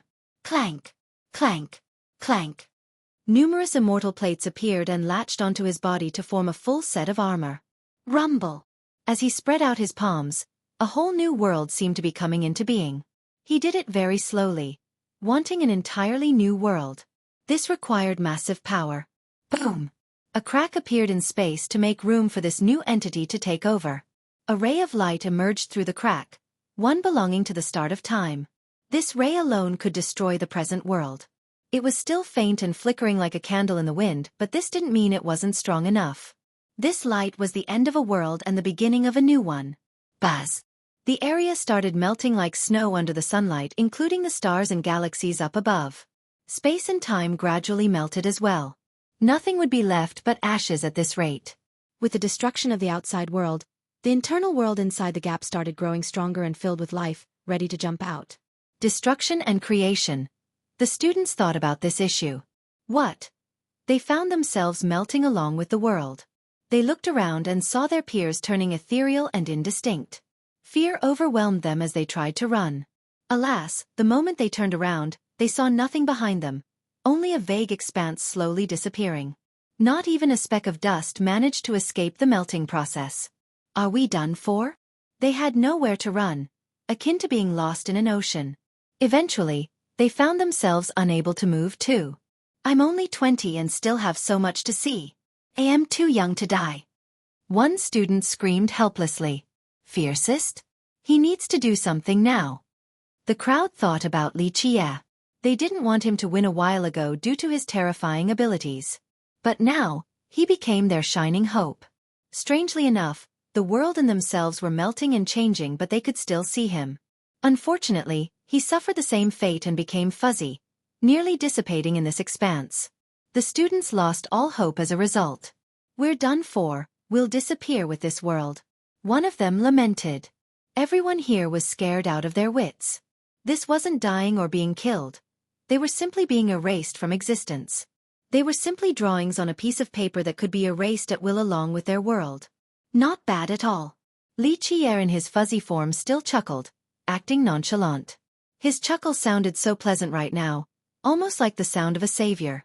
You have a lot of potentials and will improve greatly in the future. Unfortunately, this is only a little clue to what can be, not true creation. It isn't enough to fight me, he casually said. The crowd no longer viewed this arrogant comment as being insane and thought that this was the best line ever said. They hoped that he was speaking the truth. Time to end this. He smiled. He emerged once more with clear outlines as if he was separated from the melting world. Boom! He slammed his palms together. A supreme power emanated from the impact and instantly swept through the area. This shockwave extinguished the light coming out of the gap and sent the progenitor flying to the horizon. Crack! This avatar had cracks everywhere. This mighty being couldn't withstand the ultimate blow and crumbled.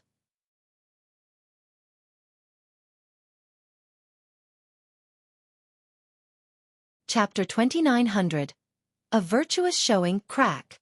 The space above cracked like porcelain after the crumbling of orchid sage. The entire thing shattered and disappeared from sight, and everyone found themselves in the ancient courtyard again. The valley of the crystal crab came into sight along with the bright sun rays. Alas, the spectators remained stunned from the previous events. They touched their face then their body before looking around. All 4 limbs and the rest were still intact, not melting like before. Ha ha ha! We're still alive and well. The first ones to calm down yelled excitedly. We're still alive. Everyone else regained their sanity later and saw that everything was fine. Nothing felt better than being alive, especially after experiencing a terrible disaster, nearly being erased like the content of a painting. They heaved a sigh of relief and started cheering in full force. Unfortunately, not all of them felt the same way. A loud bang occurred shortly after the restoration, and many were crawling on the ground. The disappearance of the sage destroyed the fusion, so Gold Taifa Emperor and his allies showed up again. They were completely pale, not because of fear but because that move earlier required too much vitality and energy. Just standing was difficult now. Plus, that final move from Xueqi also injured them and made them spit out blood. The spectating students were stirred. That move just now looked like the sage was here in person and should have been unbeatable. Alas, it still lost to Fiercest. I think only a progenitor in person can actually take him on. One student murmured. Rah! The dragon roared. Everyone thought that it was about to rush forward and fight to the death. However, it turned and fled so fast without worrying about its image, to the astonishment of the crowd. Rumble! The rest of the ancient beasts followed the dragon and ran for their lives as well, in such a pitiful manner unlike their haughty appearance prior. Only the 4 human combatants were left behind. This stark contrast took the crowd like a storm. A while ago, these beasts were so intimidating and impressive, making the spectators tremble with their auras. Now, they ran away like dogs who have lost their masters. The spectators didn't know how to describe this. That golden dragon, in particular, was even more shocking. It was the king of beasts, a being stronger than an 8-palace emperor. Alas, it didn't maintain the style of a king at all and let go of its image to be the first to flee. The 4 could only stand there and smile wryly. They were still beasts and survival was in their instinct. Running was understandable against a stronger opponent. Unfortunately, the 4 couldn't copy them. To do so would damage their own prestige along with their sex reputation. They shouldered not only their own pride but also the honor of their systems and sections. Thus, dying in battle was preferable to running. Let's finish this. Li Jie smiled. To the death. Treasure Source True God was the first to make a move. Boom! He leaped to the sky and the source on his chest unleashed all of its power. He also channeled his own energy into it. The power turned into an energy beam shooting straight at Li Jie's chest. It broke through the spatial fabrics and appeared at another spatial location before continuing its trajectory. Go for it. Li Jie arched his chest, seemingly amused. Boom! When this mighty beam struck Li Jie's chest, it didn't penetrate it contrary to expectations and was actually repelled backward towards the true god. Boom! It struck and instantly destroyed his treasure source. Ah! It then penetrated his chest. He fell and smashed into the ground, creating a huge pit. His blood stained the soil. He slowly closed his eyes during his last moment without any regrets. His death earned him the respect of the crowd because of his rather noble attempt at avenging Deng Rensen. They asked themselves, would they do the same thing if they were in his shoes? Most likely not. Very courageous and commendable. That's how a man should be. Li Jie nodded approvingly. Some actually mourned for him. He wasn't a top genius or anything like that. Just a man worthy of respect. We are inferior compared to him. The three emperors exchanged glances after seeing this. It is fate that have brought us together as allies, so I shall follow Brother Treasure Source. Stonecarver laughed and leaped into the sky to unleash a spear thrust at Li Jie. Brother Stonecarver, I got your back. Gold Python turned into a golden tsunami of steel and rushed forward. It is an honor to fight alongside you three. Let's die together today. Gold Taifa also laughed heartily. His weapon of choice was a disc that created 3,000 worlds launching at his foe. There was definitely an order to the attacks, but they felt as if they were coming simultaneously.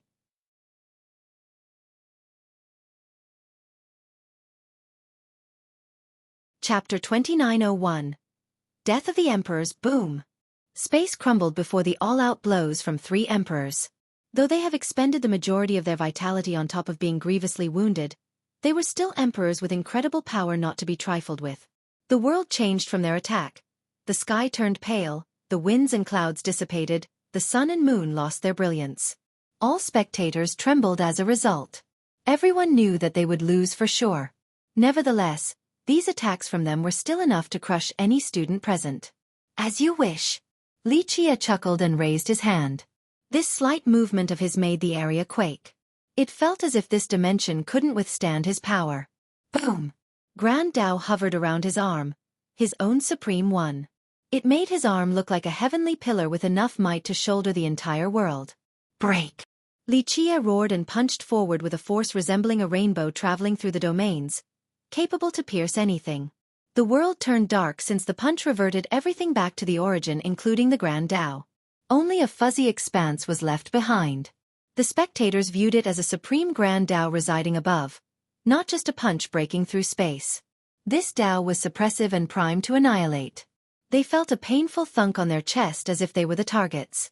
Boom! It crushed everything like dried branches. Defensive measures and other affinities failed to stop it. Crack!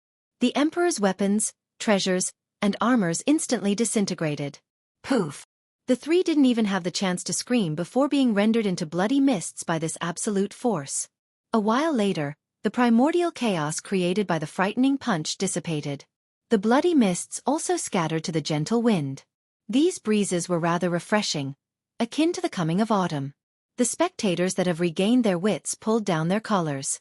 Serenity returned to the area as if nothing had happened. The terrible realization of the Emperor's death slowly set in. People started having cold sweat. Some sat butt first on the ground. That was enough energy to devour everything. One student murmured. Having said that, he bowed his head towards the battlefield where the emperors were last seen. The others felt the same way and started showing their respect. The emperors knew that they would die for sure, but instead of begging for mercy, they chose to defend their dignity and pride with death. It didn't matter whether the emperors were good or bad. This final action of theirs showed that they were exceptional and had qualities not seen in others. Dying to my Grand Tao is not shameful at all. Li Jie smiled and pulled his hand back. The crowd felt suffocated while looking at Li Qie hovering in the sky. Killing 3 emperors didn't move him in the slightest, no different from killing 3 random people. Do you think only progenitors can take him on? One spectator said. Maybe only Orchid Sage and Luminous Master can right now. Another student stared at Li Qie in a daze, completely intimidated. Not maybe, it's definitely the truth. One more took a deep breath and said. Meanwhile, Li Qie landed in the Valley of the Crystal Crab. Everyone else started leaving while having different emotions rampaging in their mind. Too many shocking things happened in such a short time, especially the death of 3 emperors. The name, Li Qie, would definitely frighten people now. Something big will happen soon. One paled student commented. Orchid Sage might seek to avenge his fallen disciple. That battle will be apocalyptic. His friend speculated. Nothing will be the same afterward. The group shuddered after hearing this. Zhou Qiushi and his peers felt extreme reverence after meeting Li Qie again. Just think about it, Gold Taifa and the others were invincible and unreachable in their eyes. Now, Li Qie alone easily killed them all. They shuddered after thinking about how they previously viewed him as a friend, or even a little brother a while back. They didn't know what to do and could only lament their lack of insight for treating this supreme existence as an equal. Some even tried to look after him. Thus, the sudden change left them awkward. Fortunately, Li Qie didn't mind it at all. Another imperious being would have killed them all long ago. Their eyes had nothing but respect now while staring at Li Qie, no longer daring to view him as another student like before. The Black Bull was calm, unlike the students. Killing 3 emperors wasn't a big deal at all for someone of Li Qie's level. Sir, you are truly unbeatable. The Crystal Crab praised, emotional after witnessing Li Qie's power. The awkward students were saved because the missing Du Wenrui returned just in time. We need to leave right now, the ancient courtyard is closing. He told them. Sigh, peace again, I will have to slumber once more. The crab complained. Nevertheless, it had no intention of leaving this place. It was safe and cozy here with no bothersome intruders. The play is over. It's a shame that no progenitors joined the fun. The Black Bull gloated on others' misery and wanted to see even more chaos. You guys go back. It's time to go our separate ways. Li Qie smiled. You're leaving, student Li? Du Wenrui asked. This was within his expectations. He knew that Li Qie was only a passerby at Repentance Institution and would eventually move on. There's nothing else to do here at Academy of Light. Li Qie said. Haha, I know other fun areas here with a lot of treasures. The bull hurriedly said.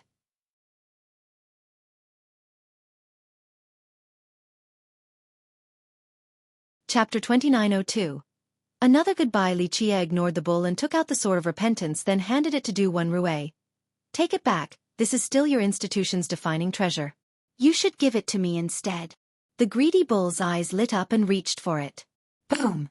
The moment it touched the sword, it got blown away with all 4 hooves pointing upward. The sword didn't accept it. Perhaps it hated this creature, resulting in an instant attack. Bah! Just a broken sword. Nothing special about you. You used to be impressive when Desolate Saint was around, but he's dead now. We'll see how long you stay cool for.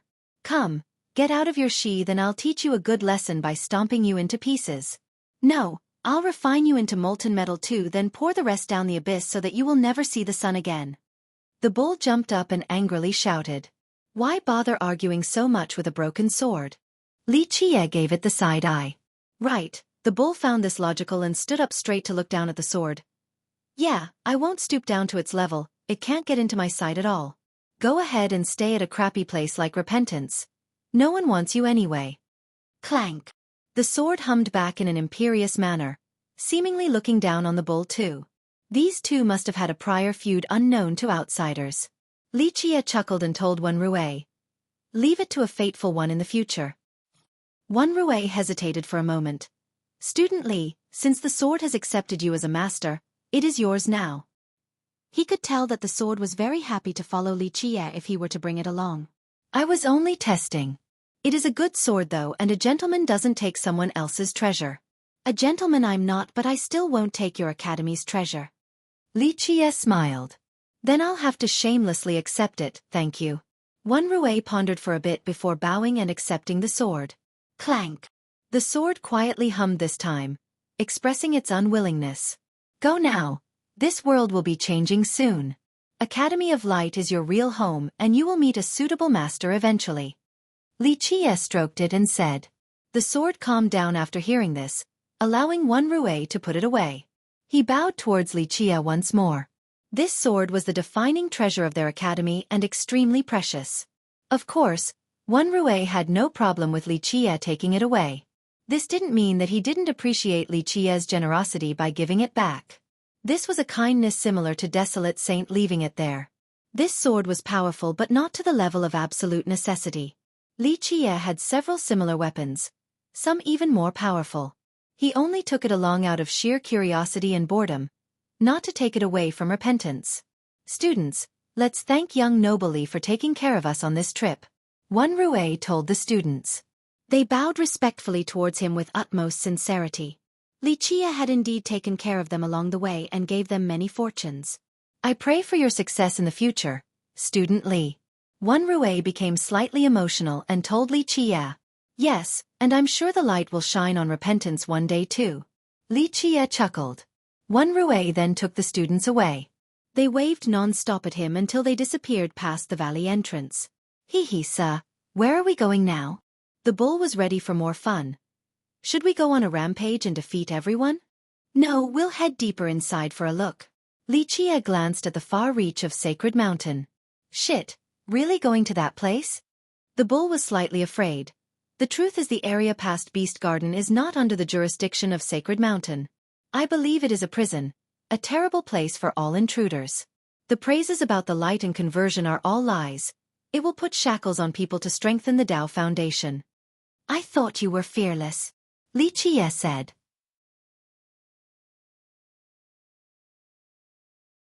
He.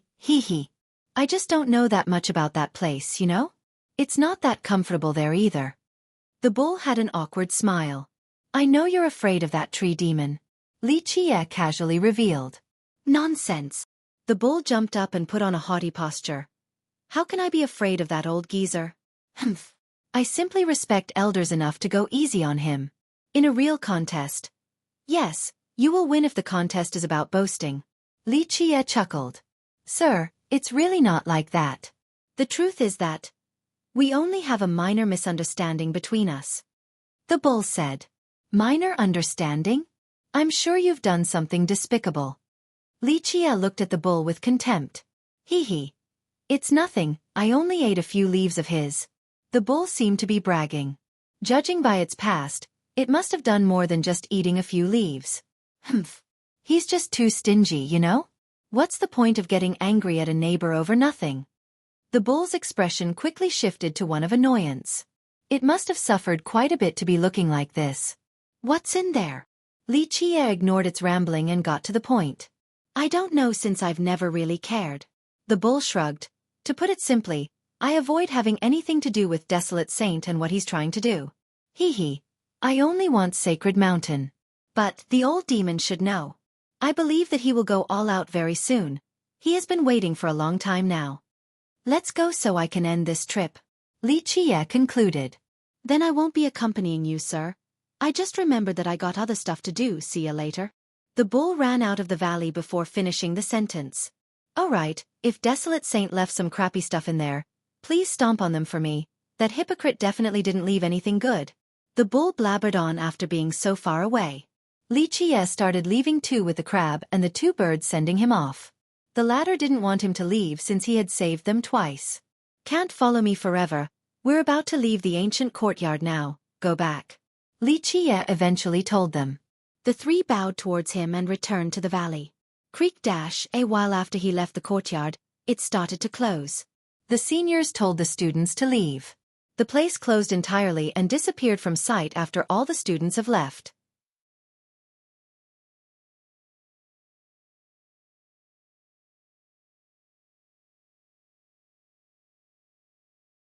Chapter 2903.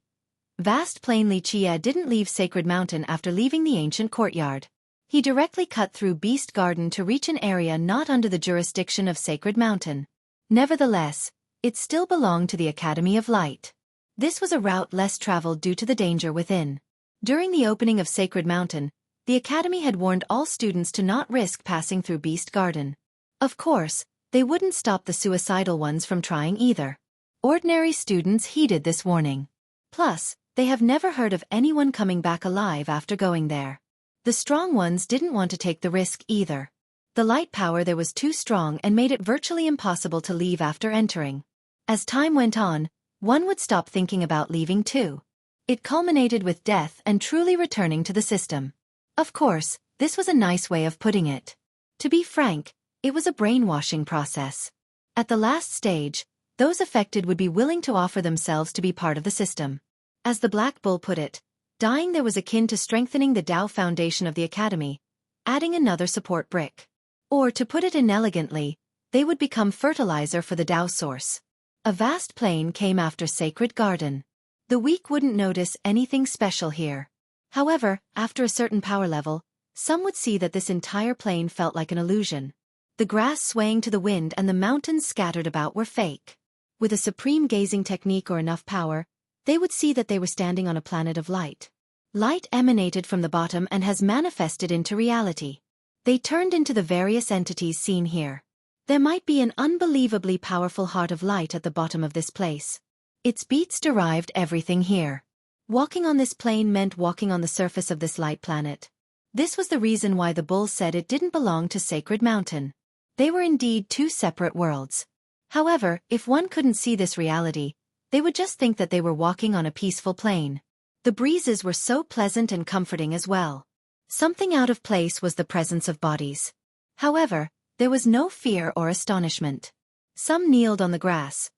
Others meditated in the caves or below the cliffs. They died in a very peaceful manner and faced the same direction. It seemed that they died during their happiest moment and left the world without any regrets. Who knows how long ago they have passed away? Perhaps millions of years. Nevertheless, these corpses didn't decompose. Their clothes and flesh remained intact. In fact, not even a speck of dust got on them. Maybe that they carefully washed and prepared for death in a ceremonial fashion before departing this world. That's why they looked like statues right now instead of corpses. Upon closer inspection, those strong enough would find that these corpses have turned to light. Their clothes and flesh were made of light particles. The extremes of both light and darkness are evil, only an art to entice others and turn them into followers. They only serve to push one's own goal. Lichie sighed and shook his head. He clearly saw through the mysteries and profundities of this place. It was the same as Buddhist funeral plateau in essence. Only the forms are different. They weren't that different from the darkness since their final goal was to strengthen themselves. The biggest difference was that the light in Buddhism, at least in the beginning, represented mercy and compassion. Who knows if this goodness served to make the mastermind feel better or for the sake of everyone else? On the contrary, the darkness was filled with cruelty and greed resulting in blood and murder. Ultimately, the two affinities are pathways for one's ambition. They won't save the self or everyone else. It doesn't matter if his title is Desolate Saint or Samsara Wild Ancestor.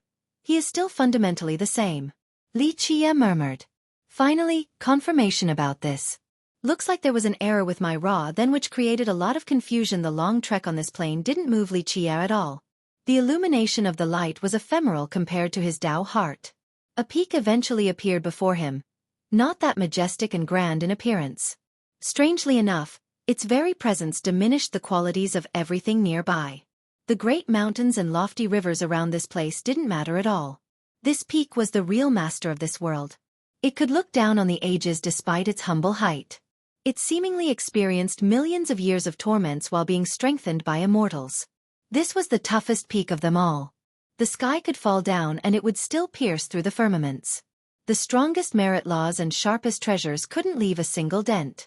A true emperor couldn't stand straight before this peak and would need to droop down. Incredible! Lichie praised, able to tell that this was a peerless Tao foundation. In front of this mountain was an old tree. Time has left its mark on the barks. Unfortunately, this land seemed to be infertile, so it didn't grow much at all through the years. It looked normal enough, but a powerful emperor with their heavenly gaze would notice that it was a supreme Bodhi tree, freed from the limitation of time. Each leaf and branch emitted the holiest light. This particular light had similarities and differences compared to the light of the system. The light of the system was actually full of enticement, wanting to convert others. The light from this tree seemed so calm and benevolent, capable of embracing everything. It didn't matter if one was a worshipper of the light or not, it would still embrace them. This tender embrace didn't discriminate at all against betrayers or those wanting to leave. 2 words would pop up in one's mind after seeing this light: compassion and forgiveness. Only the real masters could see through this Bodhi tree's nature. An ordinary cultivator or mortal would only see an old tree. Click, click, click. One could hear chiseling sounds disturbing the serenity of this place. A careful listener would notice its special rhythm and order.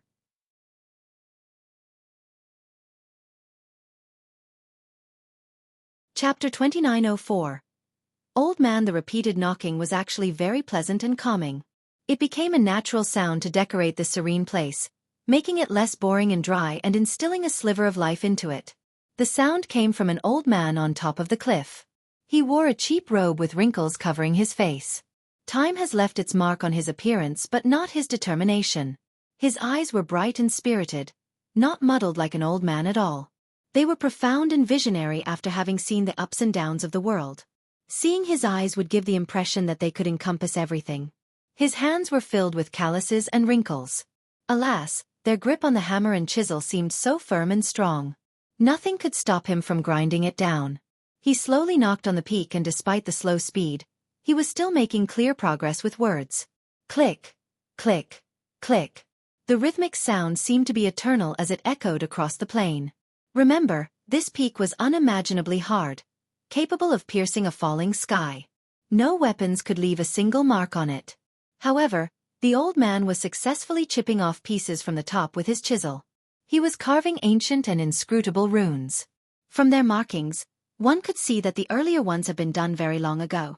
This meant that each rune on this cliff required 1,000 years or even 10,000 years to finish. There were 10,000 runes or so on the cliff so far. It would be a complete chapter after he finished. Just think about the time it took for each rune. To have so many would require an entire epic. This didn't seem to be a problem with this old man, or at least time wasn't. He probably didn't feel time passing by while carving. The only thing changing to him was the formation of the runes, not the vicissitudes of time. He didn't care about any changes in the outside world either, devoting his entire physical and mental focus on his hammer and chisel. Once again, the weak would only be able to see an old man carving on this peak. This wasn't the case for someone like Xueqi or emperors at the right level with their heavenly gaze.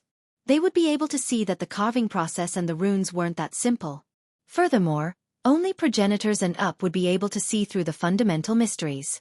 The profound runes here were part of a supreme scripture with a merit law of the light affinity. This merit law was superior to all of the arts in Academy of Light.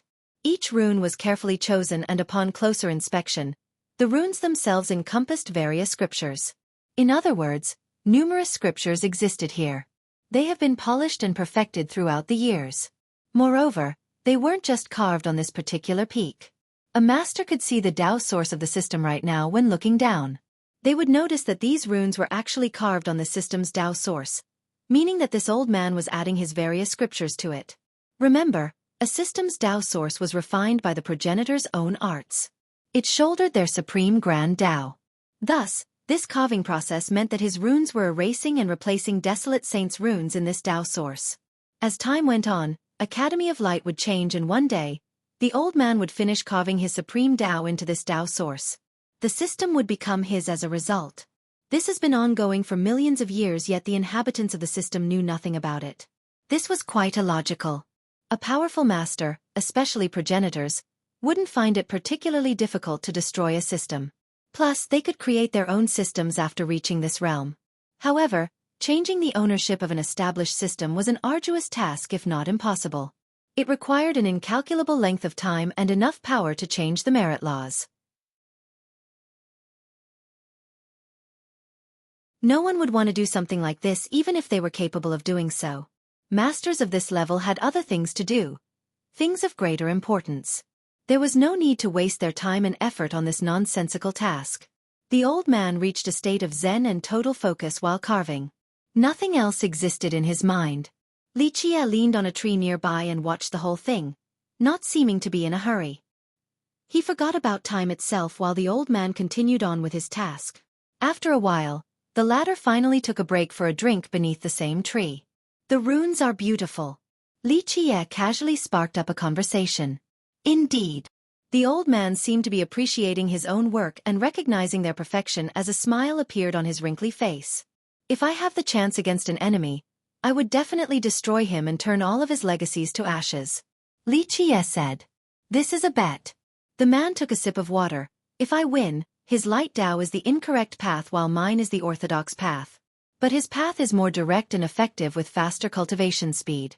Li Qie said, your light Dao is slower and requires more cultivation. The start is like an old ox pulling a carriage, as slow as can be. Don't try to run before you can walk since that can only result in turning towards the wrong path. The old man didn't mind the criticism since he had full confidence in his Dao.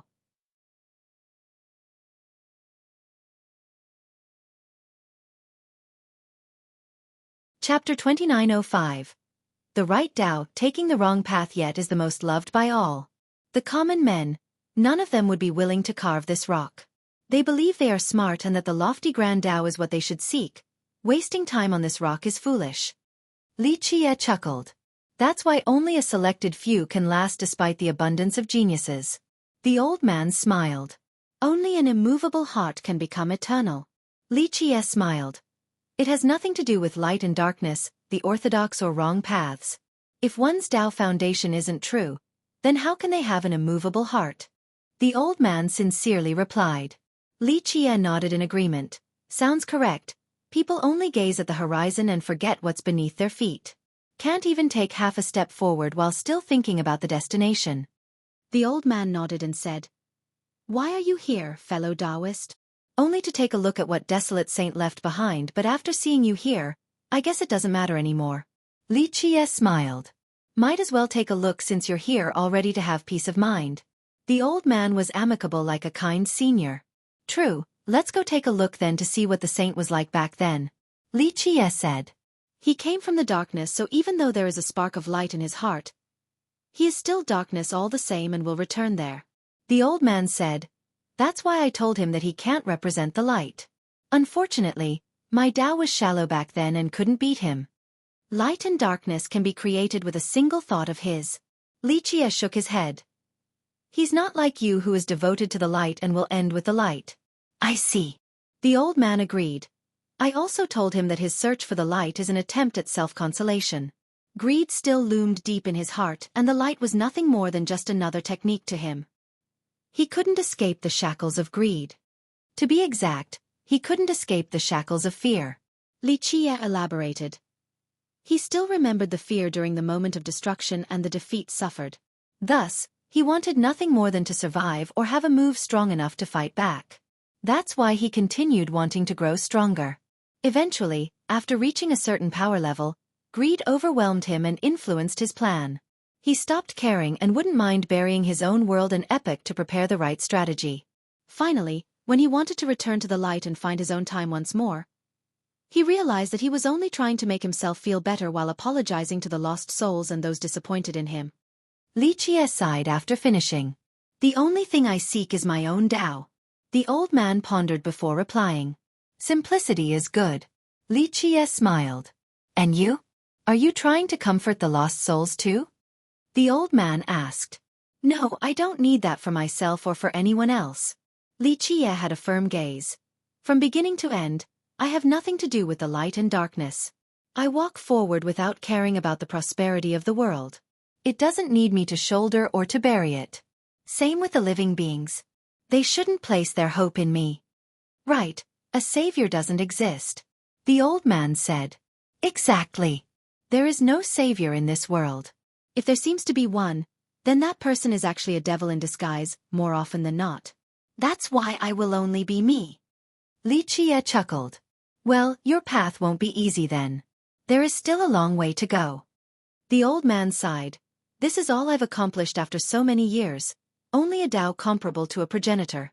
If you can go further and escape the bounds of the myriad worlds, I won't reach the level where I can actually witness your accomplishments. Maybe that's a good thing. Li Qie said, if I succeed, then everything will change. If I fail, nothing will be left.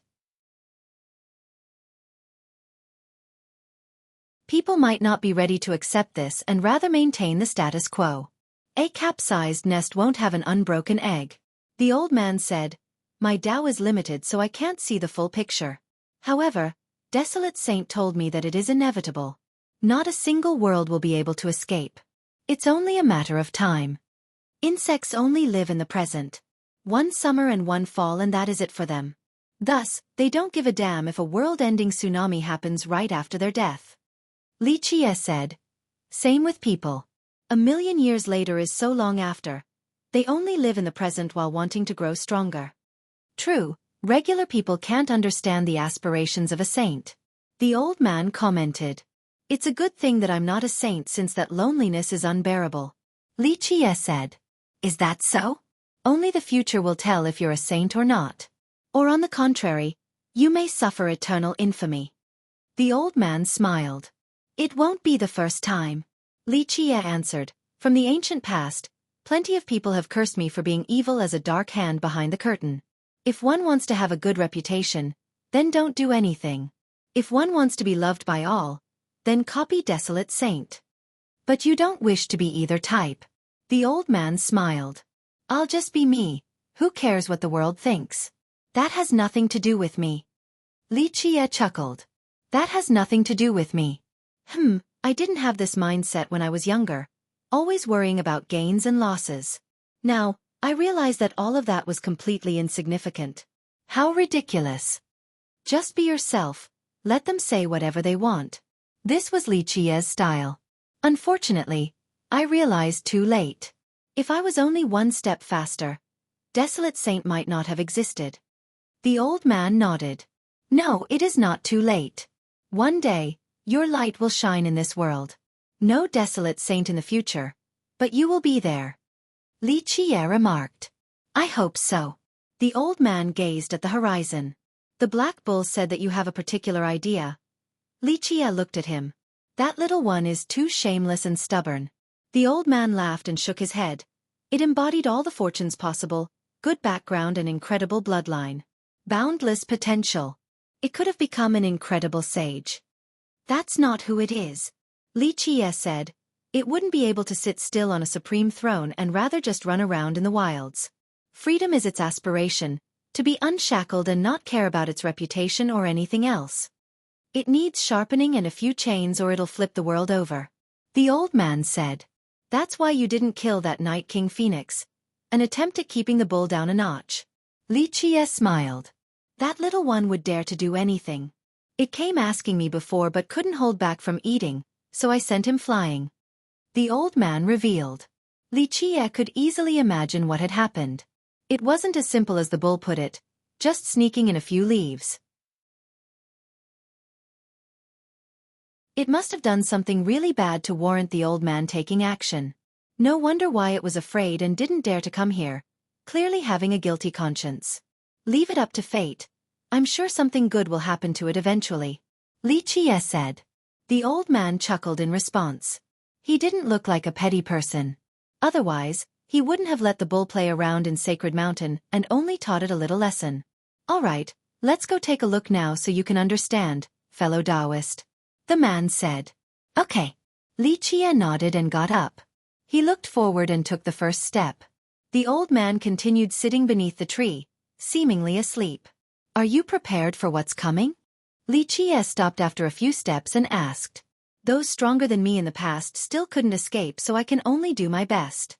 The future is up to you. The old man lamented.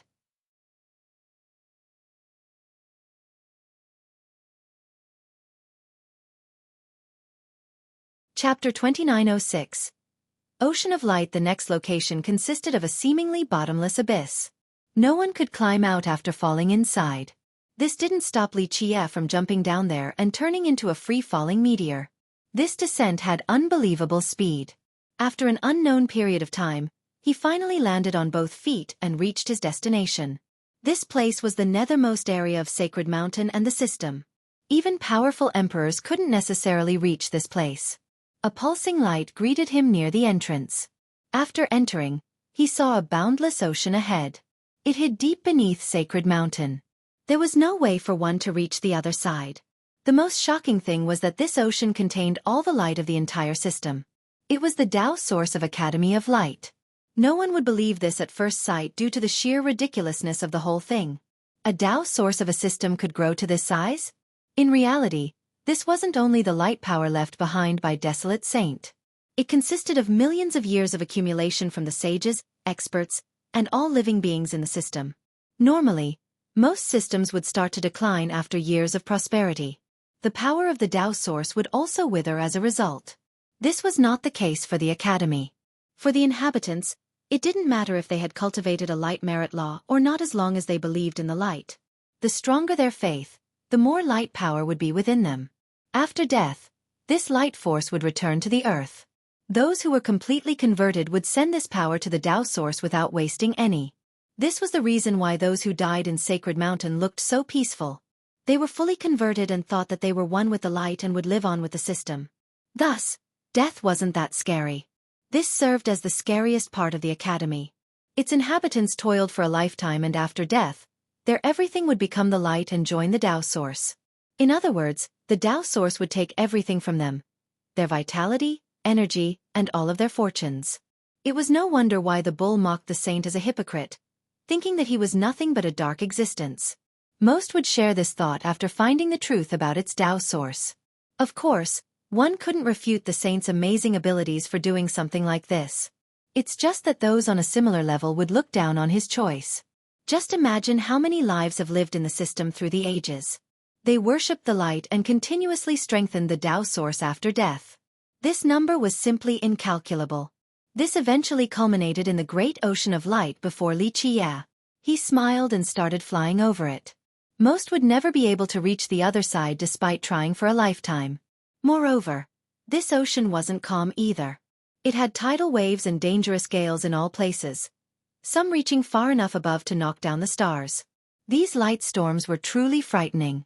Nevertheless, the size and dangers of this ocean didn't deter Xueqi in the slightest. He crossed through them without any difficulty and was very close to the source. Ba-dump, ba-dump, ba-dump. He could hear a sonorous noise similar to a powerful heartbeat from a distance. He found that it was the source of this ocean, the heart of light. It has been beating the entire time, only heard by those managing to get this far. This heart made of peerless light was different from a regular one. All the light affinities in the entire world gathered in this place. Each beat absorbed and released light forces. Each release resulted in a purer version of the light, meaning that any light force getting in the heart would be refined to perfection by the heart. Strangely enough, the heart seemed to have a strand of darkness rotating around it just like a dark halo. This was astounding because this Tao source could be said to be the gathering of the strongest light power in the entire world. A strand of darkness should be insignificant in comparison. Just one wave from this ocean should be able to incinerate it. However, the light didn't have any intention of burning the darkness away. The intertwining rotation of the heart and darkness looked like a dance between two lovers, never wanting to separate. How could these two eternal enemies stay so close? When one side was strong enough, it would definitely take down the other, and in this case the light was far superior. Nevertheless, the darkness still hovered around like a moth drawn to the flame. What a sight to behold! Xueqi became slightly emotional after seeing this bizarre scene.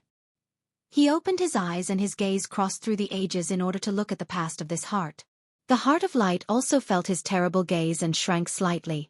However, its beats still continued with the same rhythm. It still looked as holy as ever with no hidden intention. Of course, his gaze was pervasive and all-seeing, able to see the true essences of the heart. He found that it was indeed a heart of light and truths and nodded approvingly. I see, regardless of your methods, you still left behind your conscience and knowledge of the light after returning to the darkness. Maybe you were trying to make your darkness even more perfect by removing all traces of light. Or, is this an attempt at leaving a substantial legacy for future descendants, a mark of your existence after falling completely? Xueqi shook his head, pondering.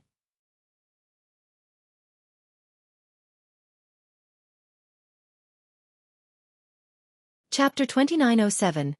Desolate Saint's legacy. This particular action was quite pure regardless of Desolate Saint's actual intent. No other schemes and plans were present. The heart seemed to be left behind as an inheritance for the system.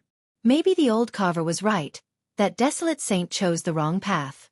One thing was for certain, he meant well when he left this heart behind, not for personal gains or to be used as a backup plan. This wasn't the case for the palace up in the stars. Desolate Saint indeed left behind several hidden plans there. As for this extremely powerful Tao source, he didn't leave anything behind to siphon this accumulated power for himself. Are men fundamentally good? Maybe not, but he was indeed good once. Li Qie said, everyone might have tried to be a good person once but eventually chose the other path. This is what he left behind before embarking on this path. Of course, it was difficult using conventional morality to judge someone like Desolate Saint. At the very least, he tried his best to be as good as can be before giving up. Finally, Li Qie turned his focus on the strand of darkness. Those who have seen it before would recognize this power right away. It was the affinity that escaped from Repentance Institution, once suppressed by the statue and sword of Desolate Saint. Li Qie freed it the moment he took out the sword. This power was filled with dark affinity among many other things. Only the strong could spot this. He fixated and grabbed the strand. It had no chance of escaping from his grip despite being so mighty and stopped rotating. His eyes narrowed as he carefully gazed at the things contained within. He found that this wasn't a power of darkness. To be exact, it consisted of negative sentiments and records of darkness, plenty of sadness and separations too. These negative memories eventually turned into the current dark form. This could serve as an argument for men being fundamentally good, at least during the start. This person tried to protect their loved ones and friends along with his world. However, fear of the unknown, dread of death, trepidation regarding destruction. These various fears in combination with greed started eating away at his heart. At the start, he wanted to grow stronger in order to protect the things he cared for. He strived and struggled, ultimately growing stronger. Alas, with power came more desires, reputation, authority, and more power. At the apex, he found that everything else seemed insignificant. Others were nothing more than ants. He realized that the work he had put in was meaningless. Everything would turn to ashes anyway due to the inevitable calamity. All of his hard work seemed useless now. He needed something stronger to cope with reality. Thus, his Tao heart began to change. His previous noble obsession became twisted. Facing the inevitable calamity and the unknowns changed his goal from protecting to growing stronger. He wanted to survive. This was the only way to defeat the calamity and the unknowns. After reaching this step, he found that nothing else mattered but eternal life. By then, greed successfully pulled him into the darkness. The only thing on his mind was to survive the calamity and gain immortality. The once noble protector began destroying his own world because he needed more power to fulfill his desires. He initiated steps to rob his beloved world of the various affinities. This was the origin of his darkness. It didn't stem from an external source, just from the greed deep in his heart. It contained his undesirable past, faces of those who became disappointed in him, those who hated him, and the desperate grimace of his victims. He once wanted to protect them, but the real destroyer was him. It was impossible to forget these deep-rooted memories carved into every fiber of his being. The only thing he could do was bury them deep in his heart. Thus, this darkness wasn't banished and destroyed by the light, for it was a symbol of his guilt and conscience. If you have chosen to abandon it, then let it disappear. Li Qie shook his head, knowing why he didn't want to destroy it. He didn't want to remember these faces but couldn't bear to forget them either. Buzz. He began burning this darkness with his Tao flame. Pop.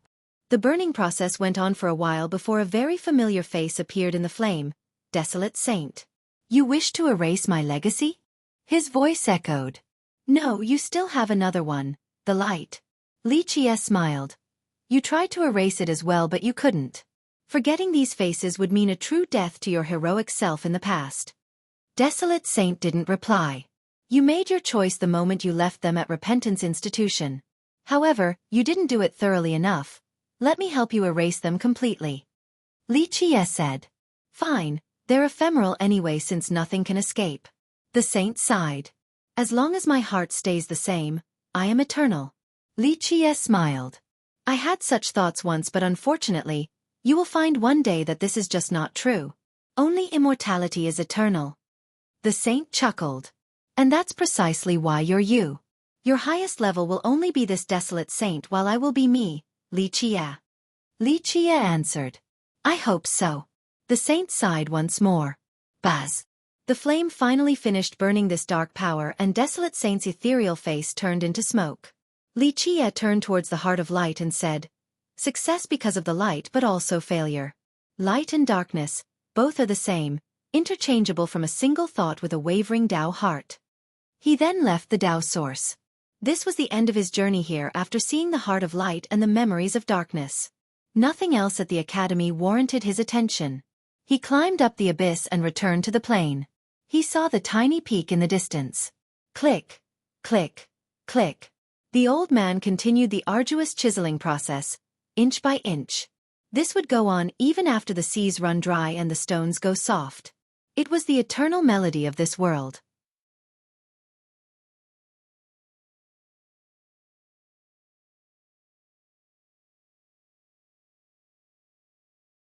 Chapter 2908. Seeing three-eyed prodigy again, someone was staring at the old chiseler with a serious expression while Li Qie was leaving. It was three-eyed prodigy. He didn't even dare to breathe at this moment. His golden eye could see things unclear to others. Other half-steps didn't have the same vision. Because of this, he realized just how mighty the old man was. Prior to this, he has seen powerful characters like Luminous Master and Orchid Sage. However, these two couldn't compare to this old man. This was someone truly standing at the apex. Why was he here, just chiseling away? The prodigy has always been arrogant as the current youngest half-step. He was indeed a great genius even from a historical perspective. Now, he trod carefully and didn't want to bother the old man. A half-step like him wasn't worth mentioning because that old man could turn him to dust in no time at all. His golden eye shifted around, able to see through a few things from the chiseling process. This shook him to the core. How many other people could do something so heaven-defying right now? It's not good to spy. A voice suddenly broke his concentration like an unwelcome thunderblast.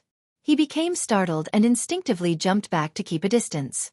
This strong reaction was warranted because this place was prohibitively difficult to reach.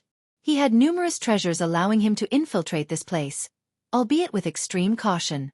He didn't see a single person, not even a ghost during this trip in this vast land. Thus, someone being next to him naturally made him jump from fear. Moreover, he was powerful too and should have been able to detect anyone getting close. This guy got next to him despite him being on guard, meaning that he was so close to death while being unaware. He put on a defensive stance and summoned a treasure while looking towards the direction of the voice. He saw a man standing leisurely where he used to be. Li Qie. Seeing Li Qie for a second time gave him chills all over the place. He staggered backward in shock. You again? This was the person who he didn't want to see again the most. Why? He has seen plenty of masters including the current two progenitors. However, he could still gauge them and know of their abilities. The next step up was the old chiseler. He believed this old man far surpassed the two progenitors. Yet, he could still have a general idea of this old man's power. It was still within the realm of speculation. This wasn't the case for Li Qie, who truly frightened him. His golden eye was capable of dispelling all illusions and seeing the truths. Li Qie remained unfathomable even though he used his eye to its utmost. The guy seemed to be a limitless entity. The world was small compared to him, unable to contain his true might. The previous meeting was his first time seeing someone beyond his understanding. That's why he ran for his life after coming up with an excuse, no longer able to put up the usual haughty act. Reputation and dignity didn't matter at all. He believed that opposing Li Qie would result in certain death. After escaping, he swore to himself to stay as far away from Li Qie as possible, never appearing in the same place. Unfortunately, he didn't expect to meet Li Qie here. Thinking about how close they were together just now left him with cold sweat. It would only take the blink of an eye if the guy wanted to kill him just now. Hey now, I'm not a ghost and I won't eat you either, no need to be so afraid. Li Qie glanced at the youth. No, of course not. Senior is the greatest in history. The youth let out a forced smile while feeling extremely embarrassed. This was also another first for him, needing to bootlick. He sounded so awkward, unlike the black bull who could spew out lines after lines. Don't call me a senior when I'm only 18. It makes me feel old. Li Qie said. Right, Honorable One. Only 18, I see, so amazing. The youth shifted his attitude right away, still sounding awfully unnatural. You're no good at flattering, but at least you're smart enough to put your pride aside and flatter me. Li Qie shook his head and smiled. The youth has grown used to listening to others flattering him, not the other way around. He didn't feel good right now and wanted to run away. Your golden eye is not bad at all, very useful. Li Qie praised with a nod. This casual comment could be considered a peerless honor. Alas, the youth became afraid after hearing this. He felt as if Li Qie could reach and dig out his eye in the next second, so he moved back another step. Li Qie naturally saw this and shook his head. Don't worry, I won't be taking your eye, or I would have done it long ago. The youth heaved a sigh of relief and said, My ordinary eye can't get into your sight, Honorable One. It's not worth mentioning compared to your great vision. Wow, your talent is good indeed, 10 times better at flattery already. No wonder why you're a half-step everlasting despite being so young.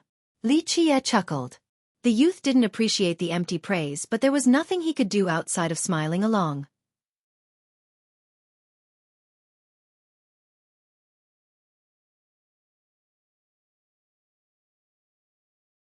Chapter 2909. True Far Dao. Li Qie turned his attention towards the old man before shaking his head. The youth did the same thing. In fact, he had plenty of questions regarding this mysterious fella but didn't dare to ask. Li Qie also didn't seem to be hostile, so he started calming down. Curiosity struck next. Sir, why does he want to stay here? He can start his own sect given his cultivation and fortunes. The youth eventually asked Li Qie. Honorable One didn't feel that right to him, so he changed it to Serb instead. It is an obsession that can make his Dao heart even firmer. Everyone has a different pursuit in life. Invincibility and power aren't his. He considers them ephemeral. Li Qie said. Obsession. The youth murmured. Go, don't bother him anymore. Just a waste of time. Li Qie turned and left. The youth hurriedly gave chase, no longer afraid of Li Qie unlike before. Li Qie didn't seem to care about his previous transgression, so the youth felt much better and wanted to find out more. Unaffected after making it this far means that your talents are great. Li Qie glanced back at him. However, your Dao heart would have been affected by this light power if it wasn't for your treasure. You're right, sir.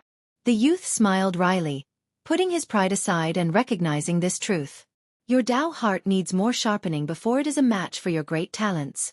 That's when your future will truly be bright enough to reach the apex.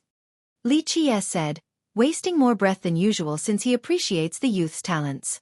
I should be able to. The youth scratched his head and said humbly, not exuding the same bravado as before. After all, everyone thought that he could reach the apex. He believed this as well. Not necessarily. There were plenty of geniuses in history, yet so few true masters. Not to mention the true Far Dao level. Just Far Dao everlastings were rare enough. Waste your youth away and you will accomplish nothing. Li Qie said flatly. The real Far Dao realm. The youth was shaken. He didn't have a good idea of what constitutes as the apex, only a general understanding. As the youngest half-step in this generation, he thought that reaching the top would only be a matter of time. However, Li Qie's criticism made sense too. There have been geniuses in the past that rival him. How many of them actually became a progenitor or reached the Far Dao realm? Very, very few. Far Dao Everlasting was the one after the supreme level. The first to reach this level was Far Dao himself, hence the name. However, Far Dao himself didn't stop at this level. This was someone who had killed progenitors before. Future people who reached this level couldn't compare to Far Dao. Therefore, another belief and one word were added. True Far Dao.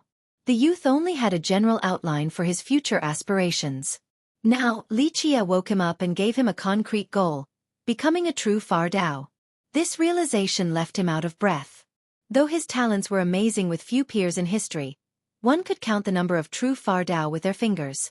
He thought that he could reach the peak in this generation, but this goal was far loftier. He understood that he wasn't excellent enough to make this a sure thing. Li Qie's comment also served as a warning, telling him to stop being so confident and conceited. No one else would dare to say this to his face. They weren't qualified to do so. Plus, He wouldn't have taken them seriously, but Li Qie was a different story. You still have a chance. Li Qie said, youth and arrogance come together.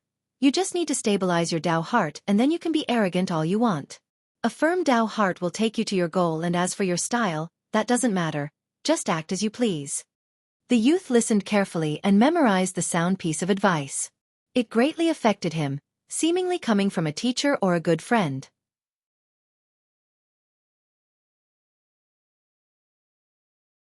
Thank you for your guidance and for correcting my mistakes, sir.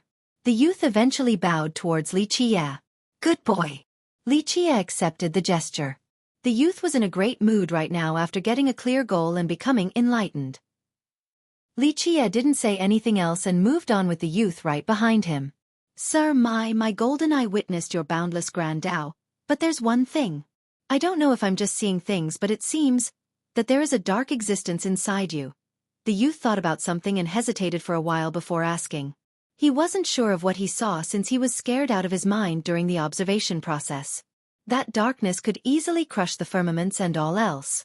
Just a supreme overlord, that's all. Consider it an apex existence of the dark affinity. I'm destroying it right now. Li Qie casually smiled. An overlord? How strong? The youth became afraid and blurted out. Killing a progenitor is as easy as eating a meal for it. Li Qie chuckled. The youth turned cold. Progenitors were considered unbeatable regardless of their level. Now, Li Qie was suppressing a being capable of massacring them? Just how strong was Li Qie then? He celebrated the fact that he was smart enough to run away. Li Qie would have killed him with a single finger back then if he had kept on provoking the guy. From this, we can see that there is more potential to be forced out from your golden eye. Li Qie added while the kid was trembling with fear. Thank you, sir. I will definitely keep on experimenting. The youth regained his wits and said. He has been very satisfied with his golden eye, thinking that he had trained it to its maximum potential. Now, it sounded like he could still take it to a higher level.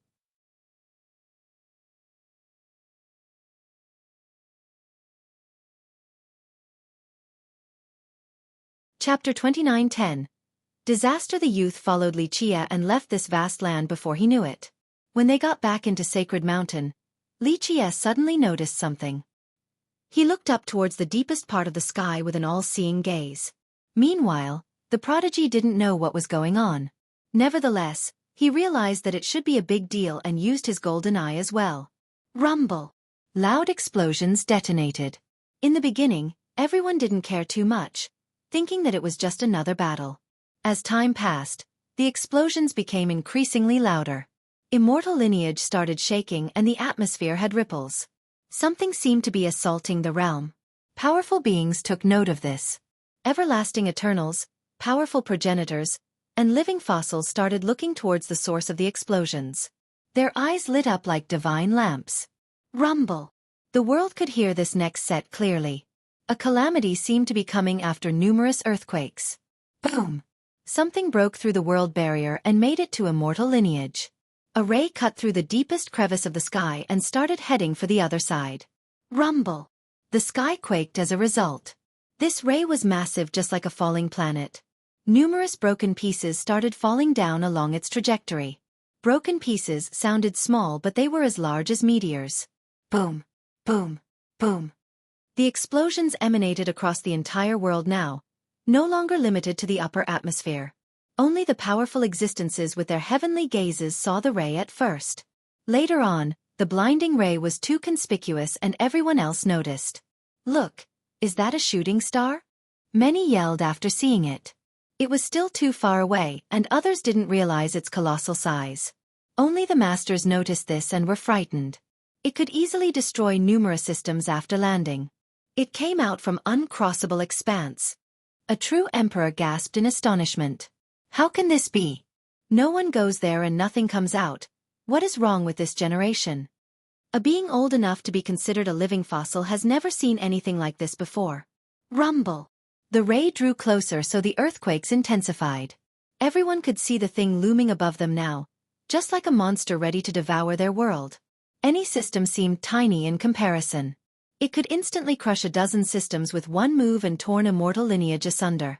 I can't believe this. It wants to destroy the world.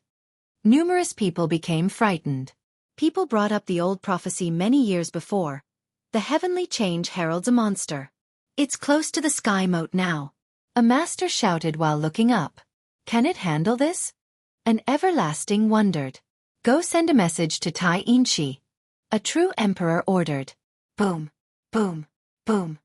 One could hear drum beats echoing across all of immortal lineage right after. A massive light from the world's frontier surged to the sky and illuminated all directions. A great wall emerged, the famous sky moat. It exuded divine flames and looked just like a dragon. Sky Pass is activating its defense now. An eternal roared. It's finally Sky Pass time to shine. We've never seen these walls being used before outside of training. A living fossil shouted. The ray and its shattered pieces began the offense. Will Sky Pass and the sky moat make it? People started praying that this line of defense would work. For millions of years, no one cared about this defensive line. The walls were nothing but a symbol in their mind. Only Sky Pass carried some significance. Now, it looked like the walls were actually useful. They hoped that it was tough enough to withstand the attack. Everyone held their breath as they placed their palms together. You can do it, Sky Pass. Boom! Immortal lineage shook violently again. Enough for tsunamis to form in the seas. This ray was extremely close to the border of immortal lineage right now, but it suddenly changed direction and only skirted by the walls. It's not slamming into us. Many celebrated at this sight. Some calmed down and finally noticed that the ray was only flying by. Immortal lineage wasn't its destination. Rumble. The explosion still continued, but its figure gradually shrank up above. That's good. They heaved a sigh of relief. Some dropped to the ground in fear after recalling the crisis earlier. The next target of the shrinking ray became clear. It was heading for the other side of space. It's going towards sky ruins. A keen observer murmured. That's a boundless world. Why is it heading there? What is it? One true emperor wondered. Boom! Something deep in sky ruins erupted and released red smoke. This seemed to be a defensive measure, an attempt to protect something. The smoke then dissipated and disappeared from sight. Even the sharp gaze of the progenitors crossing through space couldn't tell what was going on. No one was allowed to spy. Rumble! The massive ray slowly disappeared into the vast expanse of sky ruins. Well, at least nothing happened to us. The rest of the world didn't care about this and started celebrating.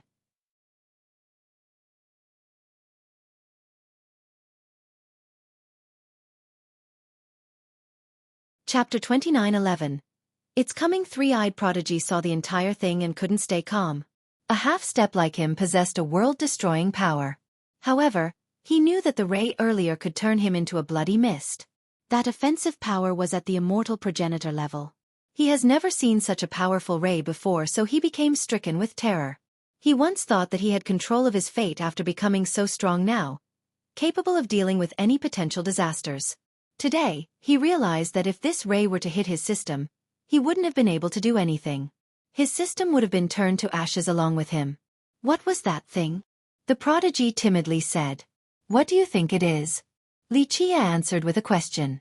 The prodigy didn't know what to say. He stared at the source of the ray. Uncrossable expanse. It's from uncrossable expanse. I've never heard of anything coming out of there for millions of years. People come in and never come out. The youth said. Something bad will happen once something comes out. Xueqi said. Definitely a calamity. No place will be lucky enough to escape. A natural disaster? The prodigy asked.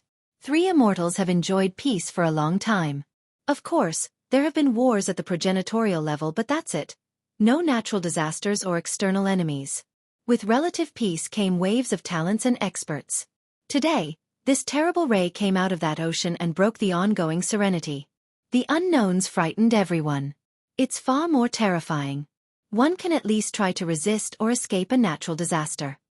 Xueqi said. The youth became stunned.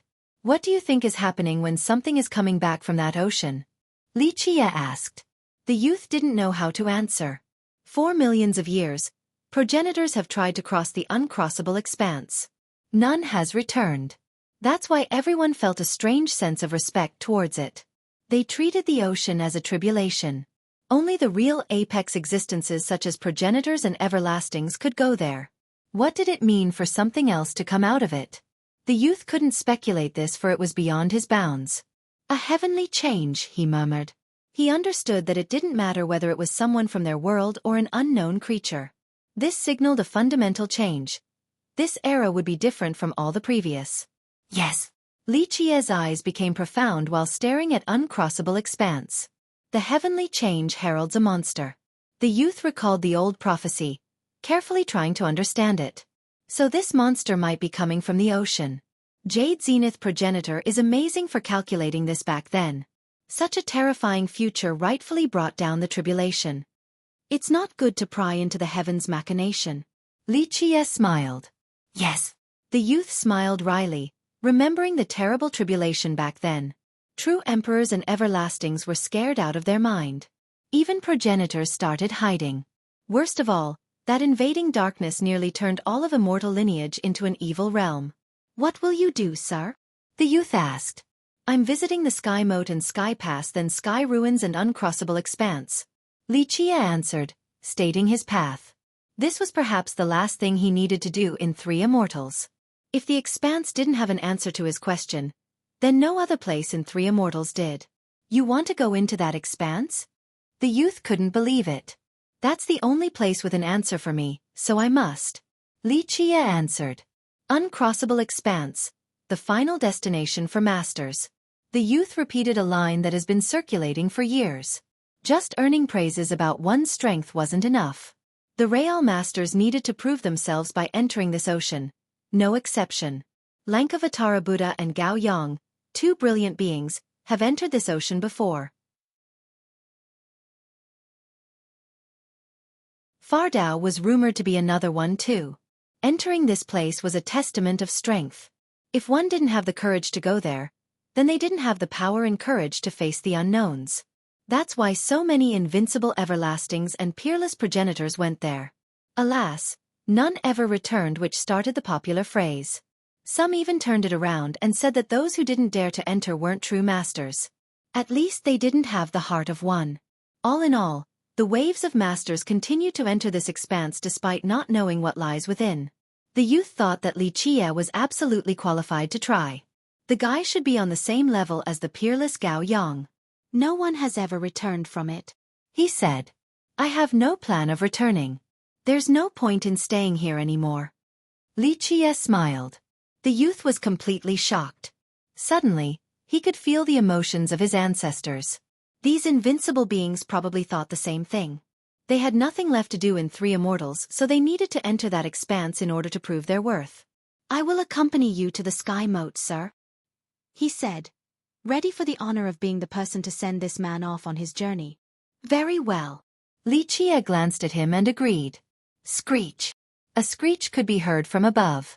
They looked up and saw a five-colored hawk flying towards the Sky Moat as well. The person on its back was Spirit Heart True Emperor. Look, it's your friend.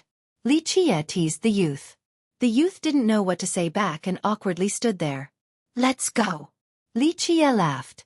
The youth was suddenly lifted off the ground and started flying. He was horrified once again regarding Li Qie's power. A half-step like him was completely helpless before Li Qie.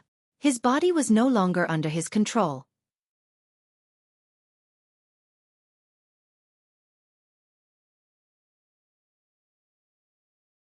Chapter 29:12. Prodigy turned silly Spirit Heart True Emperor was scared out of her mind after these two intruders got on her hawk. She thought that this was an ambush and became cautious. However, she heaved a sigh of relief after seeing these two. However, she didn't trust Li Qie at all. After all, he was infamous for killing 3 emperors. One of them, Gold Taifa, was stronger than her. It wasn't easy for an emperor to come out in each generation. Alas, he killed 3 at the same time. The title, fiercest, wasn't an exaggeration. That's why she was on guard after seeing him. This was the case for everyone in Academy of Light right now. Today, he was just as famous as Holy Frost True Emperor, Bright King Buddha, Metalkin War God, and Violet Dragon Empress. Young Noble Li and Brother Three-Eyed. It's my pleasure. She cupped her fist and politely greeted them despite being cautious towards the two. Remember, Li Qie had teased her before. Others would have held a grudge. "It's our pleasure, Your Majesty." Three-eyed prodigy looked a bit nervous and tense. He always acted as he pleases towards everyone else. This wasn't the case here. His arrogance was nowhere to be found before the emperor.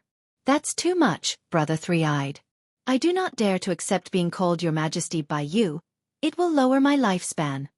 She smiled in response, looking quite charming. "You can call me Spirit Heart if you don't mind." She was correct, for she only had 7 palaces and he was a half-step everlasting.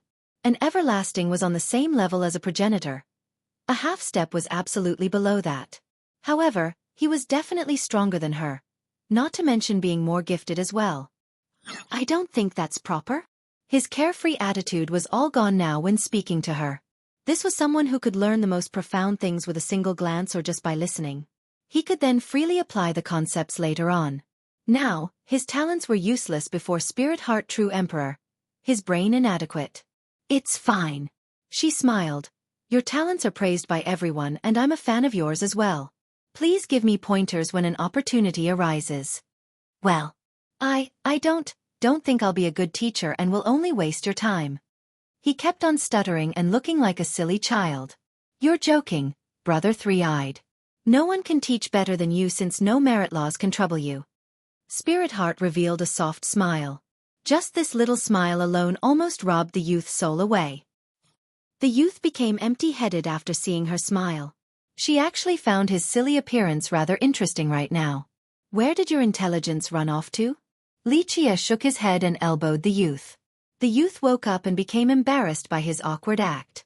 His face turned red as he stood there, speechless. The emperor didn't mock him for it and only smiled beautifully. This knocked him out once again. Li Qie didn't know what to do after seeing the guy's lack of flirting skills. He elbowed him again and said, "Say something at least. The emperor wishes to ask you a few questions." The frozen guy regained his wits and let out a dry smile. I'm actually quite slow and can't understand some merit laws right away." "Slow?" Li Qie knocked his head in response. "How old are you again? You're a half-step already. If you're slow, then everyone else is idiotic beyond cure." He was trying his best to help the youth. "Young noble Li is completely right." The emperor added, "You are the youngest half-step right now. Soaring Sword Marvel is half a year older than you and needed the help of his master, Luminous Master, to reach the half-step level. On the other hand, you relied on your talents alone, so no one else can compare to you in this regard." She was speaking the truth without any exaggeration. His talents right now were indeed matchless in immortal lineage. "Really?" The youth felt elated to be praised so sincerely. He has heard this praise so many times from others, even from those stronger than him. This eventually led to immunity. The praises became normalized and he got nothing from it. This wasn't the case right now. She said the same thing as others, but her words were as pleasant as can be to his ears. Would a 7-palace emperor lie? Li Qie felt a bit helpless with him. The youth smiled awkwardly after hearing this.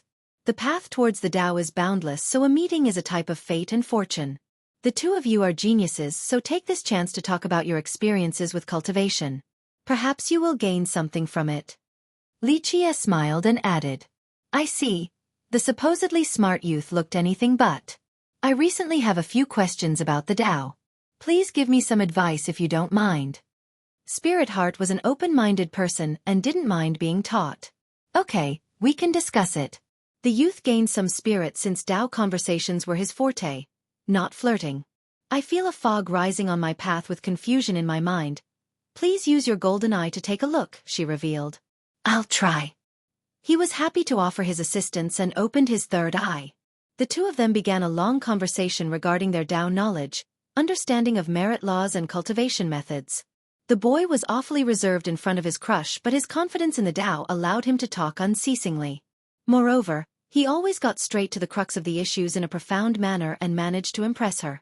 After all, he had a unique understanding of the grand Tao due to his talents. The prodigy has finally returned. He didn't hide anything either and shared all of his findings, something very beneficial for Spirit Heart. She also reciprocated by telling her gained knowledge.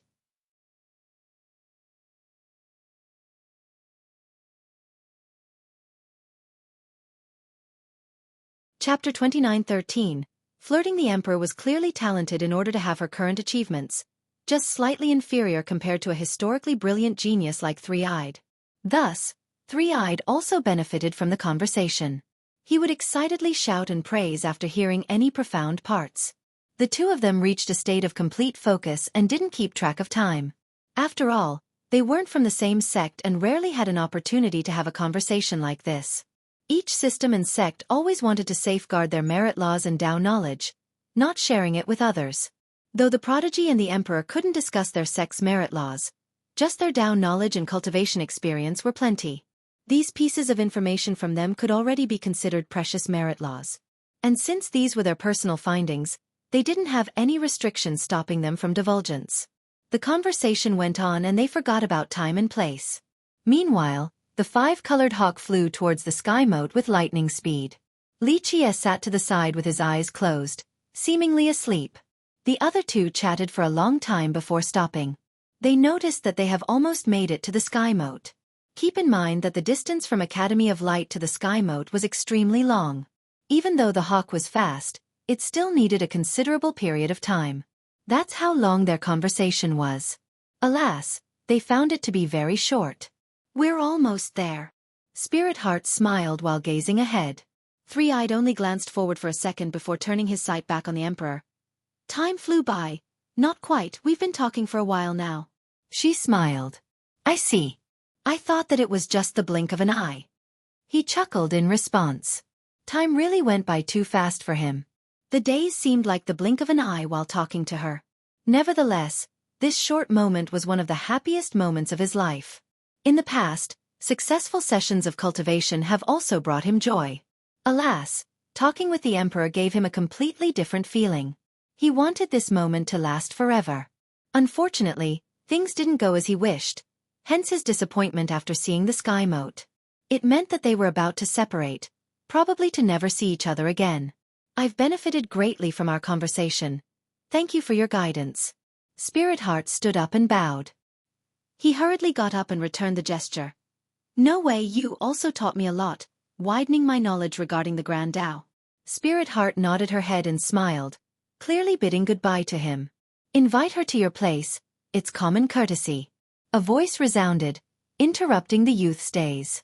The youth calmed down and stared at the Emperor, not knowing what to say. Do you want to invite me? The Emperor smiled after seeing his awkwardness. If you have time, you should come visit our God-Eye system. He hastily said.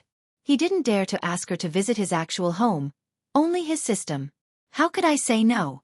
I will certainly visit God-Eye when I have time. She nodded, accepting his invitation.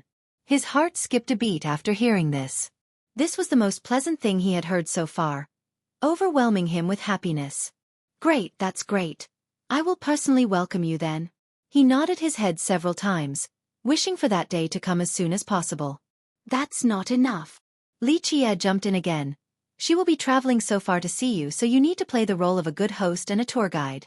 Most importantly, you also need to escort her back safely to Garden of God. It's not safe for a woman to travel alone. How are you going to answer her seniors if something were to happen? He decided to be a good person all the way and help these two. Otherwise, this kid had no chance given his flirting technique. Courting her was harder than reaching the sky for him. Should I? The youth was uncertain because this was way too blatant and direct.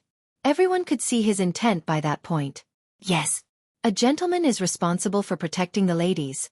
Are you a gentleman? Li Qie asked. The youth didn't know how to answer. I'll be counting on you then, brother Three-Eyed. She jumped in and salvaged the awkward situation. Good. He nodded his head repeatedly like a chicken trying to eat grain.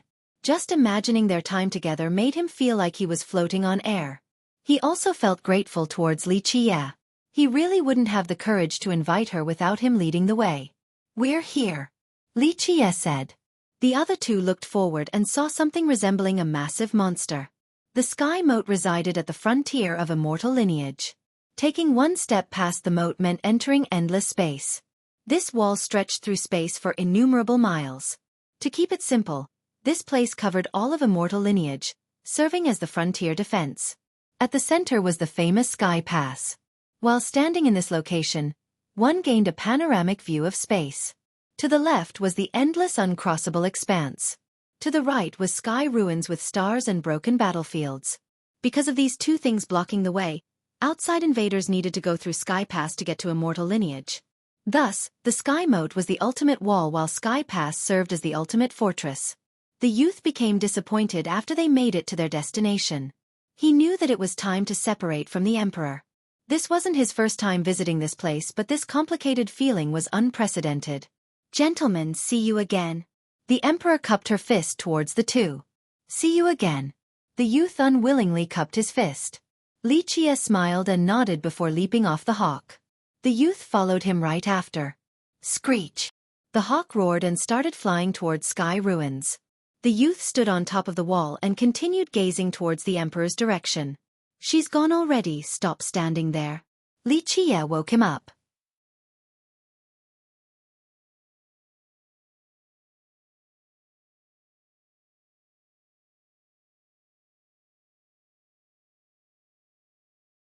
He should have 12 palaces by now, the youth said. Ah, so you think he is more brilliant than you are, hence your lack of confidence. Li Qie replied. The youth looked around before nodding. Who are you? Say it loud.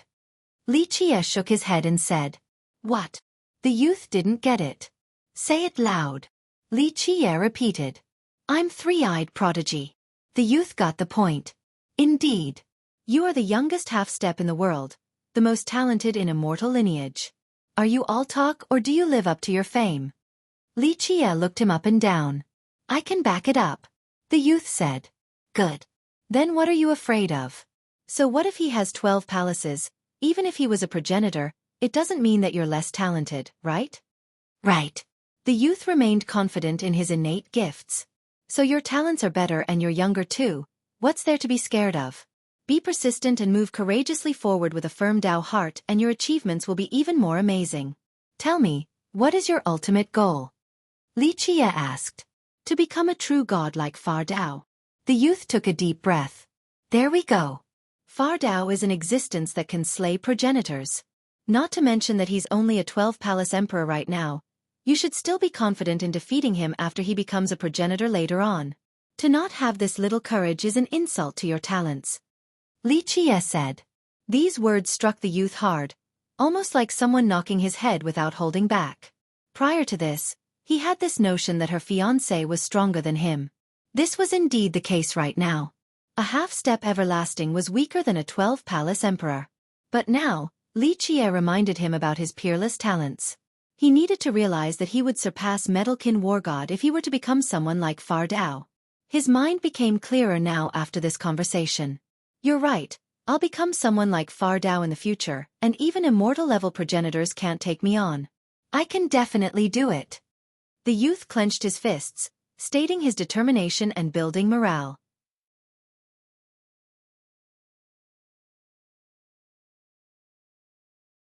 Chapter 29:15. Grasp it, that's more like it. Go forward with this confidence. Li Qie smiled. But, what if, I'm just saying what if she doesn't like me? The youth thought about a different problem. How do you know she doesn't like you without trying? Li Qie gave him the side eye. Well, Metalkin War God is outstanding.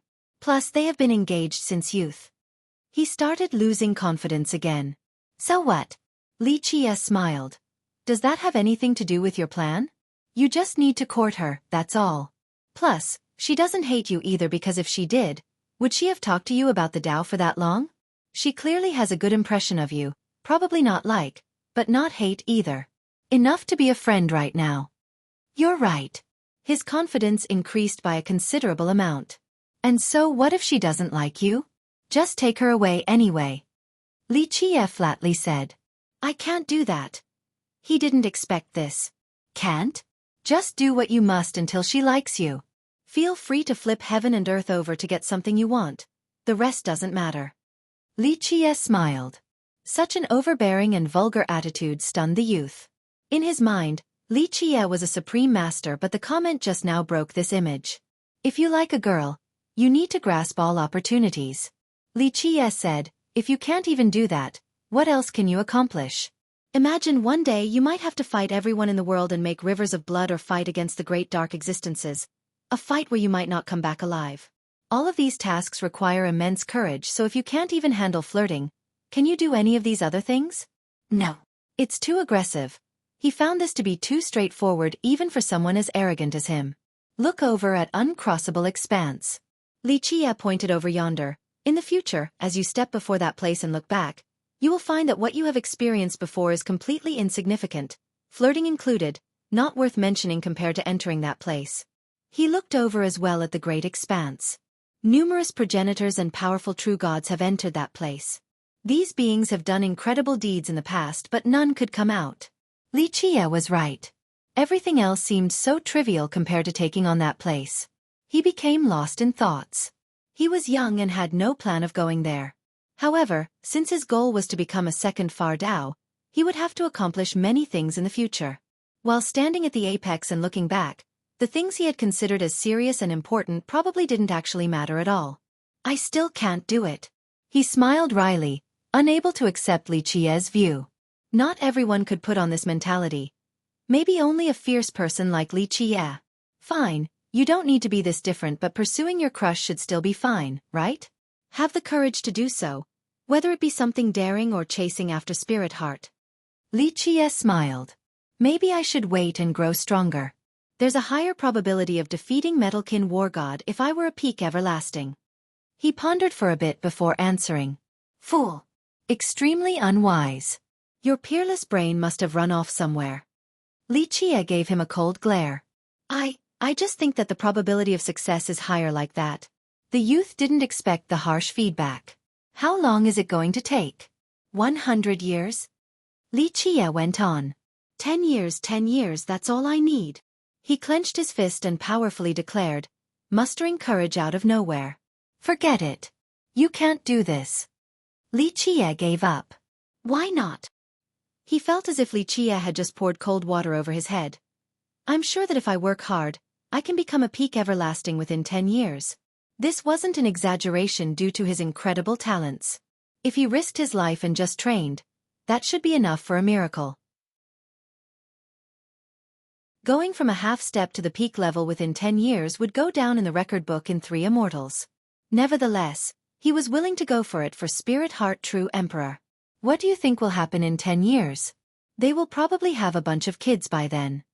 Li Qie said. This comment made him feel as if there was an invisible hand gripping his heart and suffocating him. This was very likely after 10 years. Patience is the right choice for certain things. Waiting for when the time is ripe or when you are stronger. This isn't the case here. The chance only comes up once before disappearing. If you can't grasp it, you will lose it forever. That's why you need to be ready now. As you can see, you have left a decent impression on the Emperor after this meeting. If you don't take advantage of it and wait 10 years, the meal will be cold. No, someone else will have finished eating it. Li Qie slowly explained. You're right. He accepted. Stop hesitating. There are very few women in this world who can earn the grace of a genius like you and fewer who can make you feel like this. Think about it. Is there anyone else who can replace Spirit Heart's position in your heart? Li Qie went on. None. He didn't need to think before answering. See. If she's the only one you like right now, then stop thinking and caring so much about the result. It doesn't matter because you have tried at least. Even in the case of failure, it'll be a good experience. A noteworthy and bittersweet feeling of regret. Otherwise, when you stand before the great expanse in the future and look back, there will be an empty spot in your heart for not pursuing your early crush with Spirit Heart True Emperor. This feeling of regrets is tasteless and lamentable. On the other hand, success means winning the beauty over, so no regrets there. Li Qie elaborated. He was shaken after hearing this. After a while, his eyes lit up with fierceness. I understand. The supreme genius finally got the point. Metalkin War God? Metalkin Divine Court? Marriage Pact? None of this could stop him from pursuing her. Go now. You're not an idiot, so chasing after a girl won't affect your cultivation, provided that your Dao heart stays firm. Li Qie smiled. Thank you, sir. I will engrave your teaching into my heart. He got on his knees and bowed. Li Qie accepted the grand gesture. After finishing the bow, The youth leaped to the sky and chased after Spirit Heart True Emperor.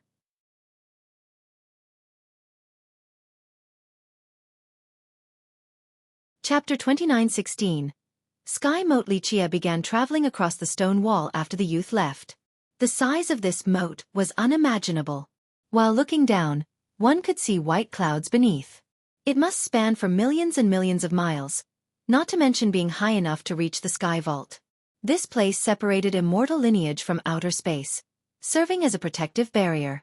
That's why calling this great wall a sky moat wasn't an exaggeration. It was built back on top of the desolate wildlands stretching across the borders of immortal lineage. This land was larger than a dozen systems combined. Unfortunately, it was barren compared to the rest. Nevertheless, it consisted of people from all seas. They had different reasons for being here. Some wanted to hide from their enemies or fled due to a life of crimes. Some masters would also live reclusively in this place. This place was good because it wasn't under the jurisdiction of any system. Thus, the only law was the law of the jungle. The stronger ones could make the rules. Nevertheless, the sky moat remained orderly despite the chaotic state below. The heinous villains and powerful lords didn't dare to do anything reckless. Why? Because the sky moat was under the control of Sky Pass. The legion here was one of the strongest in immortal lineage. Their guard commander, Tai Inchi, was unfathomable. Thus, people needed to weigh themselves carefully before deciding to cause trouble here. The wall was incredibly wide. Dozens of carriages could fit side by side at the same time without crowding. It looked like a public square more than a wall. Lichia could cross through the whole thing with just several steps due to his speed. However, he chose to walk like a mortal, feeling every brick along the way. However, these bricks were made from an unknown material. No one in history had gotten the right answer. It looked like gray rocks with a touch of white inside. They were coarse, seemingly taken off of a cliff and moved here without further carving. Each was extremely large. A few areas had rocks spanning for several hundred or even several thousand miles. It was incredible to think about the construction of this place. Someone might have split open mountain ranges and cleared off the mud and trees before bringing them here. Thump, thump, thump. His steps served as a measurement method to calculate the wall's infrastructure. Not just rocks. He began seeing an outline of the place as he got farther. The materials only had the appearance of rocks but weren't. They must have been assembled in an ancient era and experienced numerous storms and rains. Nevertheless, they stood strong as part of this toughest wall to protect immortal lineage. Ordinary rocks had no chance of accomplishing this miraculous feat. As the analysis went on, Lichia found that the materials were awfully complex. One particularly massive one seemed to be refined from an entire star, spanning for 10,000 miles. Another was made from the bones of dragons and other exceedingly rare beasts. Moreover, the powers of these beasts were infused into the rocks, allowing them to have similar powers. Other rocks were made from an entire mine consisting of incredible divine metals, extremely suitable for weapon crafting. However, the creator of the wall chose to use these mines for defensive purposes. In short, each rock had an interesting and majestic background. Any of them would be considered an ultimate treasure back home. Alas, it was impossible to remove any of them from the wall. The entire moat was one now. These rocks weren't just piled on top of each other. A grand momentum has been formed first, then these rocks were added to the right places, eventually ending with this wall. Therefore, removing one piece proved to be an impossible task. Marvelous! Lichia finally took a break and became sentimental. Even an immortal would require many years to create this defensive line.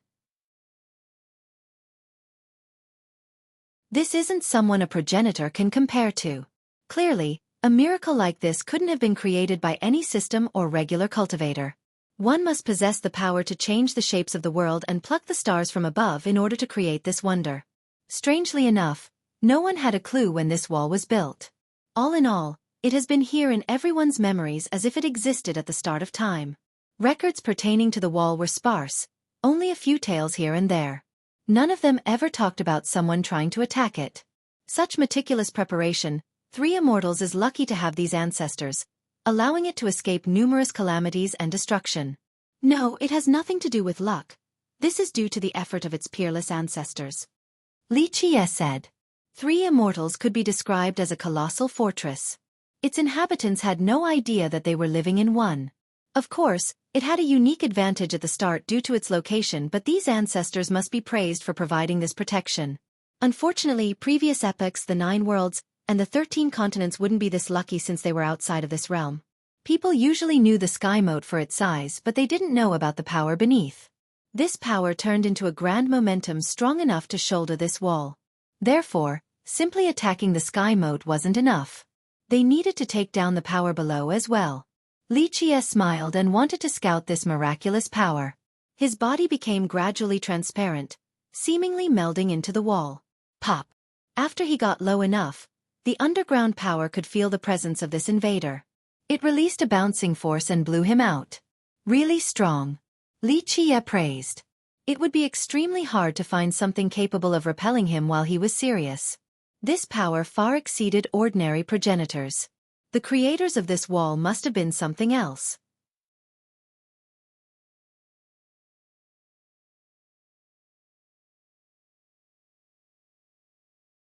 Chapter 29:17. By Jinning, because of his previous examination, he got a full understanding of the profundity here. If he truly wanted to reach the deepest momentum beneath, he would be able to do so. Alas, that would break the moat, akin to severing an underground dragon vein. He had no feud with the creators, and doing so would be unacceptable, ruining their hard work. He also found a few problems while checking it out. Flaws that stopped the moat from being perfect. These openings were created by time. This place had been created so long ago, back to an untraceable era. Therefore, time continued to batter it, eventually creating these flaws. Of course, they could be fixed, albeit with great effort.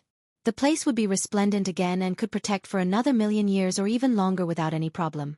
Because of this, Li Jie gazed towards the horizon while wondering, what happened back then to make the great creator become so cautious, not minding the great price to create this wall?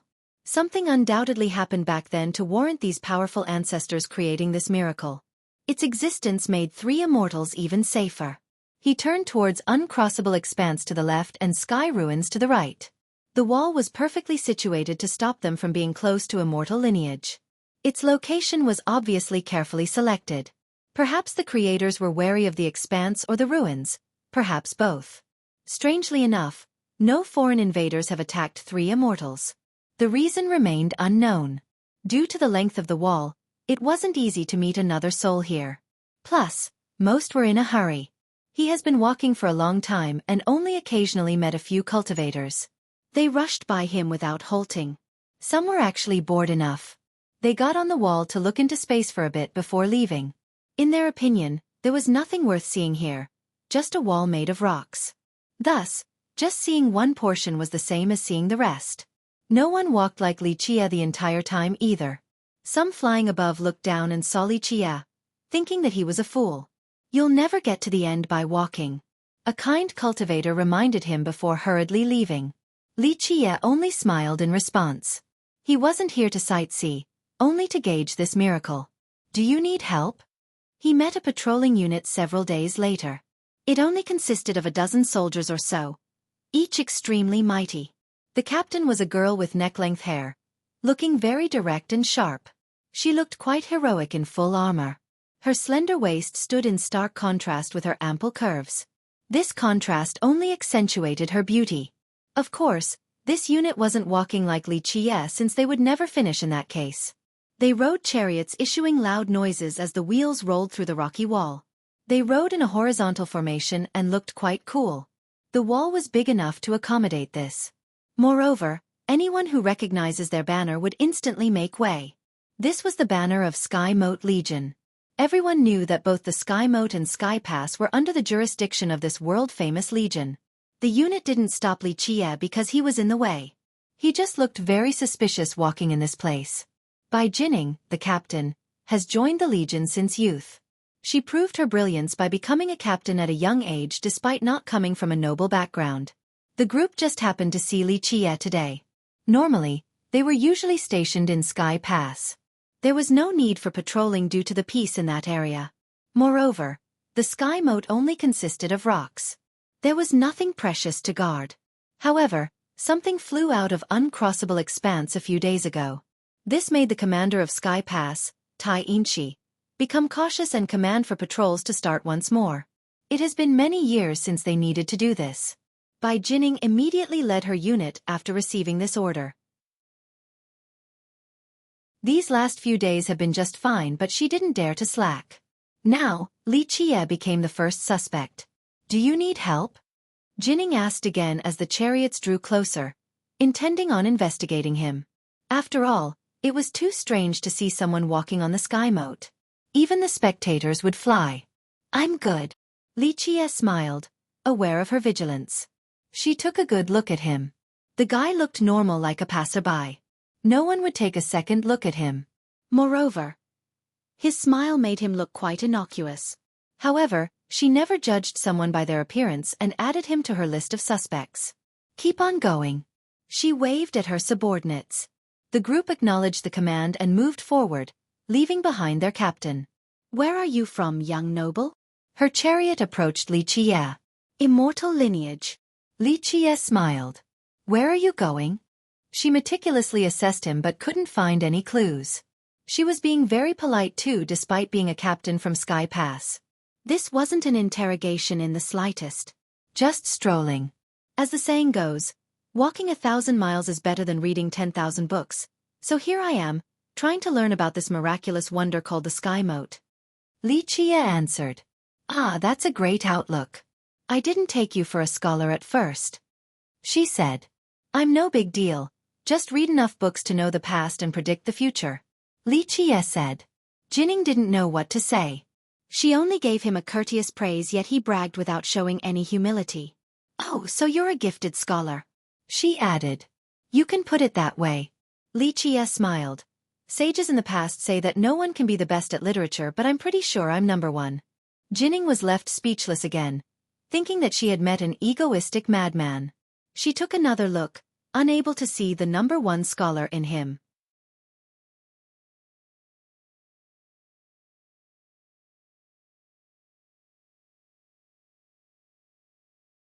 Chapter 29:18. Looking to marry, miss? Number one, she murmured while looking at him. What about Orchid Sage? She then asked. Way better. Li Qie chuckled.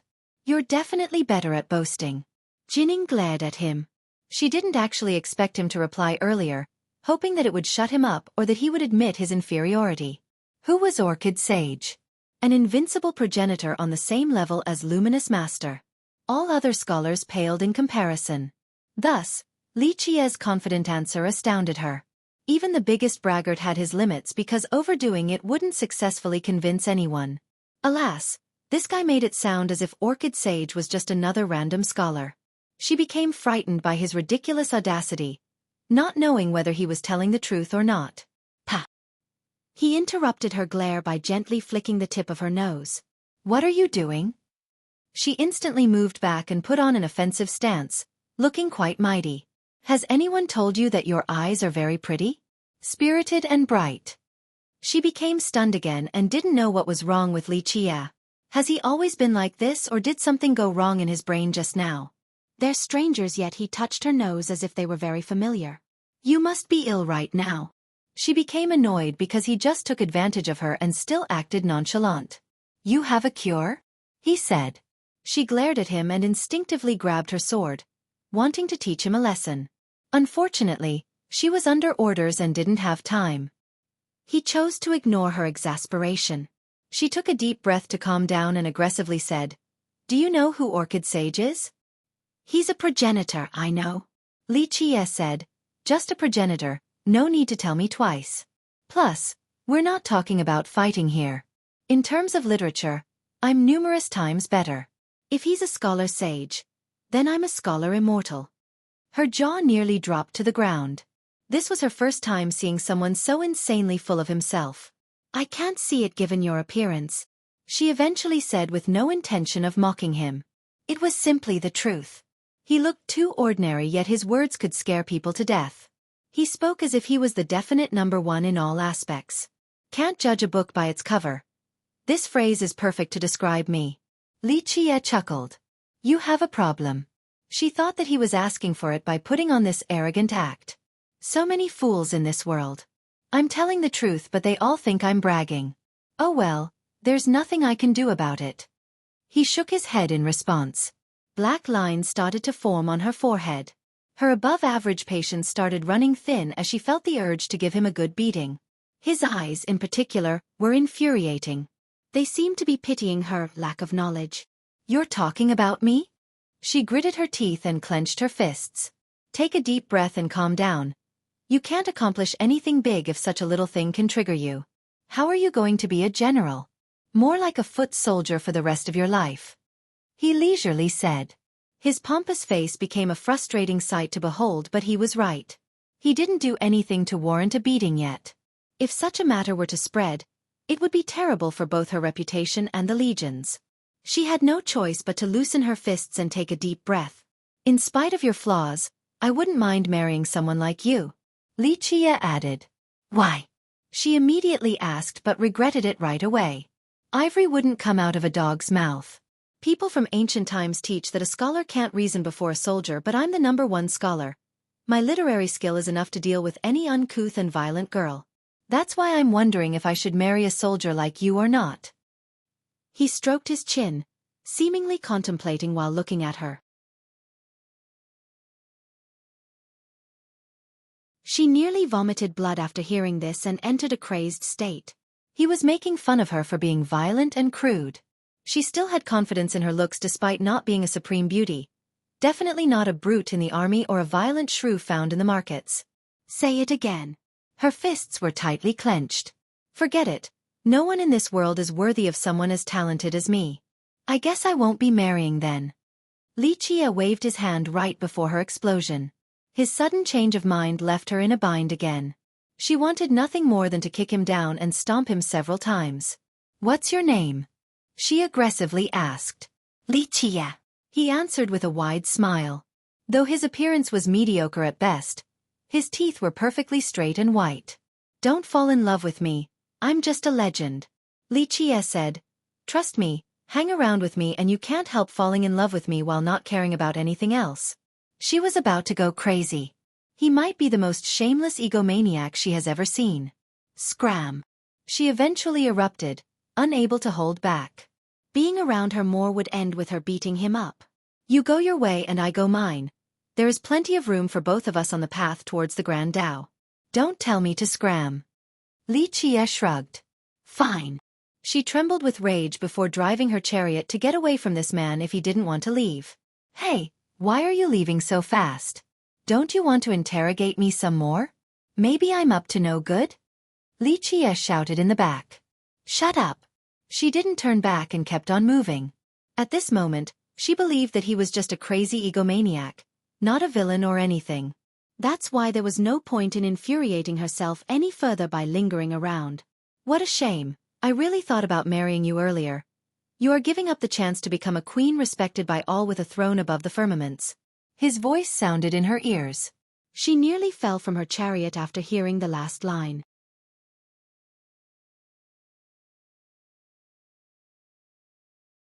Chapter 29:19. Luminous Master. Something big happened outside of the wall during Lichia's investigation. This attracted everyone's attention. To the left was the boundless uncrossable expanse. A golden light landed next to it. No one noticed in the beginning, but this golden light radiated with greater intensity as time passed. Golden strings of light fell down, as faint as silk strings hanging in space. Later on, these strings multiplied and covered the coast of the expanse. What's happening over there? Spectators were only curious in the beginning. Not long after, buzzing noises ensued. These strings emitted a supreme aura, turning this golden brilliance into an ancient and lofty world. The aura of a progenitor. Many felt this aura even though it was so far away. Just one strand was enough to crush the firmaments and make the masters tremble. Numerous masters in space opened their eyes, woken up from their slumber. Luminous Master. A sigh could be heard from an old person. These eyes originated from the ancient grounds of Tao systems. Or, some of these beings were actually hiding in space. Those who could see the eyes would shudder with trepidation. Even Eternals would be intimidated. The owners of these eyes were too powerful. They were at least grand completion everlastings. Some were at the peak or the supreme stage. Another gaze emerged inside Sky Pass. These eyes were profound with boundless divinity and strength. I see. He was Tai Inshi, an extremely powerful everlasting, the commander of Sky Pass. Luminous Master is finally out of his isolated cultivation. He's at the shore of uncrossable expanse right now. This news erupted across the wildlands and Sky Pass. Some powerful true emperors and eternals back in immortal lineage found out as well. He's out again. Everyone became startled. This title was full of charisma and power in the present day since it represented the apex. Luminous Master was an incredible talent in this generation, and proved himself by becoming a progenitor. His appearance next to uncrossable expanse was definitely not a coincidence. The thing that flew out there had shocked all of immortal lineage. Thus, the strongest existence right now had to have a reason for coming there. Other masters including everlastings and emperors immediately headed for Sky Pass in order to watch. However, they came quietly without any fanfare. After all, there was no point to do so after Luminous Master. The guy had taken all the spotlight. One would just look foolish to even try. Buzz. Luminous Master came alone. Though he didn't try to put on an imperious act, each of his actions could move the winds and clouds. The stars were affected by his every move. His golden brilliance engulfed the area despite his best attempt to hold it back. Even this massive area seemingly couldn't contain his light. He felt bigger than the entire world. Everything became tiny beneath his shadow. Just one shake from him should be enough to crush everything. The light felt like a tsunami stuck in a tiny basin. There was no way the area could contain it and became overfilled. The aura then shot out and suppressed everyone. This was a progenitor in person, not a remnant aura left behind by one. This power was utterly unstoppable. Luminous Master. Many began prostrating in both the pass and the wildlands beneath. Only the emperors and everlastings could stand up straight. Everyone else felt a great pressure and were forced to the ground. He's there in person. This aura made them understand that it wasn't an avatar. So many turned towards uncrossable expanse, but now, the area was shrouded by a golden ocean. No one could see anything clearly. The place where he stood was especially resplendent, as if there were 1,000 suns appearing in unison. Not to mention the naked eyes. Even heavenly gazes didn't suffice. Forcefully using the heavenly gaze might result in becoming blind.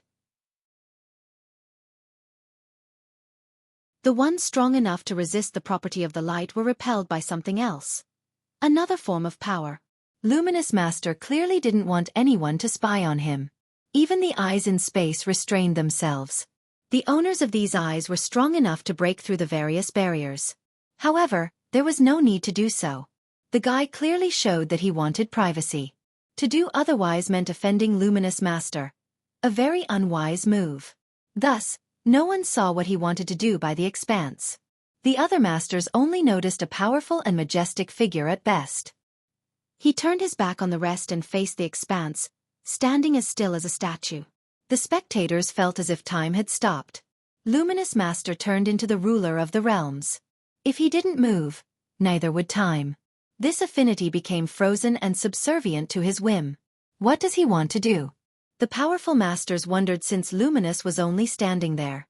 Does he want to enter? One emperor speculated, feeling quite emotional. I don't think so. He has a great Tao and incredible talents. There is still a lot of potentials and more room to grow. He can try after becoming an immortal-level progenitor with a perfect Tao. An old everlasting said. Everyone knew that this expanse was the final destination for progenitors. All of them would attempt when the time was right. That's why some thought that Luminous Master was trying to do so while standing next to the shore.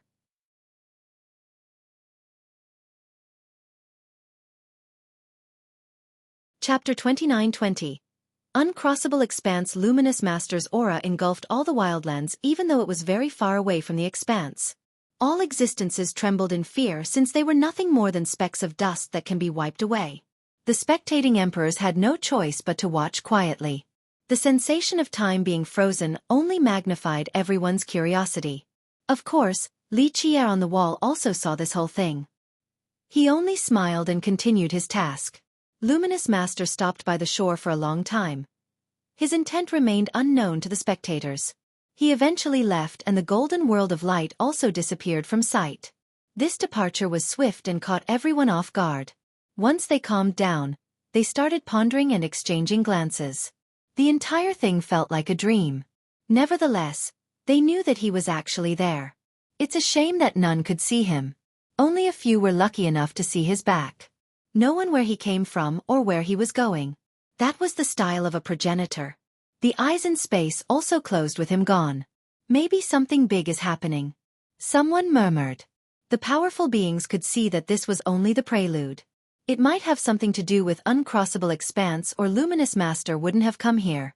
A while later, the commander of Sky Pass sent out an invitation to the heroes in the world. Tai Inshi didn't mention the reason for this banquet. This only made the crowd wonder even more. They believed that these recent events were connected. Only emperors and everlastings were invited. Ordinary experts didn't have this privilege. This banquet was definitely going to be exceptional. This caused quite a stir in immortal lineage. This isn't a good sign. Some became worried. Tai Inshi was an influential figure. It wouldn't be an exaggeration to put him on the same level as a progenitor right now. He rarely initiated banquets like these in the past, so this highlighted the event's importance. I hope everything will be okay. Some started praying. What are you afraid of? Not to mention the reclusive masters, there are plenty of emperors in our generation on top of 2 progenitors. Moreover, the Sky Mode is right there. Same with Sky Pass. Nothing's gonna happen. The more optimistic ones smiled. This optimism wasn't blinded. For example, if Sky Pass were to fall, then no one else in immortal lineage would be able to change the tides, meaning that it was pointless to worry. Li Qie finally finished his assessment and got a perfect understanding of the wall. Still too conservative. It can stop a massive army, but these flaws and openings must be corrected. It can't stop a real overlord. Li Qie shook his head with this conclusion. What are these old geezers doing? Can they persevere? That thing shouldn't have appeared in this world. Is it their fault then? His eyes became profound as he gazed through uncrossable expanse. He murmured to himself, but no one else would understand his point anyway. A calamity is coming. He withdrew his gaze and said, and a big one at that. One misstep and it is all over. If the geezers can't hold on, 3 immortals will turn to ashes. It has been able to escape from many epochs. Alas, it might go down before the 9 worlds in this generation. Impermanence is inevitable. Certain things can't be escaped. He said softly. If escaping is impossible, then just face it directly or there will never be a solution. His eyes became serious at this point. He stood there, seemingly deep in thought for a while. He then turned towards the wildlands behind the wall and said, it won't be long till the calamity comes from uncrossable expanse. With that, he crossed through space, heading for the great expanse. Back in the wall, he took it one step at a time like a mortal. Now, each step of his teleported through endless space. It only took the blink of an eye before he was on a boulder by the shore.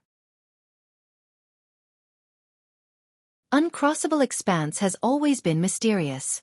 No one knew how large it was, what was in there, and what awaited on the other side. One could sense how immense it is while standing close by. While looking back, they would think that just one corner of this expanse was enough to drown out all of immortal lineage. Even the best heavenly gaze wouldn't be able to see anything but a vast and obscure region. The deeper inside, the greater the waves. In fact, some said that all 3 immortals together weren't as big as one corner of this expanse. Rumor has it that one would enter the legendary immortal world and gain everlasting life by reaching the other side. No one could prove the validity of this claim. All in all, not a single soul in history could solve the mysteries here. Moreover, no one ever returned after entering, whether it be the brilliant progenitors, peerless emperors, or invincible everlastings. Alas, the lack of success never deterred these masters from entering. The actual reason remained unknown. Some said that after reaching a certain power level, they became summoned by a mysterious power in uncrossable expanse. Others believed that at that level, nothing else was worthwhile in 3 immortals. It was time to move on. The answer to reach the next step could be found on the other shore. In short, too many have entered and none have left with an answer to this eternal mystery.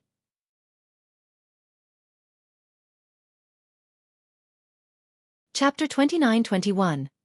Fine wine. The expanse was a boundless world of gray from the outside with no sun in sight. This wasn't the case after entering. It became a realm full of possibilities and complexity. Feeling the sea breezes and listening to the waves were comforting and satisfying. When one was strong enough, they would find something strange. Though the waves were clearly heading towards the shore, this wasn't the case. The waves were actually heading towards the center area, the opposite of what the eyes saw. At the progenitorial level, they would find that there was a power in this ocean attracting them in a mysterious manner. Xueqi stood on a boulder with his eyes closed, seemingly turning into a statue. As time passed, his feet seemed to be taking roots underground. These roots penetrated and infiltrated the depths of the ocean.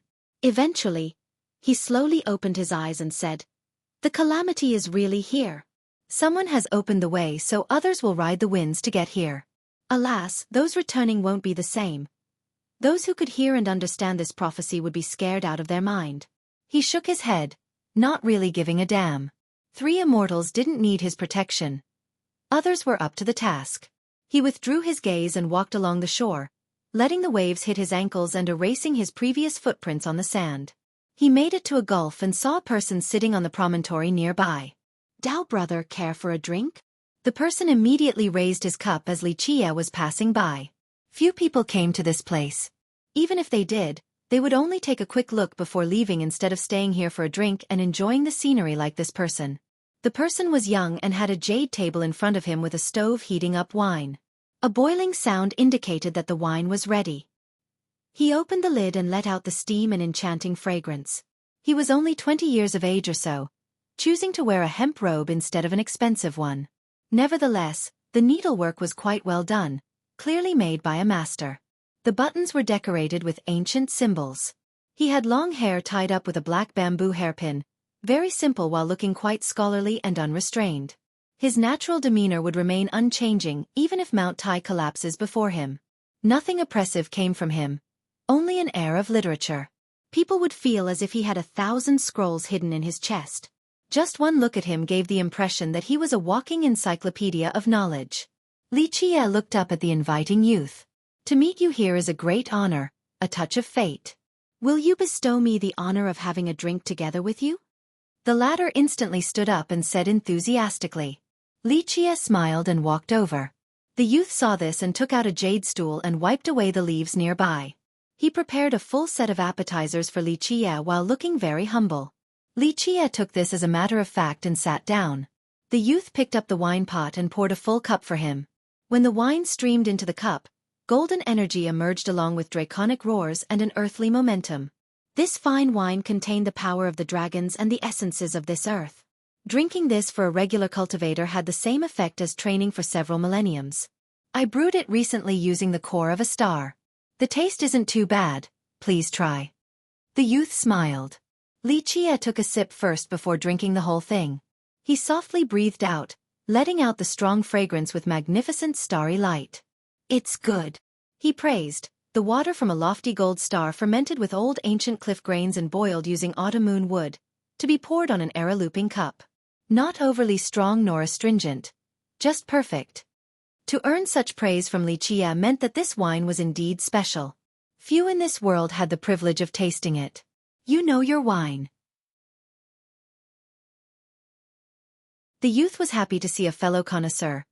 "Just one taste and you know everything, very impressive. Your knowledge far surpasses mine." Xueqi smiled and began trying the appetizers that go along with the wine. The youth prepared different dishes: cold horned dragon wings, white phoenix liver, wyvern's liver. Each dish had a frightening origin. Even true emperors might not have tasted them. Xueqi looked around and only tried 2 of them. Remember, these were extremely nutritious meals. Anyone would salivate at this sight. Alas, he was still very picky and only picked the ones he fancied. The wings are tender. 3,000 years is the right age too for this dragon. The phoenix liver is too old. Not enough sticky rice as garnish. This kudzu is right. Planted in violet mud and cooked in ionic wood charcoal. Not bad, not bad. He assessed the various meals. You really know your food. Though Xueqi was very picky and pointed out the flaws, the youth still appreciated the occasional praises. Another cup, Dao brother. The youth kept on pouring more wine whenever Xueqi finished. Xueqi kept on eating and drinking, not minding having the youth serve him. This pleasurable feast went on for quite a bit, unbothered by anyone.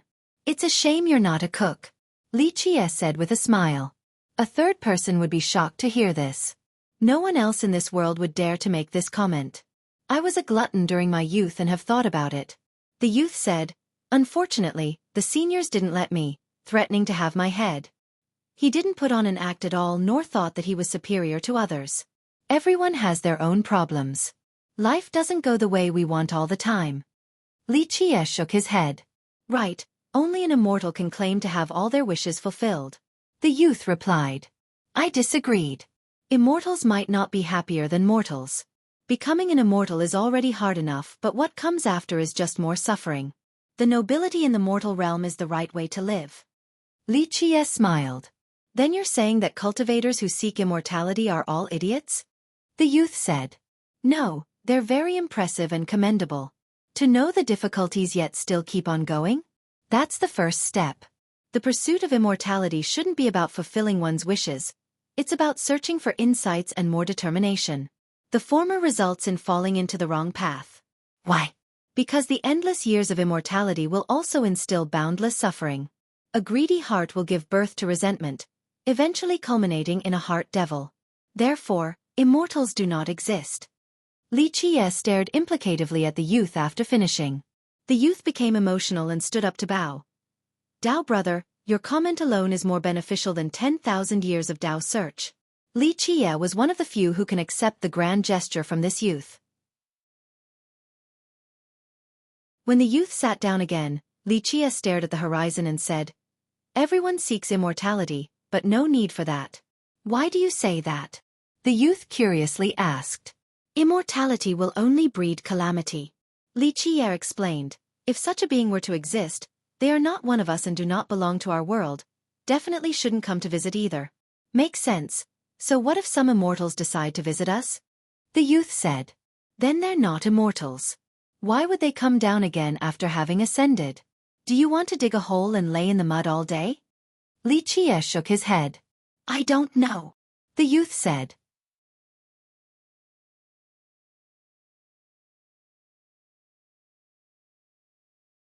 Chapter 29-22. Respect to the wise, so why would a person purposely go live in the mud?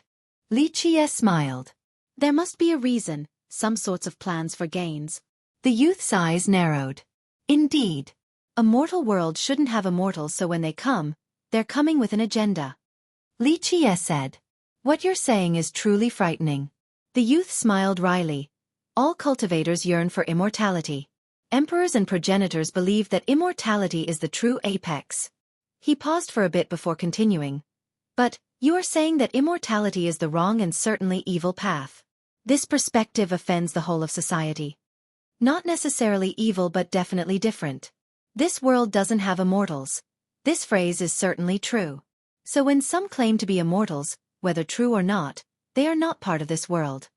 Li Qie said. Why are you so sure, Dao brother? Why can't the world have immortals? The youth asked. How many progenitors come out in each generation? Li Qie answered with a question. Normally 1 or 2, 3 would be a miracle. The youth responded. This has been true across the history of 3 immortals. The appearance of 3 in a single generation was extremely rare. So why is this the case? Li Qie smiled. The fortunes and creations of heaven and earth. The world is only so big. How can it gestate an immortal? The youth understood right away. Correct, the size of a pond is determined. Same with the fish within. A tiny pond can't produce a golden qilin and definitely not a true dragon. In case a true dragon appears, it will still leap out of the pond and soar above the 9 firmaments. Li Qie nodded. No wonder why the wise sages and the progenitors of the past all enter uncrossable expanse. The rumor is true then. Right, that's why Emperor Xueqi, Nong, and she never appeared again. Remember, it's a good thing to not have immortals around. Once they descend, it will be the start of a calamity. Li Qie said. What about you? Do you want to become an immortal? The youth stared at the ocean for a while before turning back. That depends on whether taking the next step is possible. I know what you're trying to say. It isn't easy, so that's why I must enter the expanse. Li Qie smiled. I see, Dao brother. The fog has been lifted from my eyes after listening to you. You have been a good teacher. He bowed deeply towards Li Qie. Li Qie accepted the respectful gesture. Teacher, how hard is it to become an immortal? The youth changed his address from Dao brother to teacher to show more respect. Can be easy or hard depending on your definition of an immortal. Li Qie chuckled. Then let's start with the world's definition first, then yours, teacher. The youth smiled. I can't speak for everyone else, but maybe in their eyes, what's above a progenitor is an immortal. Li Qie smiled and shook his head. Like our ancestors. The youth said. Though I haven't seen their true forms, maybe you're right. They can be considered immortals with your definition. Li Qie said. He finished another cup and added. However, in reality, they're only pseudo-immortals at best. This includes myself as well, even if I manage to take another step. Then what is a true immortal, teacher? Everlasting life? The youth respectfully poured another cup, then asked. Do you think everlasting life and indestructibility are that unobtainable? Li Qie looked at the youth. How many have done it? The youth asked. Look at the ocean. How many progenitors are still alive now in there? Li Qie asked. I don't know. The youth didn't dare to answer without being certain. Some have lived for a long time without needing to slumber. Li Qie revealed. Is that considered everlasting life? How about indestructibility? The youth replied. Some have done both. Li Qie stared at the ocean and said. Really? The youth stood up in shock. Yes, but you can call it pseudo once again since they require external items. Li Qie nodded. I see. I understand your definition now. Someone who has both everlasting life and indestructibility is a true immortal. The youth speculated. One more thing. Li Qie smiled. Using their own Dao. Now that's not relying on any external factor. Otherwise, right here and now, I can turn back towards three immortals and become an immortal. The youth was peerless enough to understand Li Qie's intent right away. You're still not an immortal. The youth took a deep breath. It's because I look down on doing so. Li Qie smiled. No one in three immortals can touch me right now, not even the three emperors together. This casual statement was enough to declare his supremacy. Allow me to thank you for being so virtuous on behalf of all living beings in three immortals. Your merciful thought blesses all of us. The youth got on his knees. Stand up, I don't accept this one. Li Qie shook his head. The confused youth stood up but didn't directly ask. This has nothing to do with virtue and mercy. On the contrary, brutality and murder are my themes. One thought of mine will end with a massacre, leaving behind only blood and bones. The only reason why I won't do it is once again, I look down on doing so. He spoke with more arrogance and pride than any others. Do you know why the disdain is there? Li Qie asked. I'm all ears, teacher. The youth said. The Dao heart. As I said earlier, all are just pseudo-immortals regardless of how strong they are. They can break the firmament and sweep through the realms. It doesn't matter. Only an unchanging Dao heart will reach the truth, and at that point, one will become a true immortal without relying on external help. Li Qie elaborated. I understand. Becoming a true immortal requires a peerless Dao heart more than pure power. The youth nodded. That's right. Li Qie nodded. A master can create light and dark or save the souls with a single thought. However, this doesn't stop them from having a heart devil and falling into darkness. Only an unchanging Dao heart will reach the ultimate truth. Yes, the youth replied. Li Qie turned towards the ocean and continued. Some have gone really far, but unfortunately, urgency among other things made them fall. It's too late to try and go back once they have crossed the line, betraying their original purity. Their Dao heart would have moved and there's no putting it back in the right place. He paused for a bit before adding. That's why the three emperors are quite impressive. They didn't take the next step and still managed to maintain their pure heart. It is our fortune. The youth agreed. I'm sure you know that three immortals have prospered enough after so many years. Very delicious, don't you think? Li Qie said. I don't dare to think about this. The youth put on a forced smile, feeling a chill running down his spine despite being at the apex of this generation. The greatest of delicacies, especially for the starving ones. They won't be able to maintain their Dao heart and will see three immortals as a delicious steak. Li Qie said. Teacher, that doesn't sound optimistic at all. The youth smiled wryly. You have been sitting here for so long to look at the ocean. I know you can sense it. Li Qie gave him the side eye. Agitation. The youth hesitated before admitting. Uncrossable expanse has been the same throughout history. Why is it changing now? Li Qie asked. I do not dare to speculate baselessly. The youth pondered for a bit before answering. I can tell you. Li Qie smiled before focusing his eyes towards the horizon. 1. I'm not sure if I made it clear with this vague passage, but my own interpretation is that the youth is afraid of Li Qie devouring the world to become an immortal. Li Qie is saying that he won't too. This word can mean Sir/Mr/Teacher. But in this case, teacher is the most correct based on the narrative. People usually call scholars this to show respect.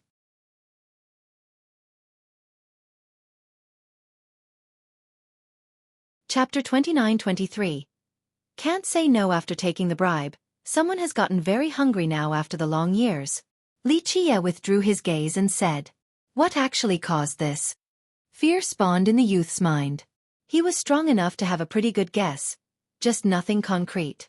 He has been here long enough to conclude that a disaster was coming, starting with this expanse. Li Qie had confirmed his thought just now. The details aren't clear. 3 immortals and the expanse have been through numerous epochs, yet the balance remains. This shows a historical consistency that has been broken. Why? Because of an outside force. Li Qie said.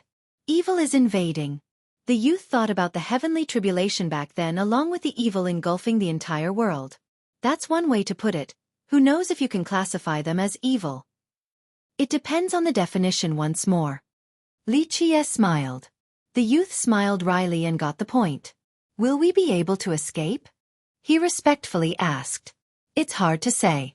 I believe that it was only a test. Just the beginning. So what does this mean? Would you scout against a bunch of ants? No, you would just destroy their nest, so scouting shows a lack of confidence in strength. Makes sense. The youth nodded. If I'm not mistaken, there will be a vanguard. The future depends on if someone can hold them back and the real power of the expanse. Li Qie smiled and said, the sky moat will be the first gate. The youth stared at the wall and sky pass. Yes. Li Qie nodded. The best strategy is to keep the fight outside of the wall. It will be difficult if anything makes it to immortal lineage. Once the seeds are there, they will sow discord everywhere in the 3 worlds. Please tell me more on what to do, teacher. The youth said. No need to worry at your power level. Just leave and the flames of war won't touch you. Only worry about yourself. Li Qie chuckled. Immortal lineage is my home. I don't want its inhabitants to suffer and for it to turn into ruins. The youth said. It's simple then. Gather the forces of 3 immortals and fight the enemies outside the wall. That's the simplest and most effective method. Of course, if you are decisive enough, kill your way into the expanse and take them down. You think too highly of me. The youth shook his head. I am weak and won't be helpful. So many stronger people have entered the expanse. I can only hope to try and stay alive in there. He wasn't being humbled. Across the years, numerous progenitors have entered. The ones at the immortal level were frighteningly strong. Then protect the wall. As long as Sky passes there, everything will be fine. Li Qie said. I wonder how long we can last. My Tao isn't enough. The youth stared at the wall. He felt a bit helpless because he was aware of the incoming forces. That depends on the guests from Uncrossable Expanse. Pray that they aren't as strong as your group. Otherwise, you might hold for now but not forever. Li Qie smiled. What will you do, teacher? The youth stared at Li Qie. If I were to raise my blade, the myriad ages would cower in fear. Li Qie smiled. Please help us. The youth cupped his fist. Why should I? Li Qie shook his head. I'm only a passerby, not the guardian or savior of 3 immortals. For the sake of all living beings? The youth asked. As I've said earlier, if I chose to move against 3 immortals, I would be an immortal right now. Am I not showing enough mercy already? Li Qie smiled. Not mobilizing is indeed a great showing of mercy. The youth pondered and had to agree. Thus, I have no interest in protecting anything. Just sparing this world is already more than enough. Li Qie finished another cup. Teacher, fight one battle to illuminate the ages. The youth eventually cupped his fist and requested, "It will herald eternal dawn. You can test your incredible prowess in this battle before going all the way later. Let's make the loudest bang to build morale?" "Ha ha ha, well said.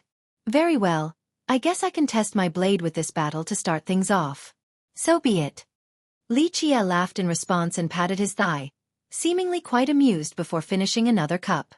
"Thank you, teacher." The youth excitedly bowed and poured another cup for him. "Your flattery struck the right chords. I know that you're digging a pit, but I'm jumping in anyway." Li Jie drank the whole thing and shook his head. "Of course not, given your peerless Tao heart. You would have joined even if I didn't say anything to make this battle the first of your great campaign, raising your blade and waving your banner." The youth poured more for him. A scholar indeed, making flattery so flowery. Li Jie shook his head with amusement. "Sigh, it's hard to say no after already eating someone's food. Your meals and wine have done their job well as a bribe. Your approval amplified their value. It's a shame that I came in a hurry and didn't have time for ample preparation. Otherwise, I could prepare even better dishes for you." The youth laughed heartily. 3 immortals does have a lot of delicacies. Li Jie nodded. "Too bad it is not the purpose of my trip, or I would give them a try. I know that there is an incredible meal in Sky Ruins, probably the greatest of all time and virtually impossible to find." The youth smiled. "Trying to tempt me with food again? If I eat another meal of yours, I will have to jump into another pit." Li Jie shook his head. "Of course not. It's already enough to have you join in this battle. It's only regrettable that I haven't prepared more dishes for you, teacher. Give me a little time and I'll go catch them and make some appetizers for you, okay?" The youth said. "Good. I want to see if it is really as good as you say." Li Jie smiled. This great feast unavailable to emperors was slowly enjoyed by Li Jie, accentuated by the sea breezes. He treated it as just another meal at home. He stood up after finishing and smiled. "I have to go to Sky Pass for a small matter." "All right, I will go to Sky Ruins and catch one of them to let you have a taste." The youth also bid goodbye. "I'll be waiting." Li Jie smiled and moved on. The youth cupped his fist. He then turned back for a quick glance at the expanse before sighing. Next, his sight turned towards Sky Ruins. His body flashed once and he instantly appeared inside Sky Ruins. Li Jie landed on Sky Pass and was greeted by a prosperous aura, the opposite of the solitary shore. One could truly feel the changes of life while standing in this massive area. The first gate of immortal lineage and the only checkpost of the Great Wall. Once the Sky Moat was activated, the only way to enter was through this pass. Otherwise one would be stuck outside. Thus, the pass was extremely important geographically. However, it never had the chance to show its importance due to a lack of invaders. Nevertheless, as the biggest pass in immortal lineage, it also became one of the biggest cities after years of accumulation. The prosperity and liveliness here could match any other city. It was independent of any system.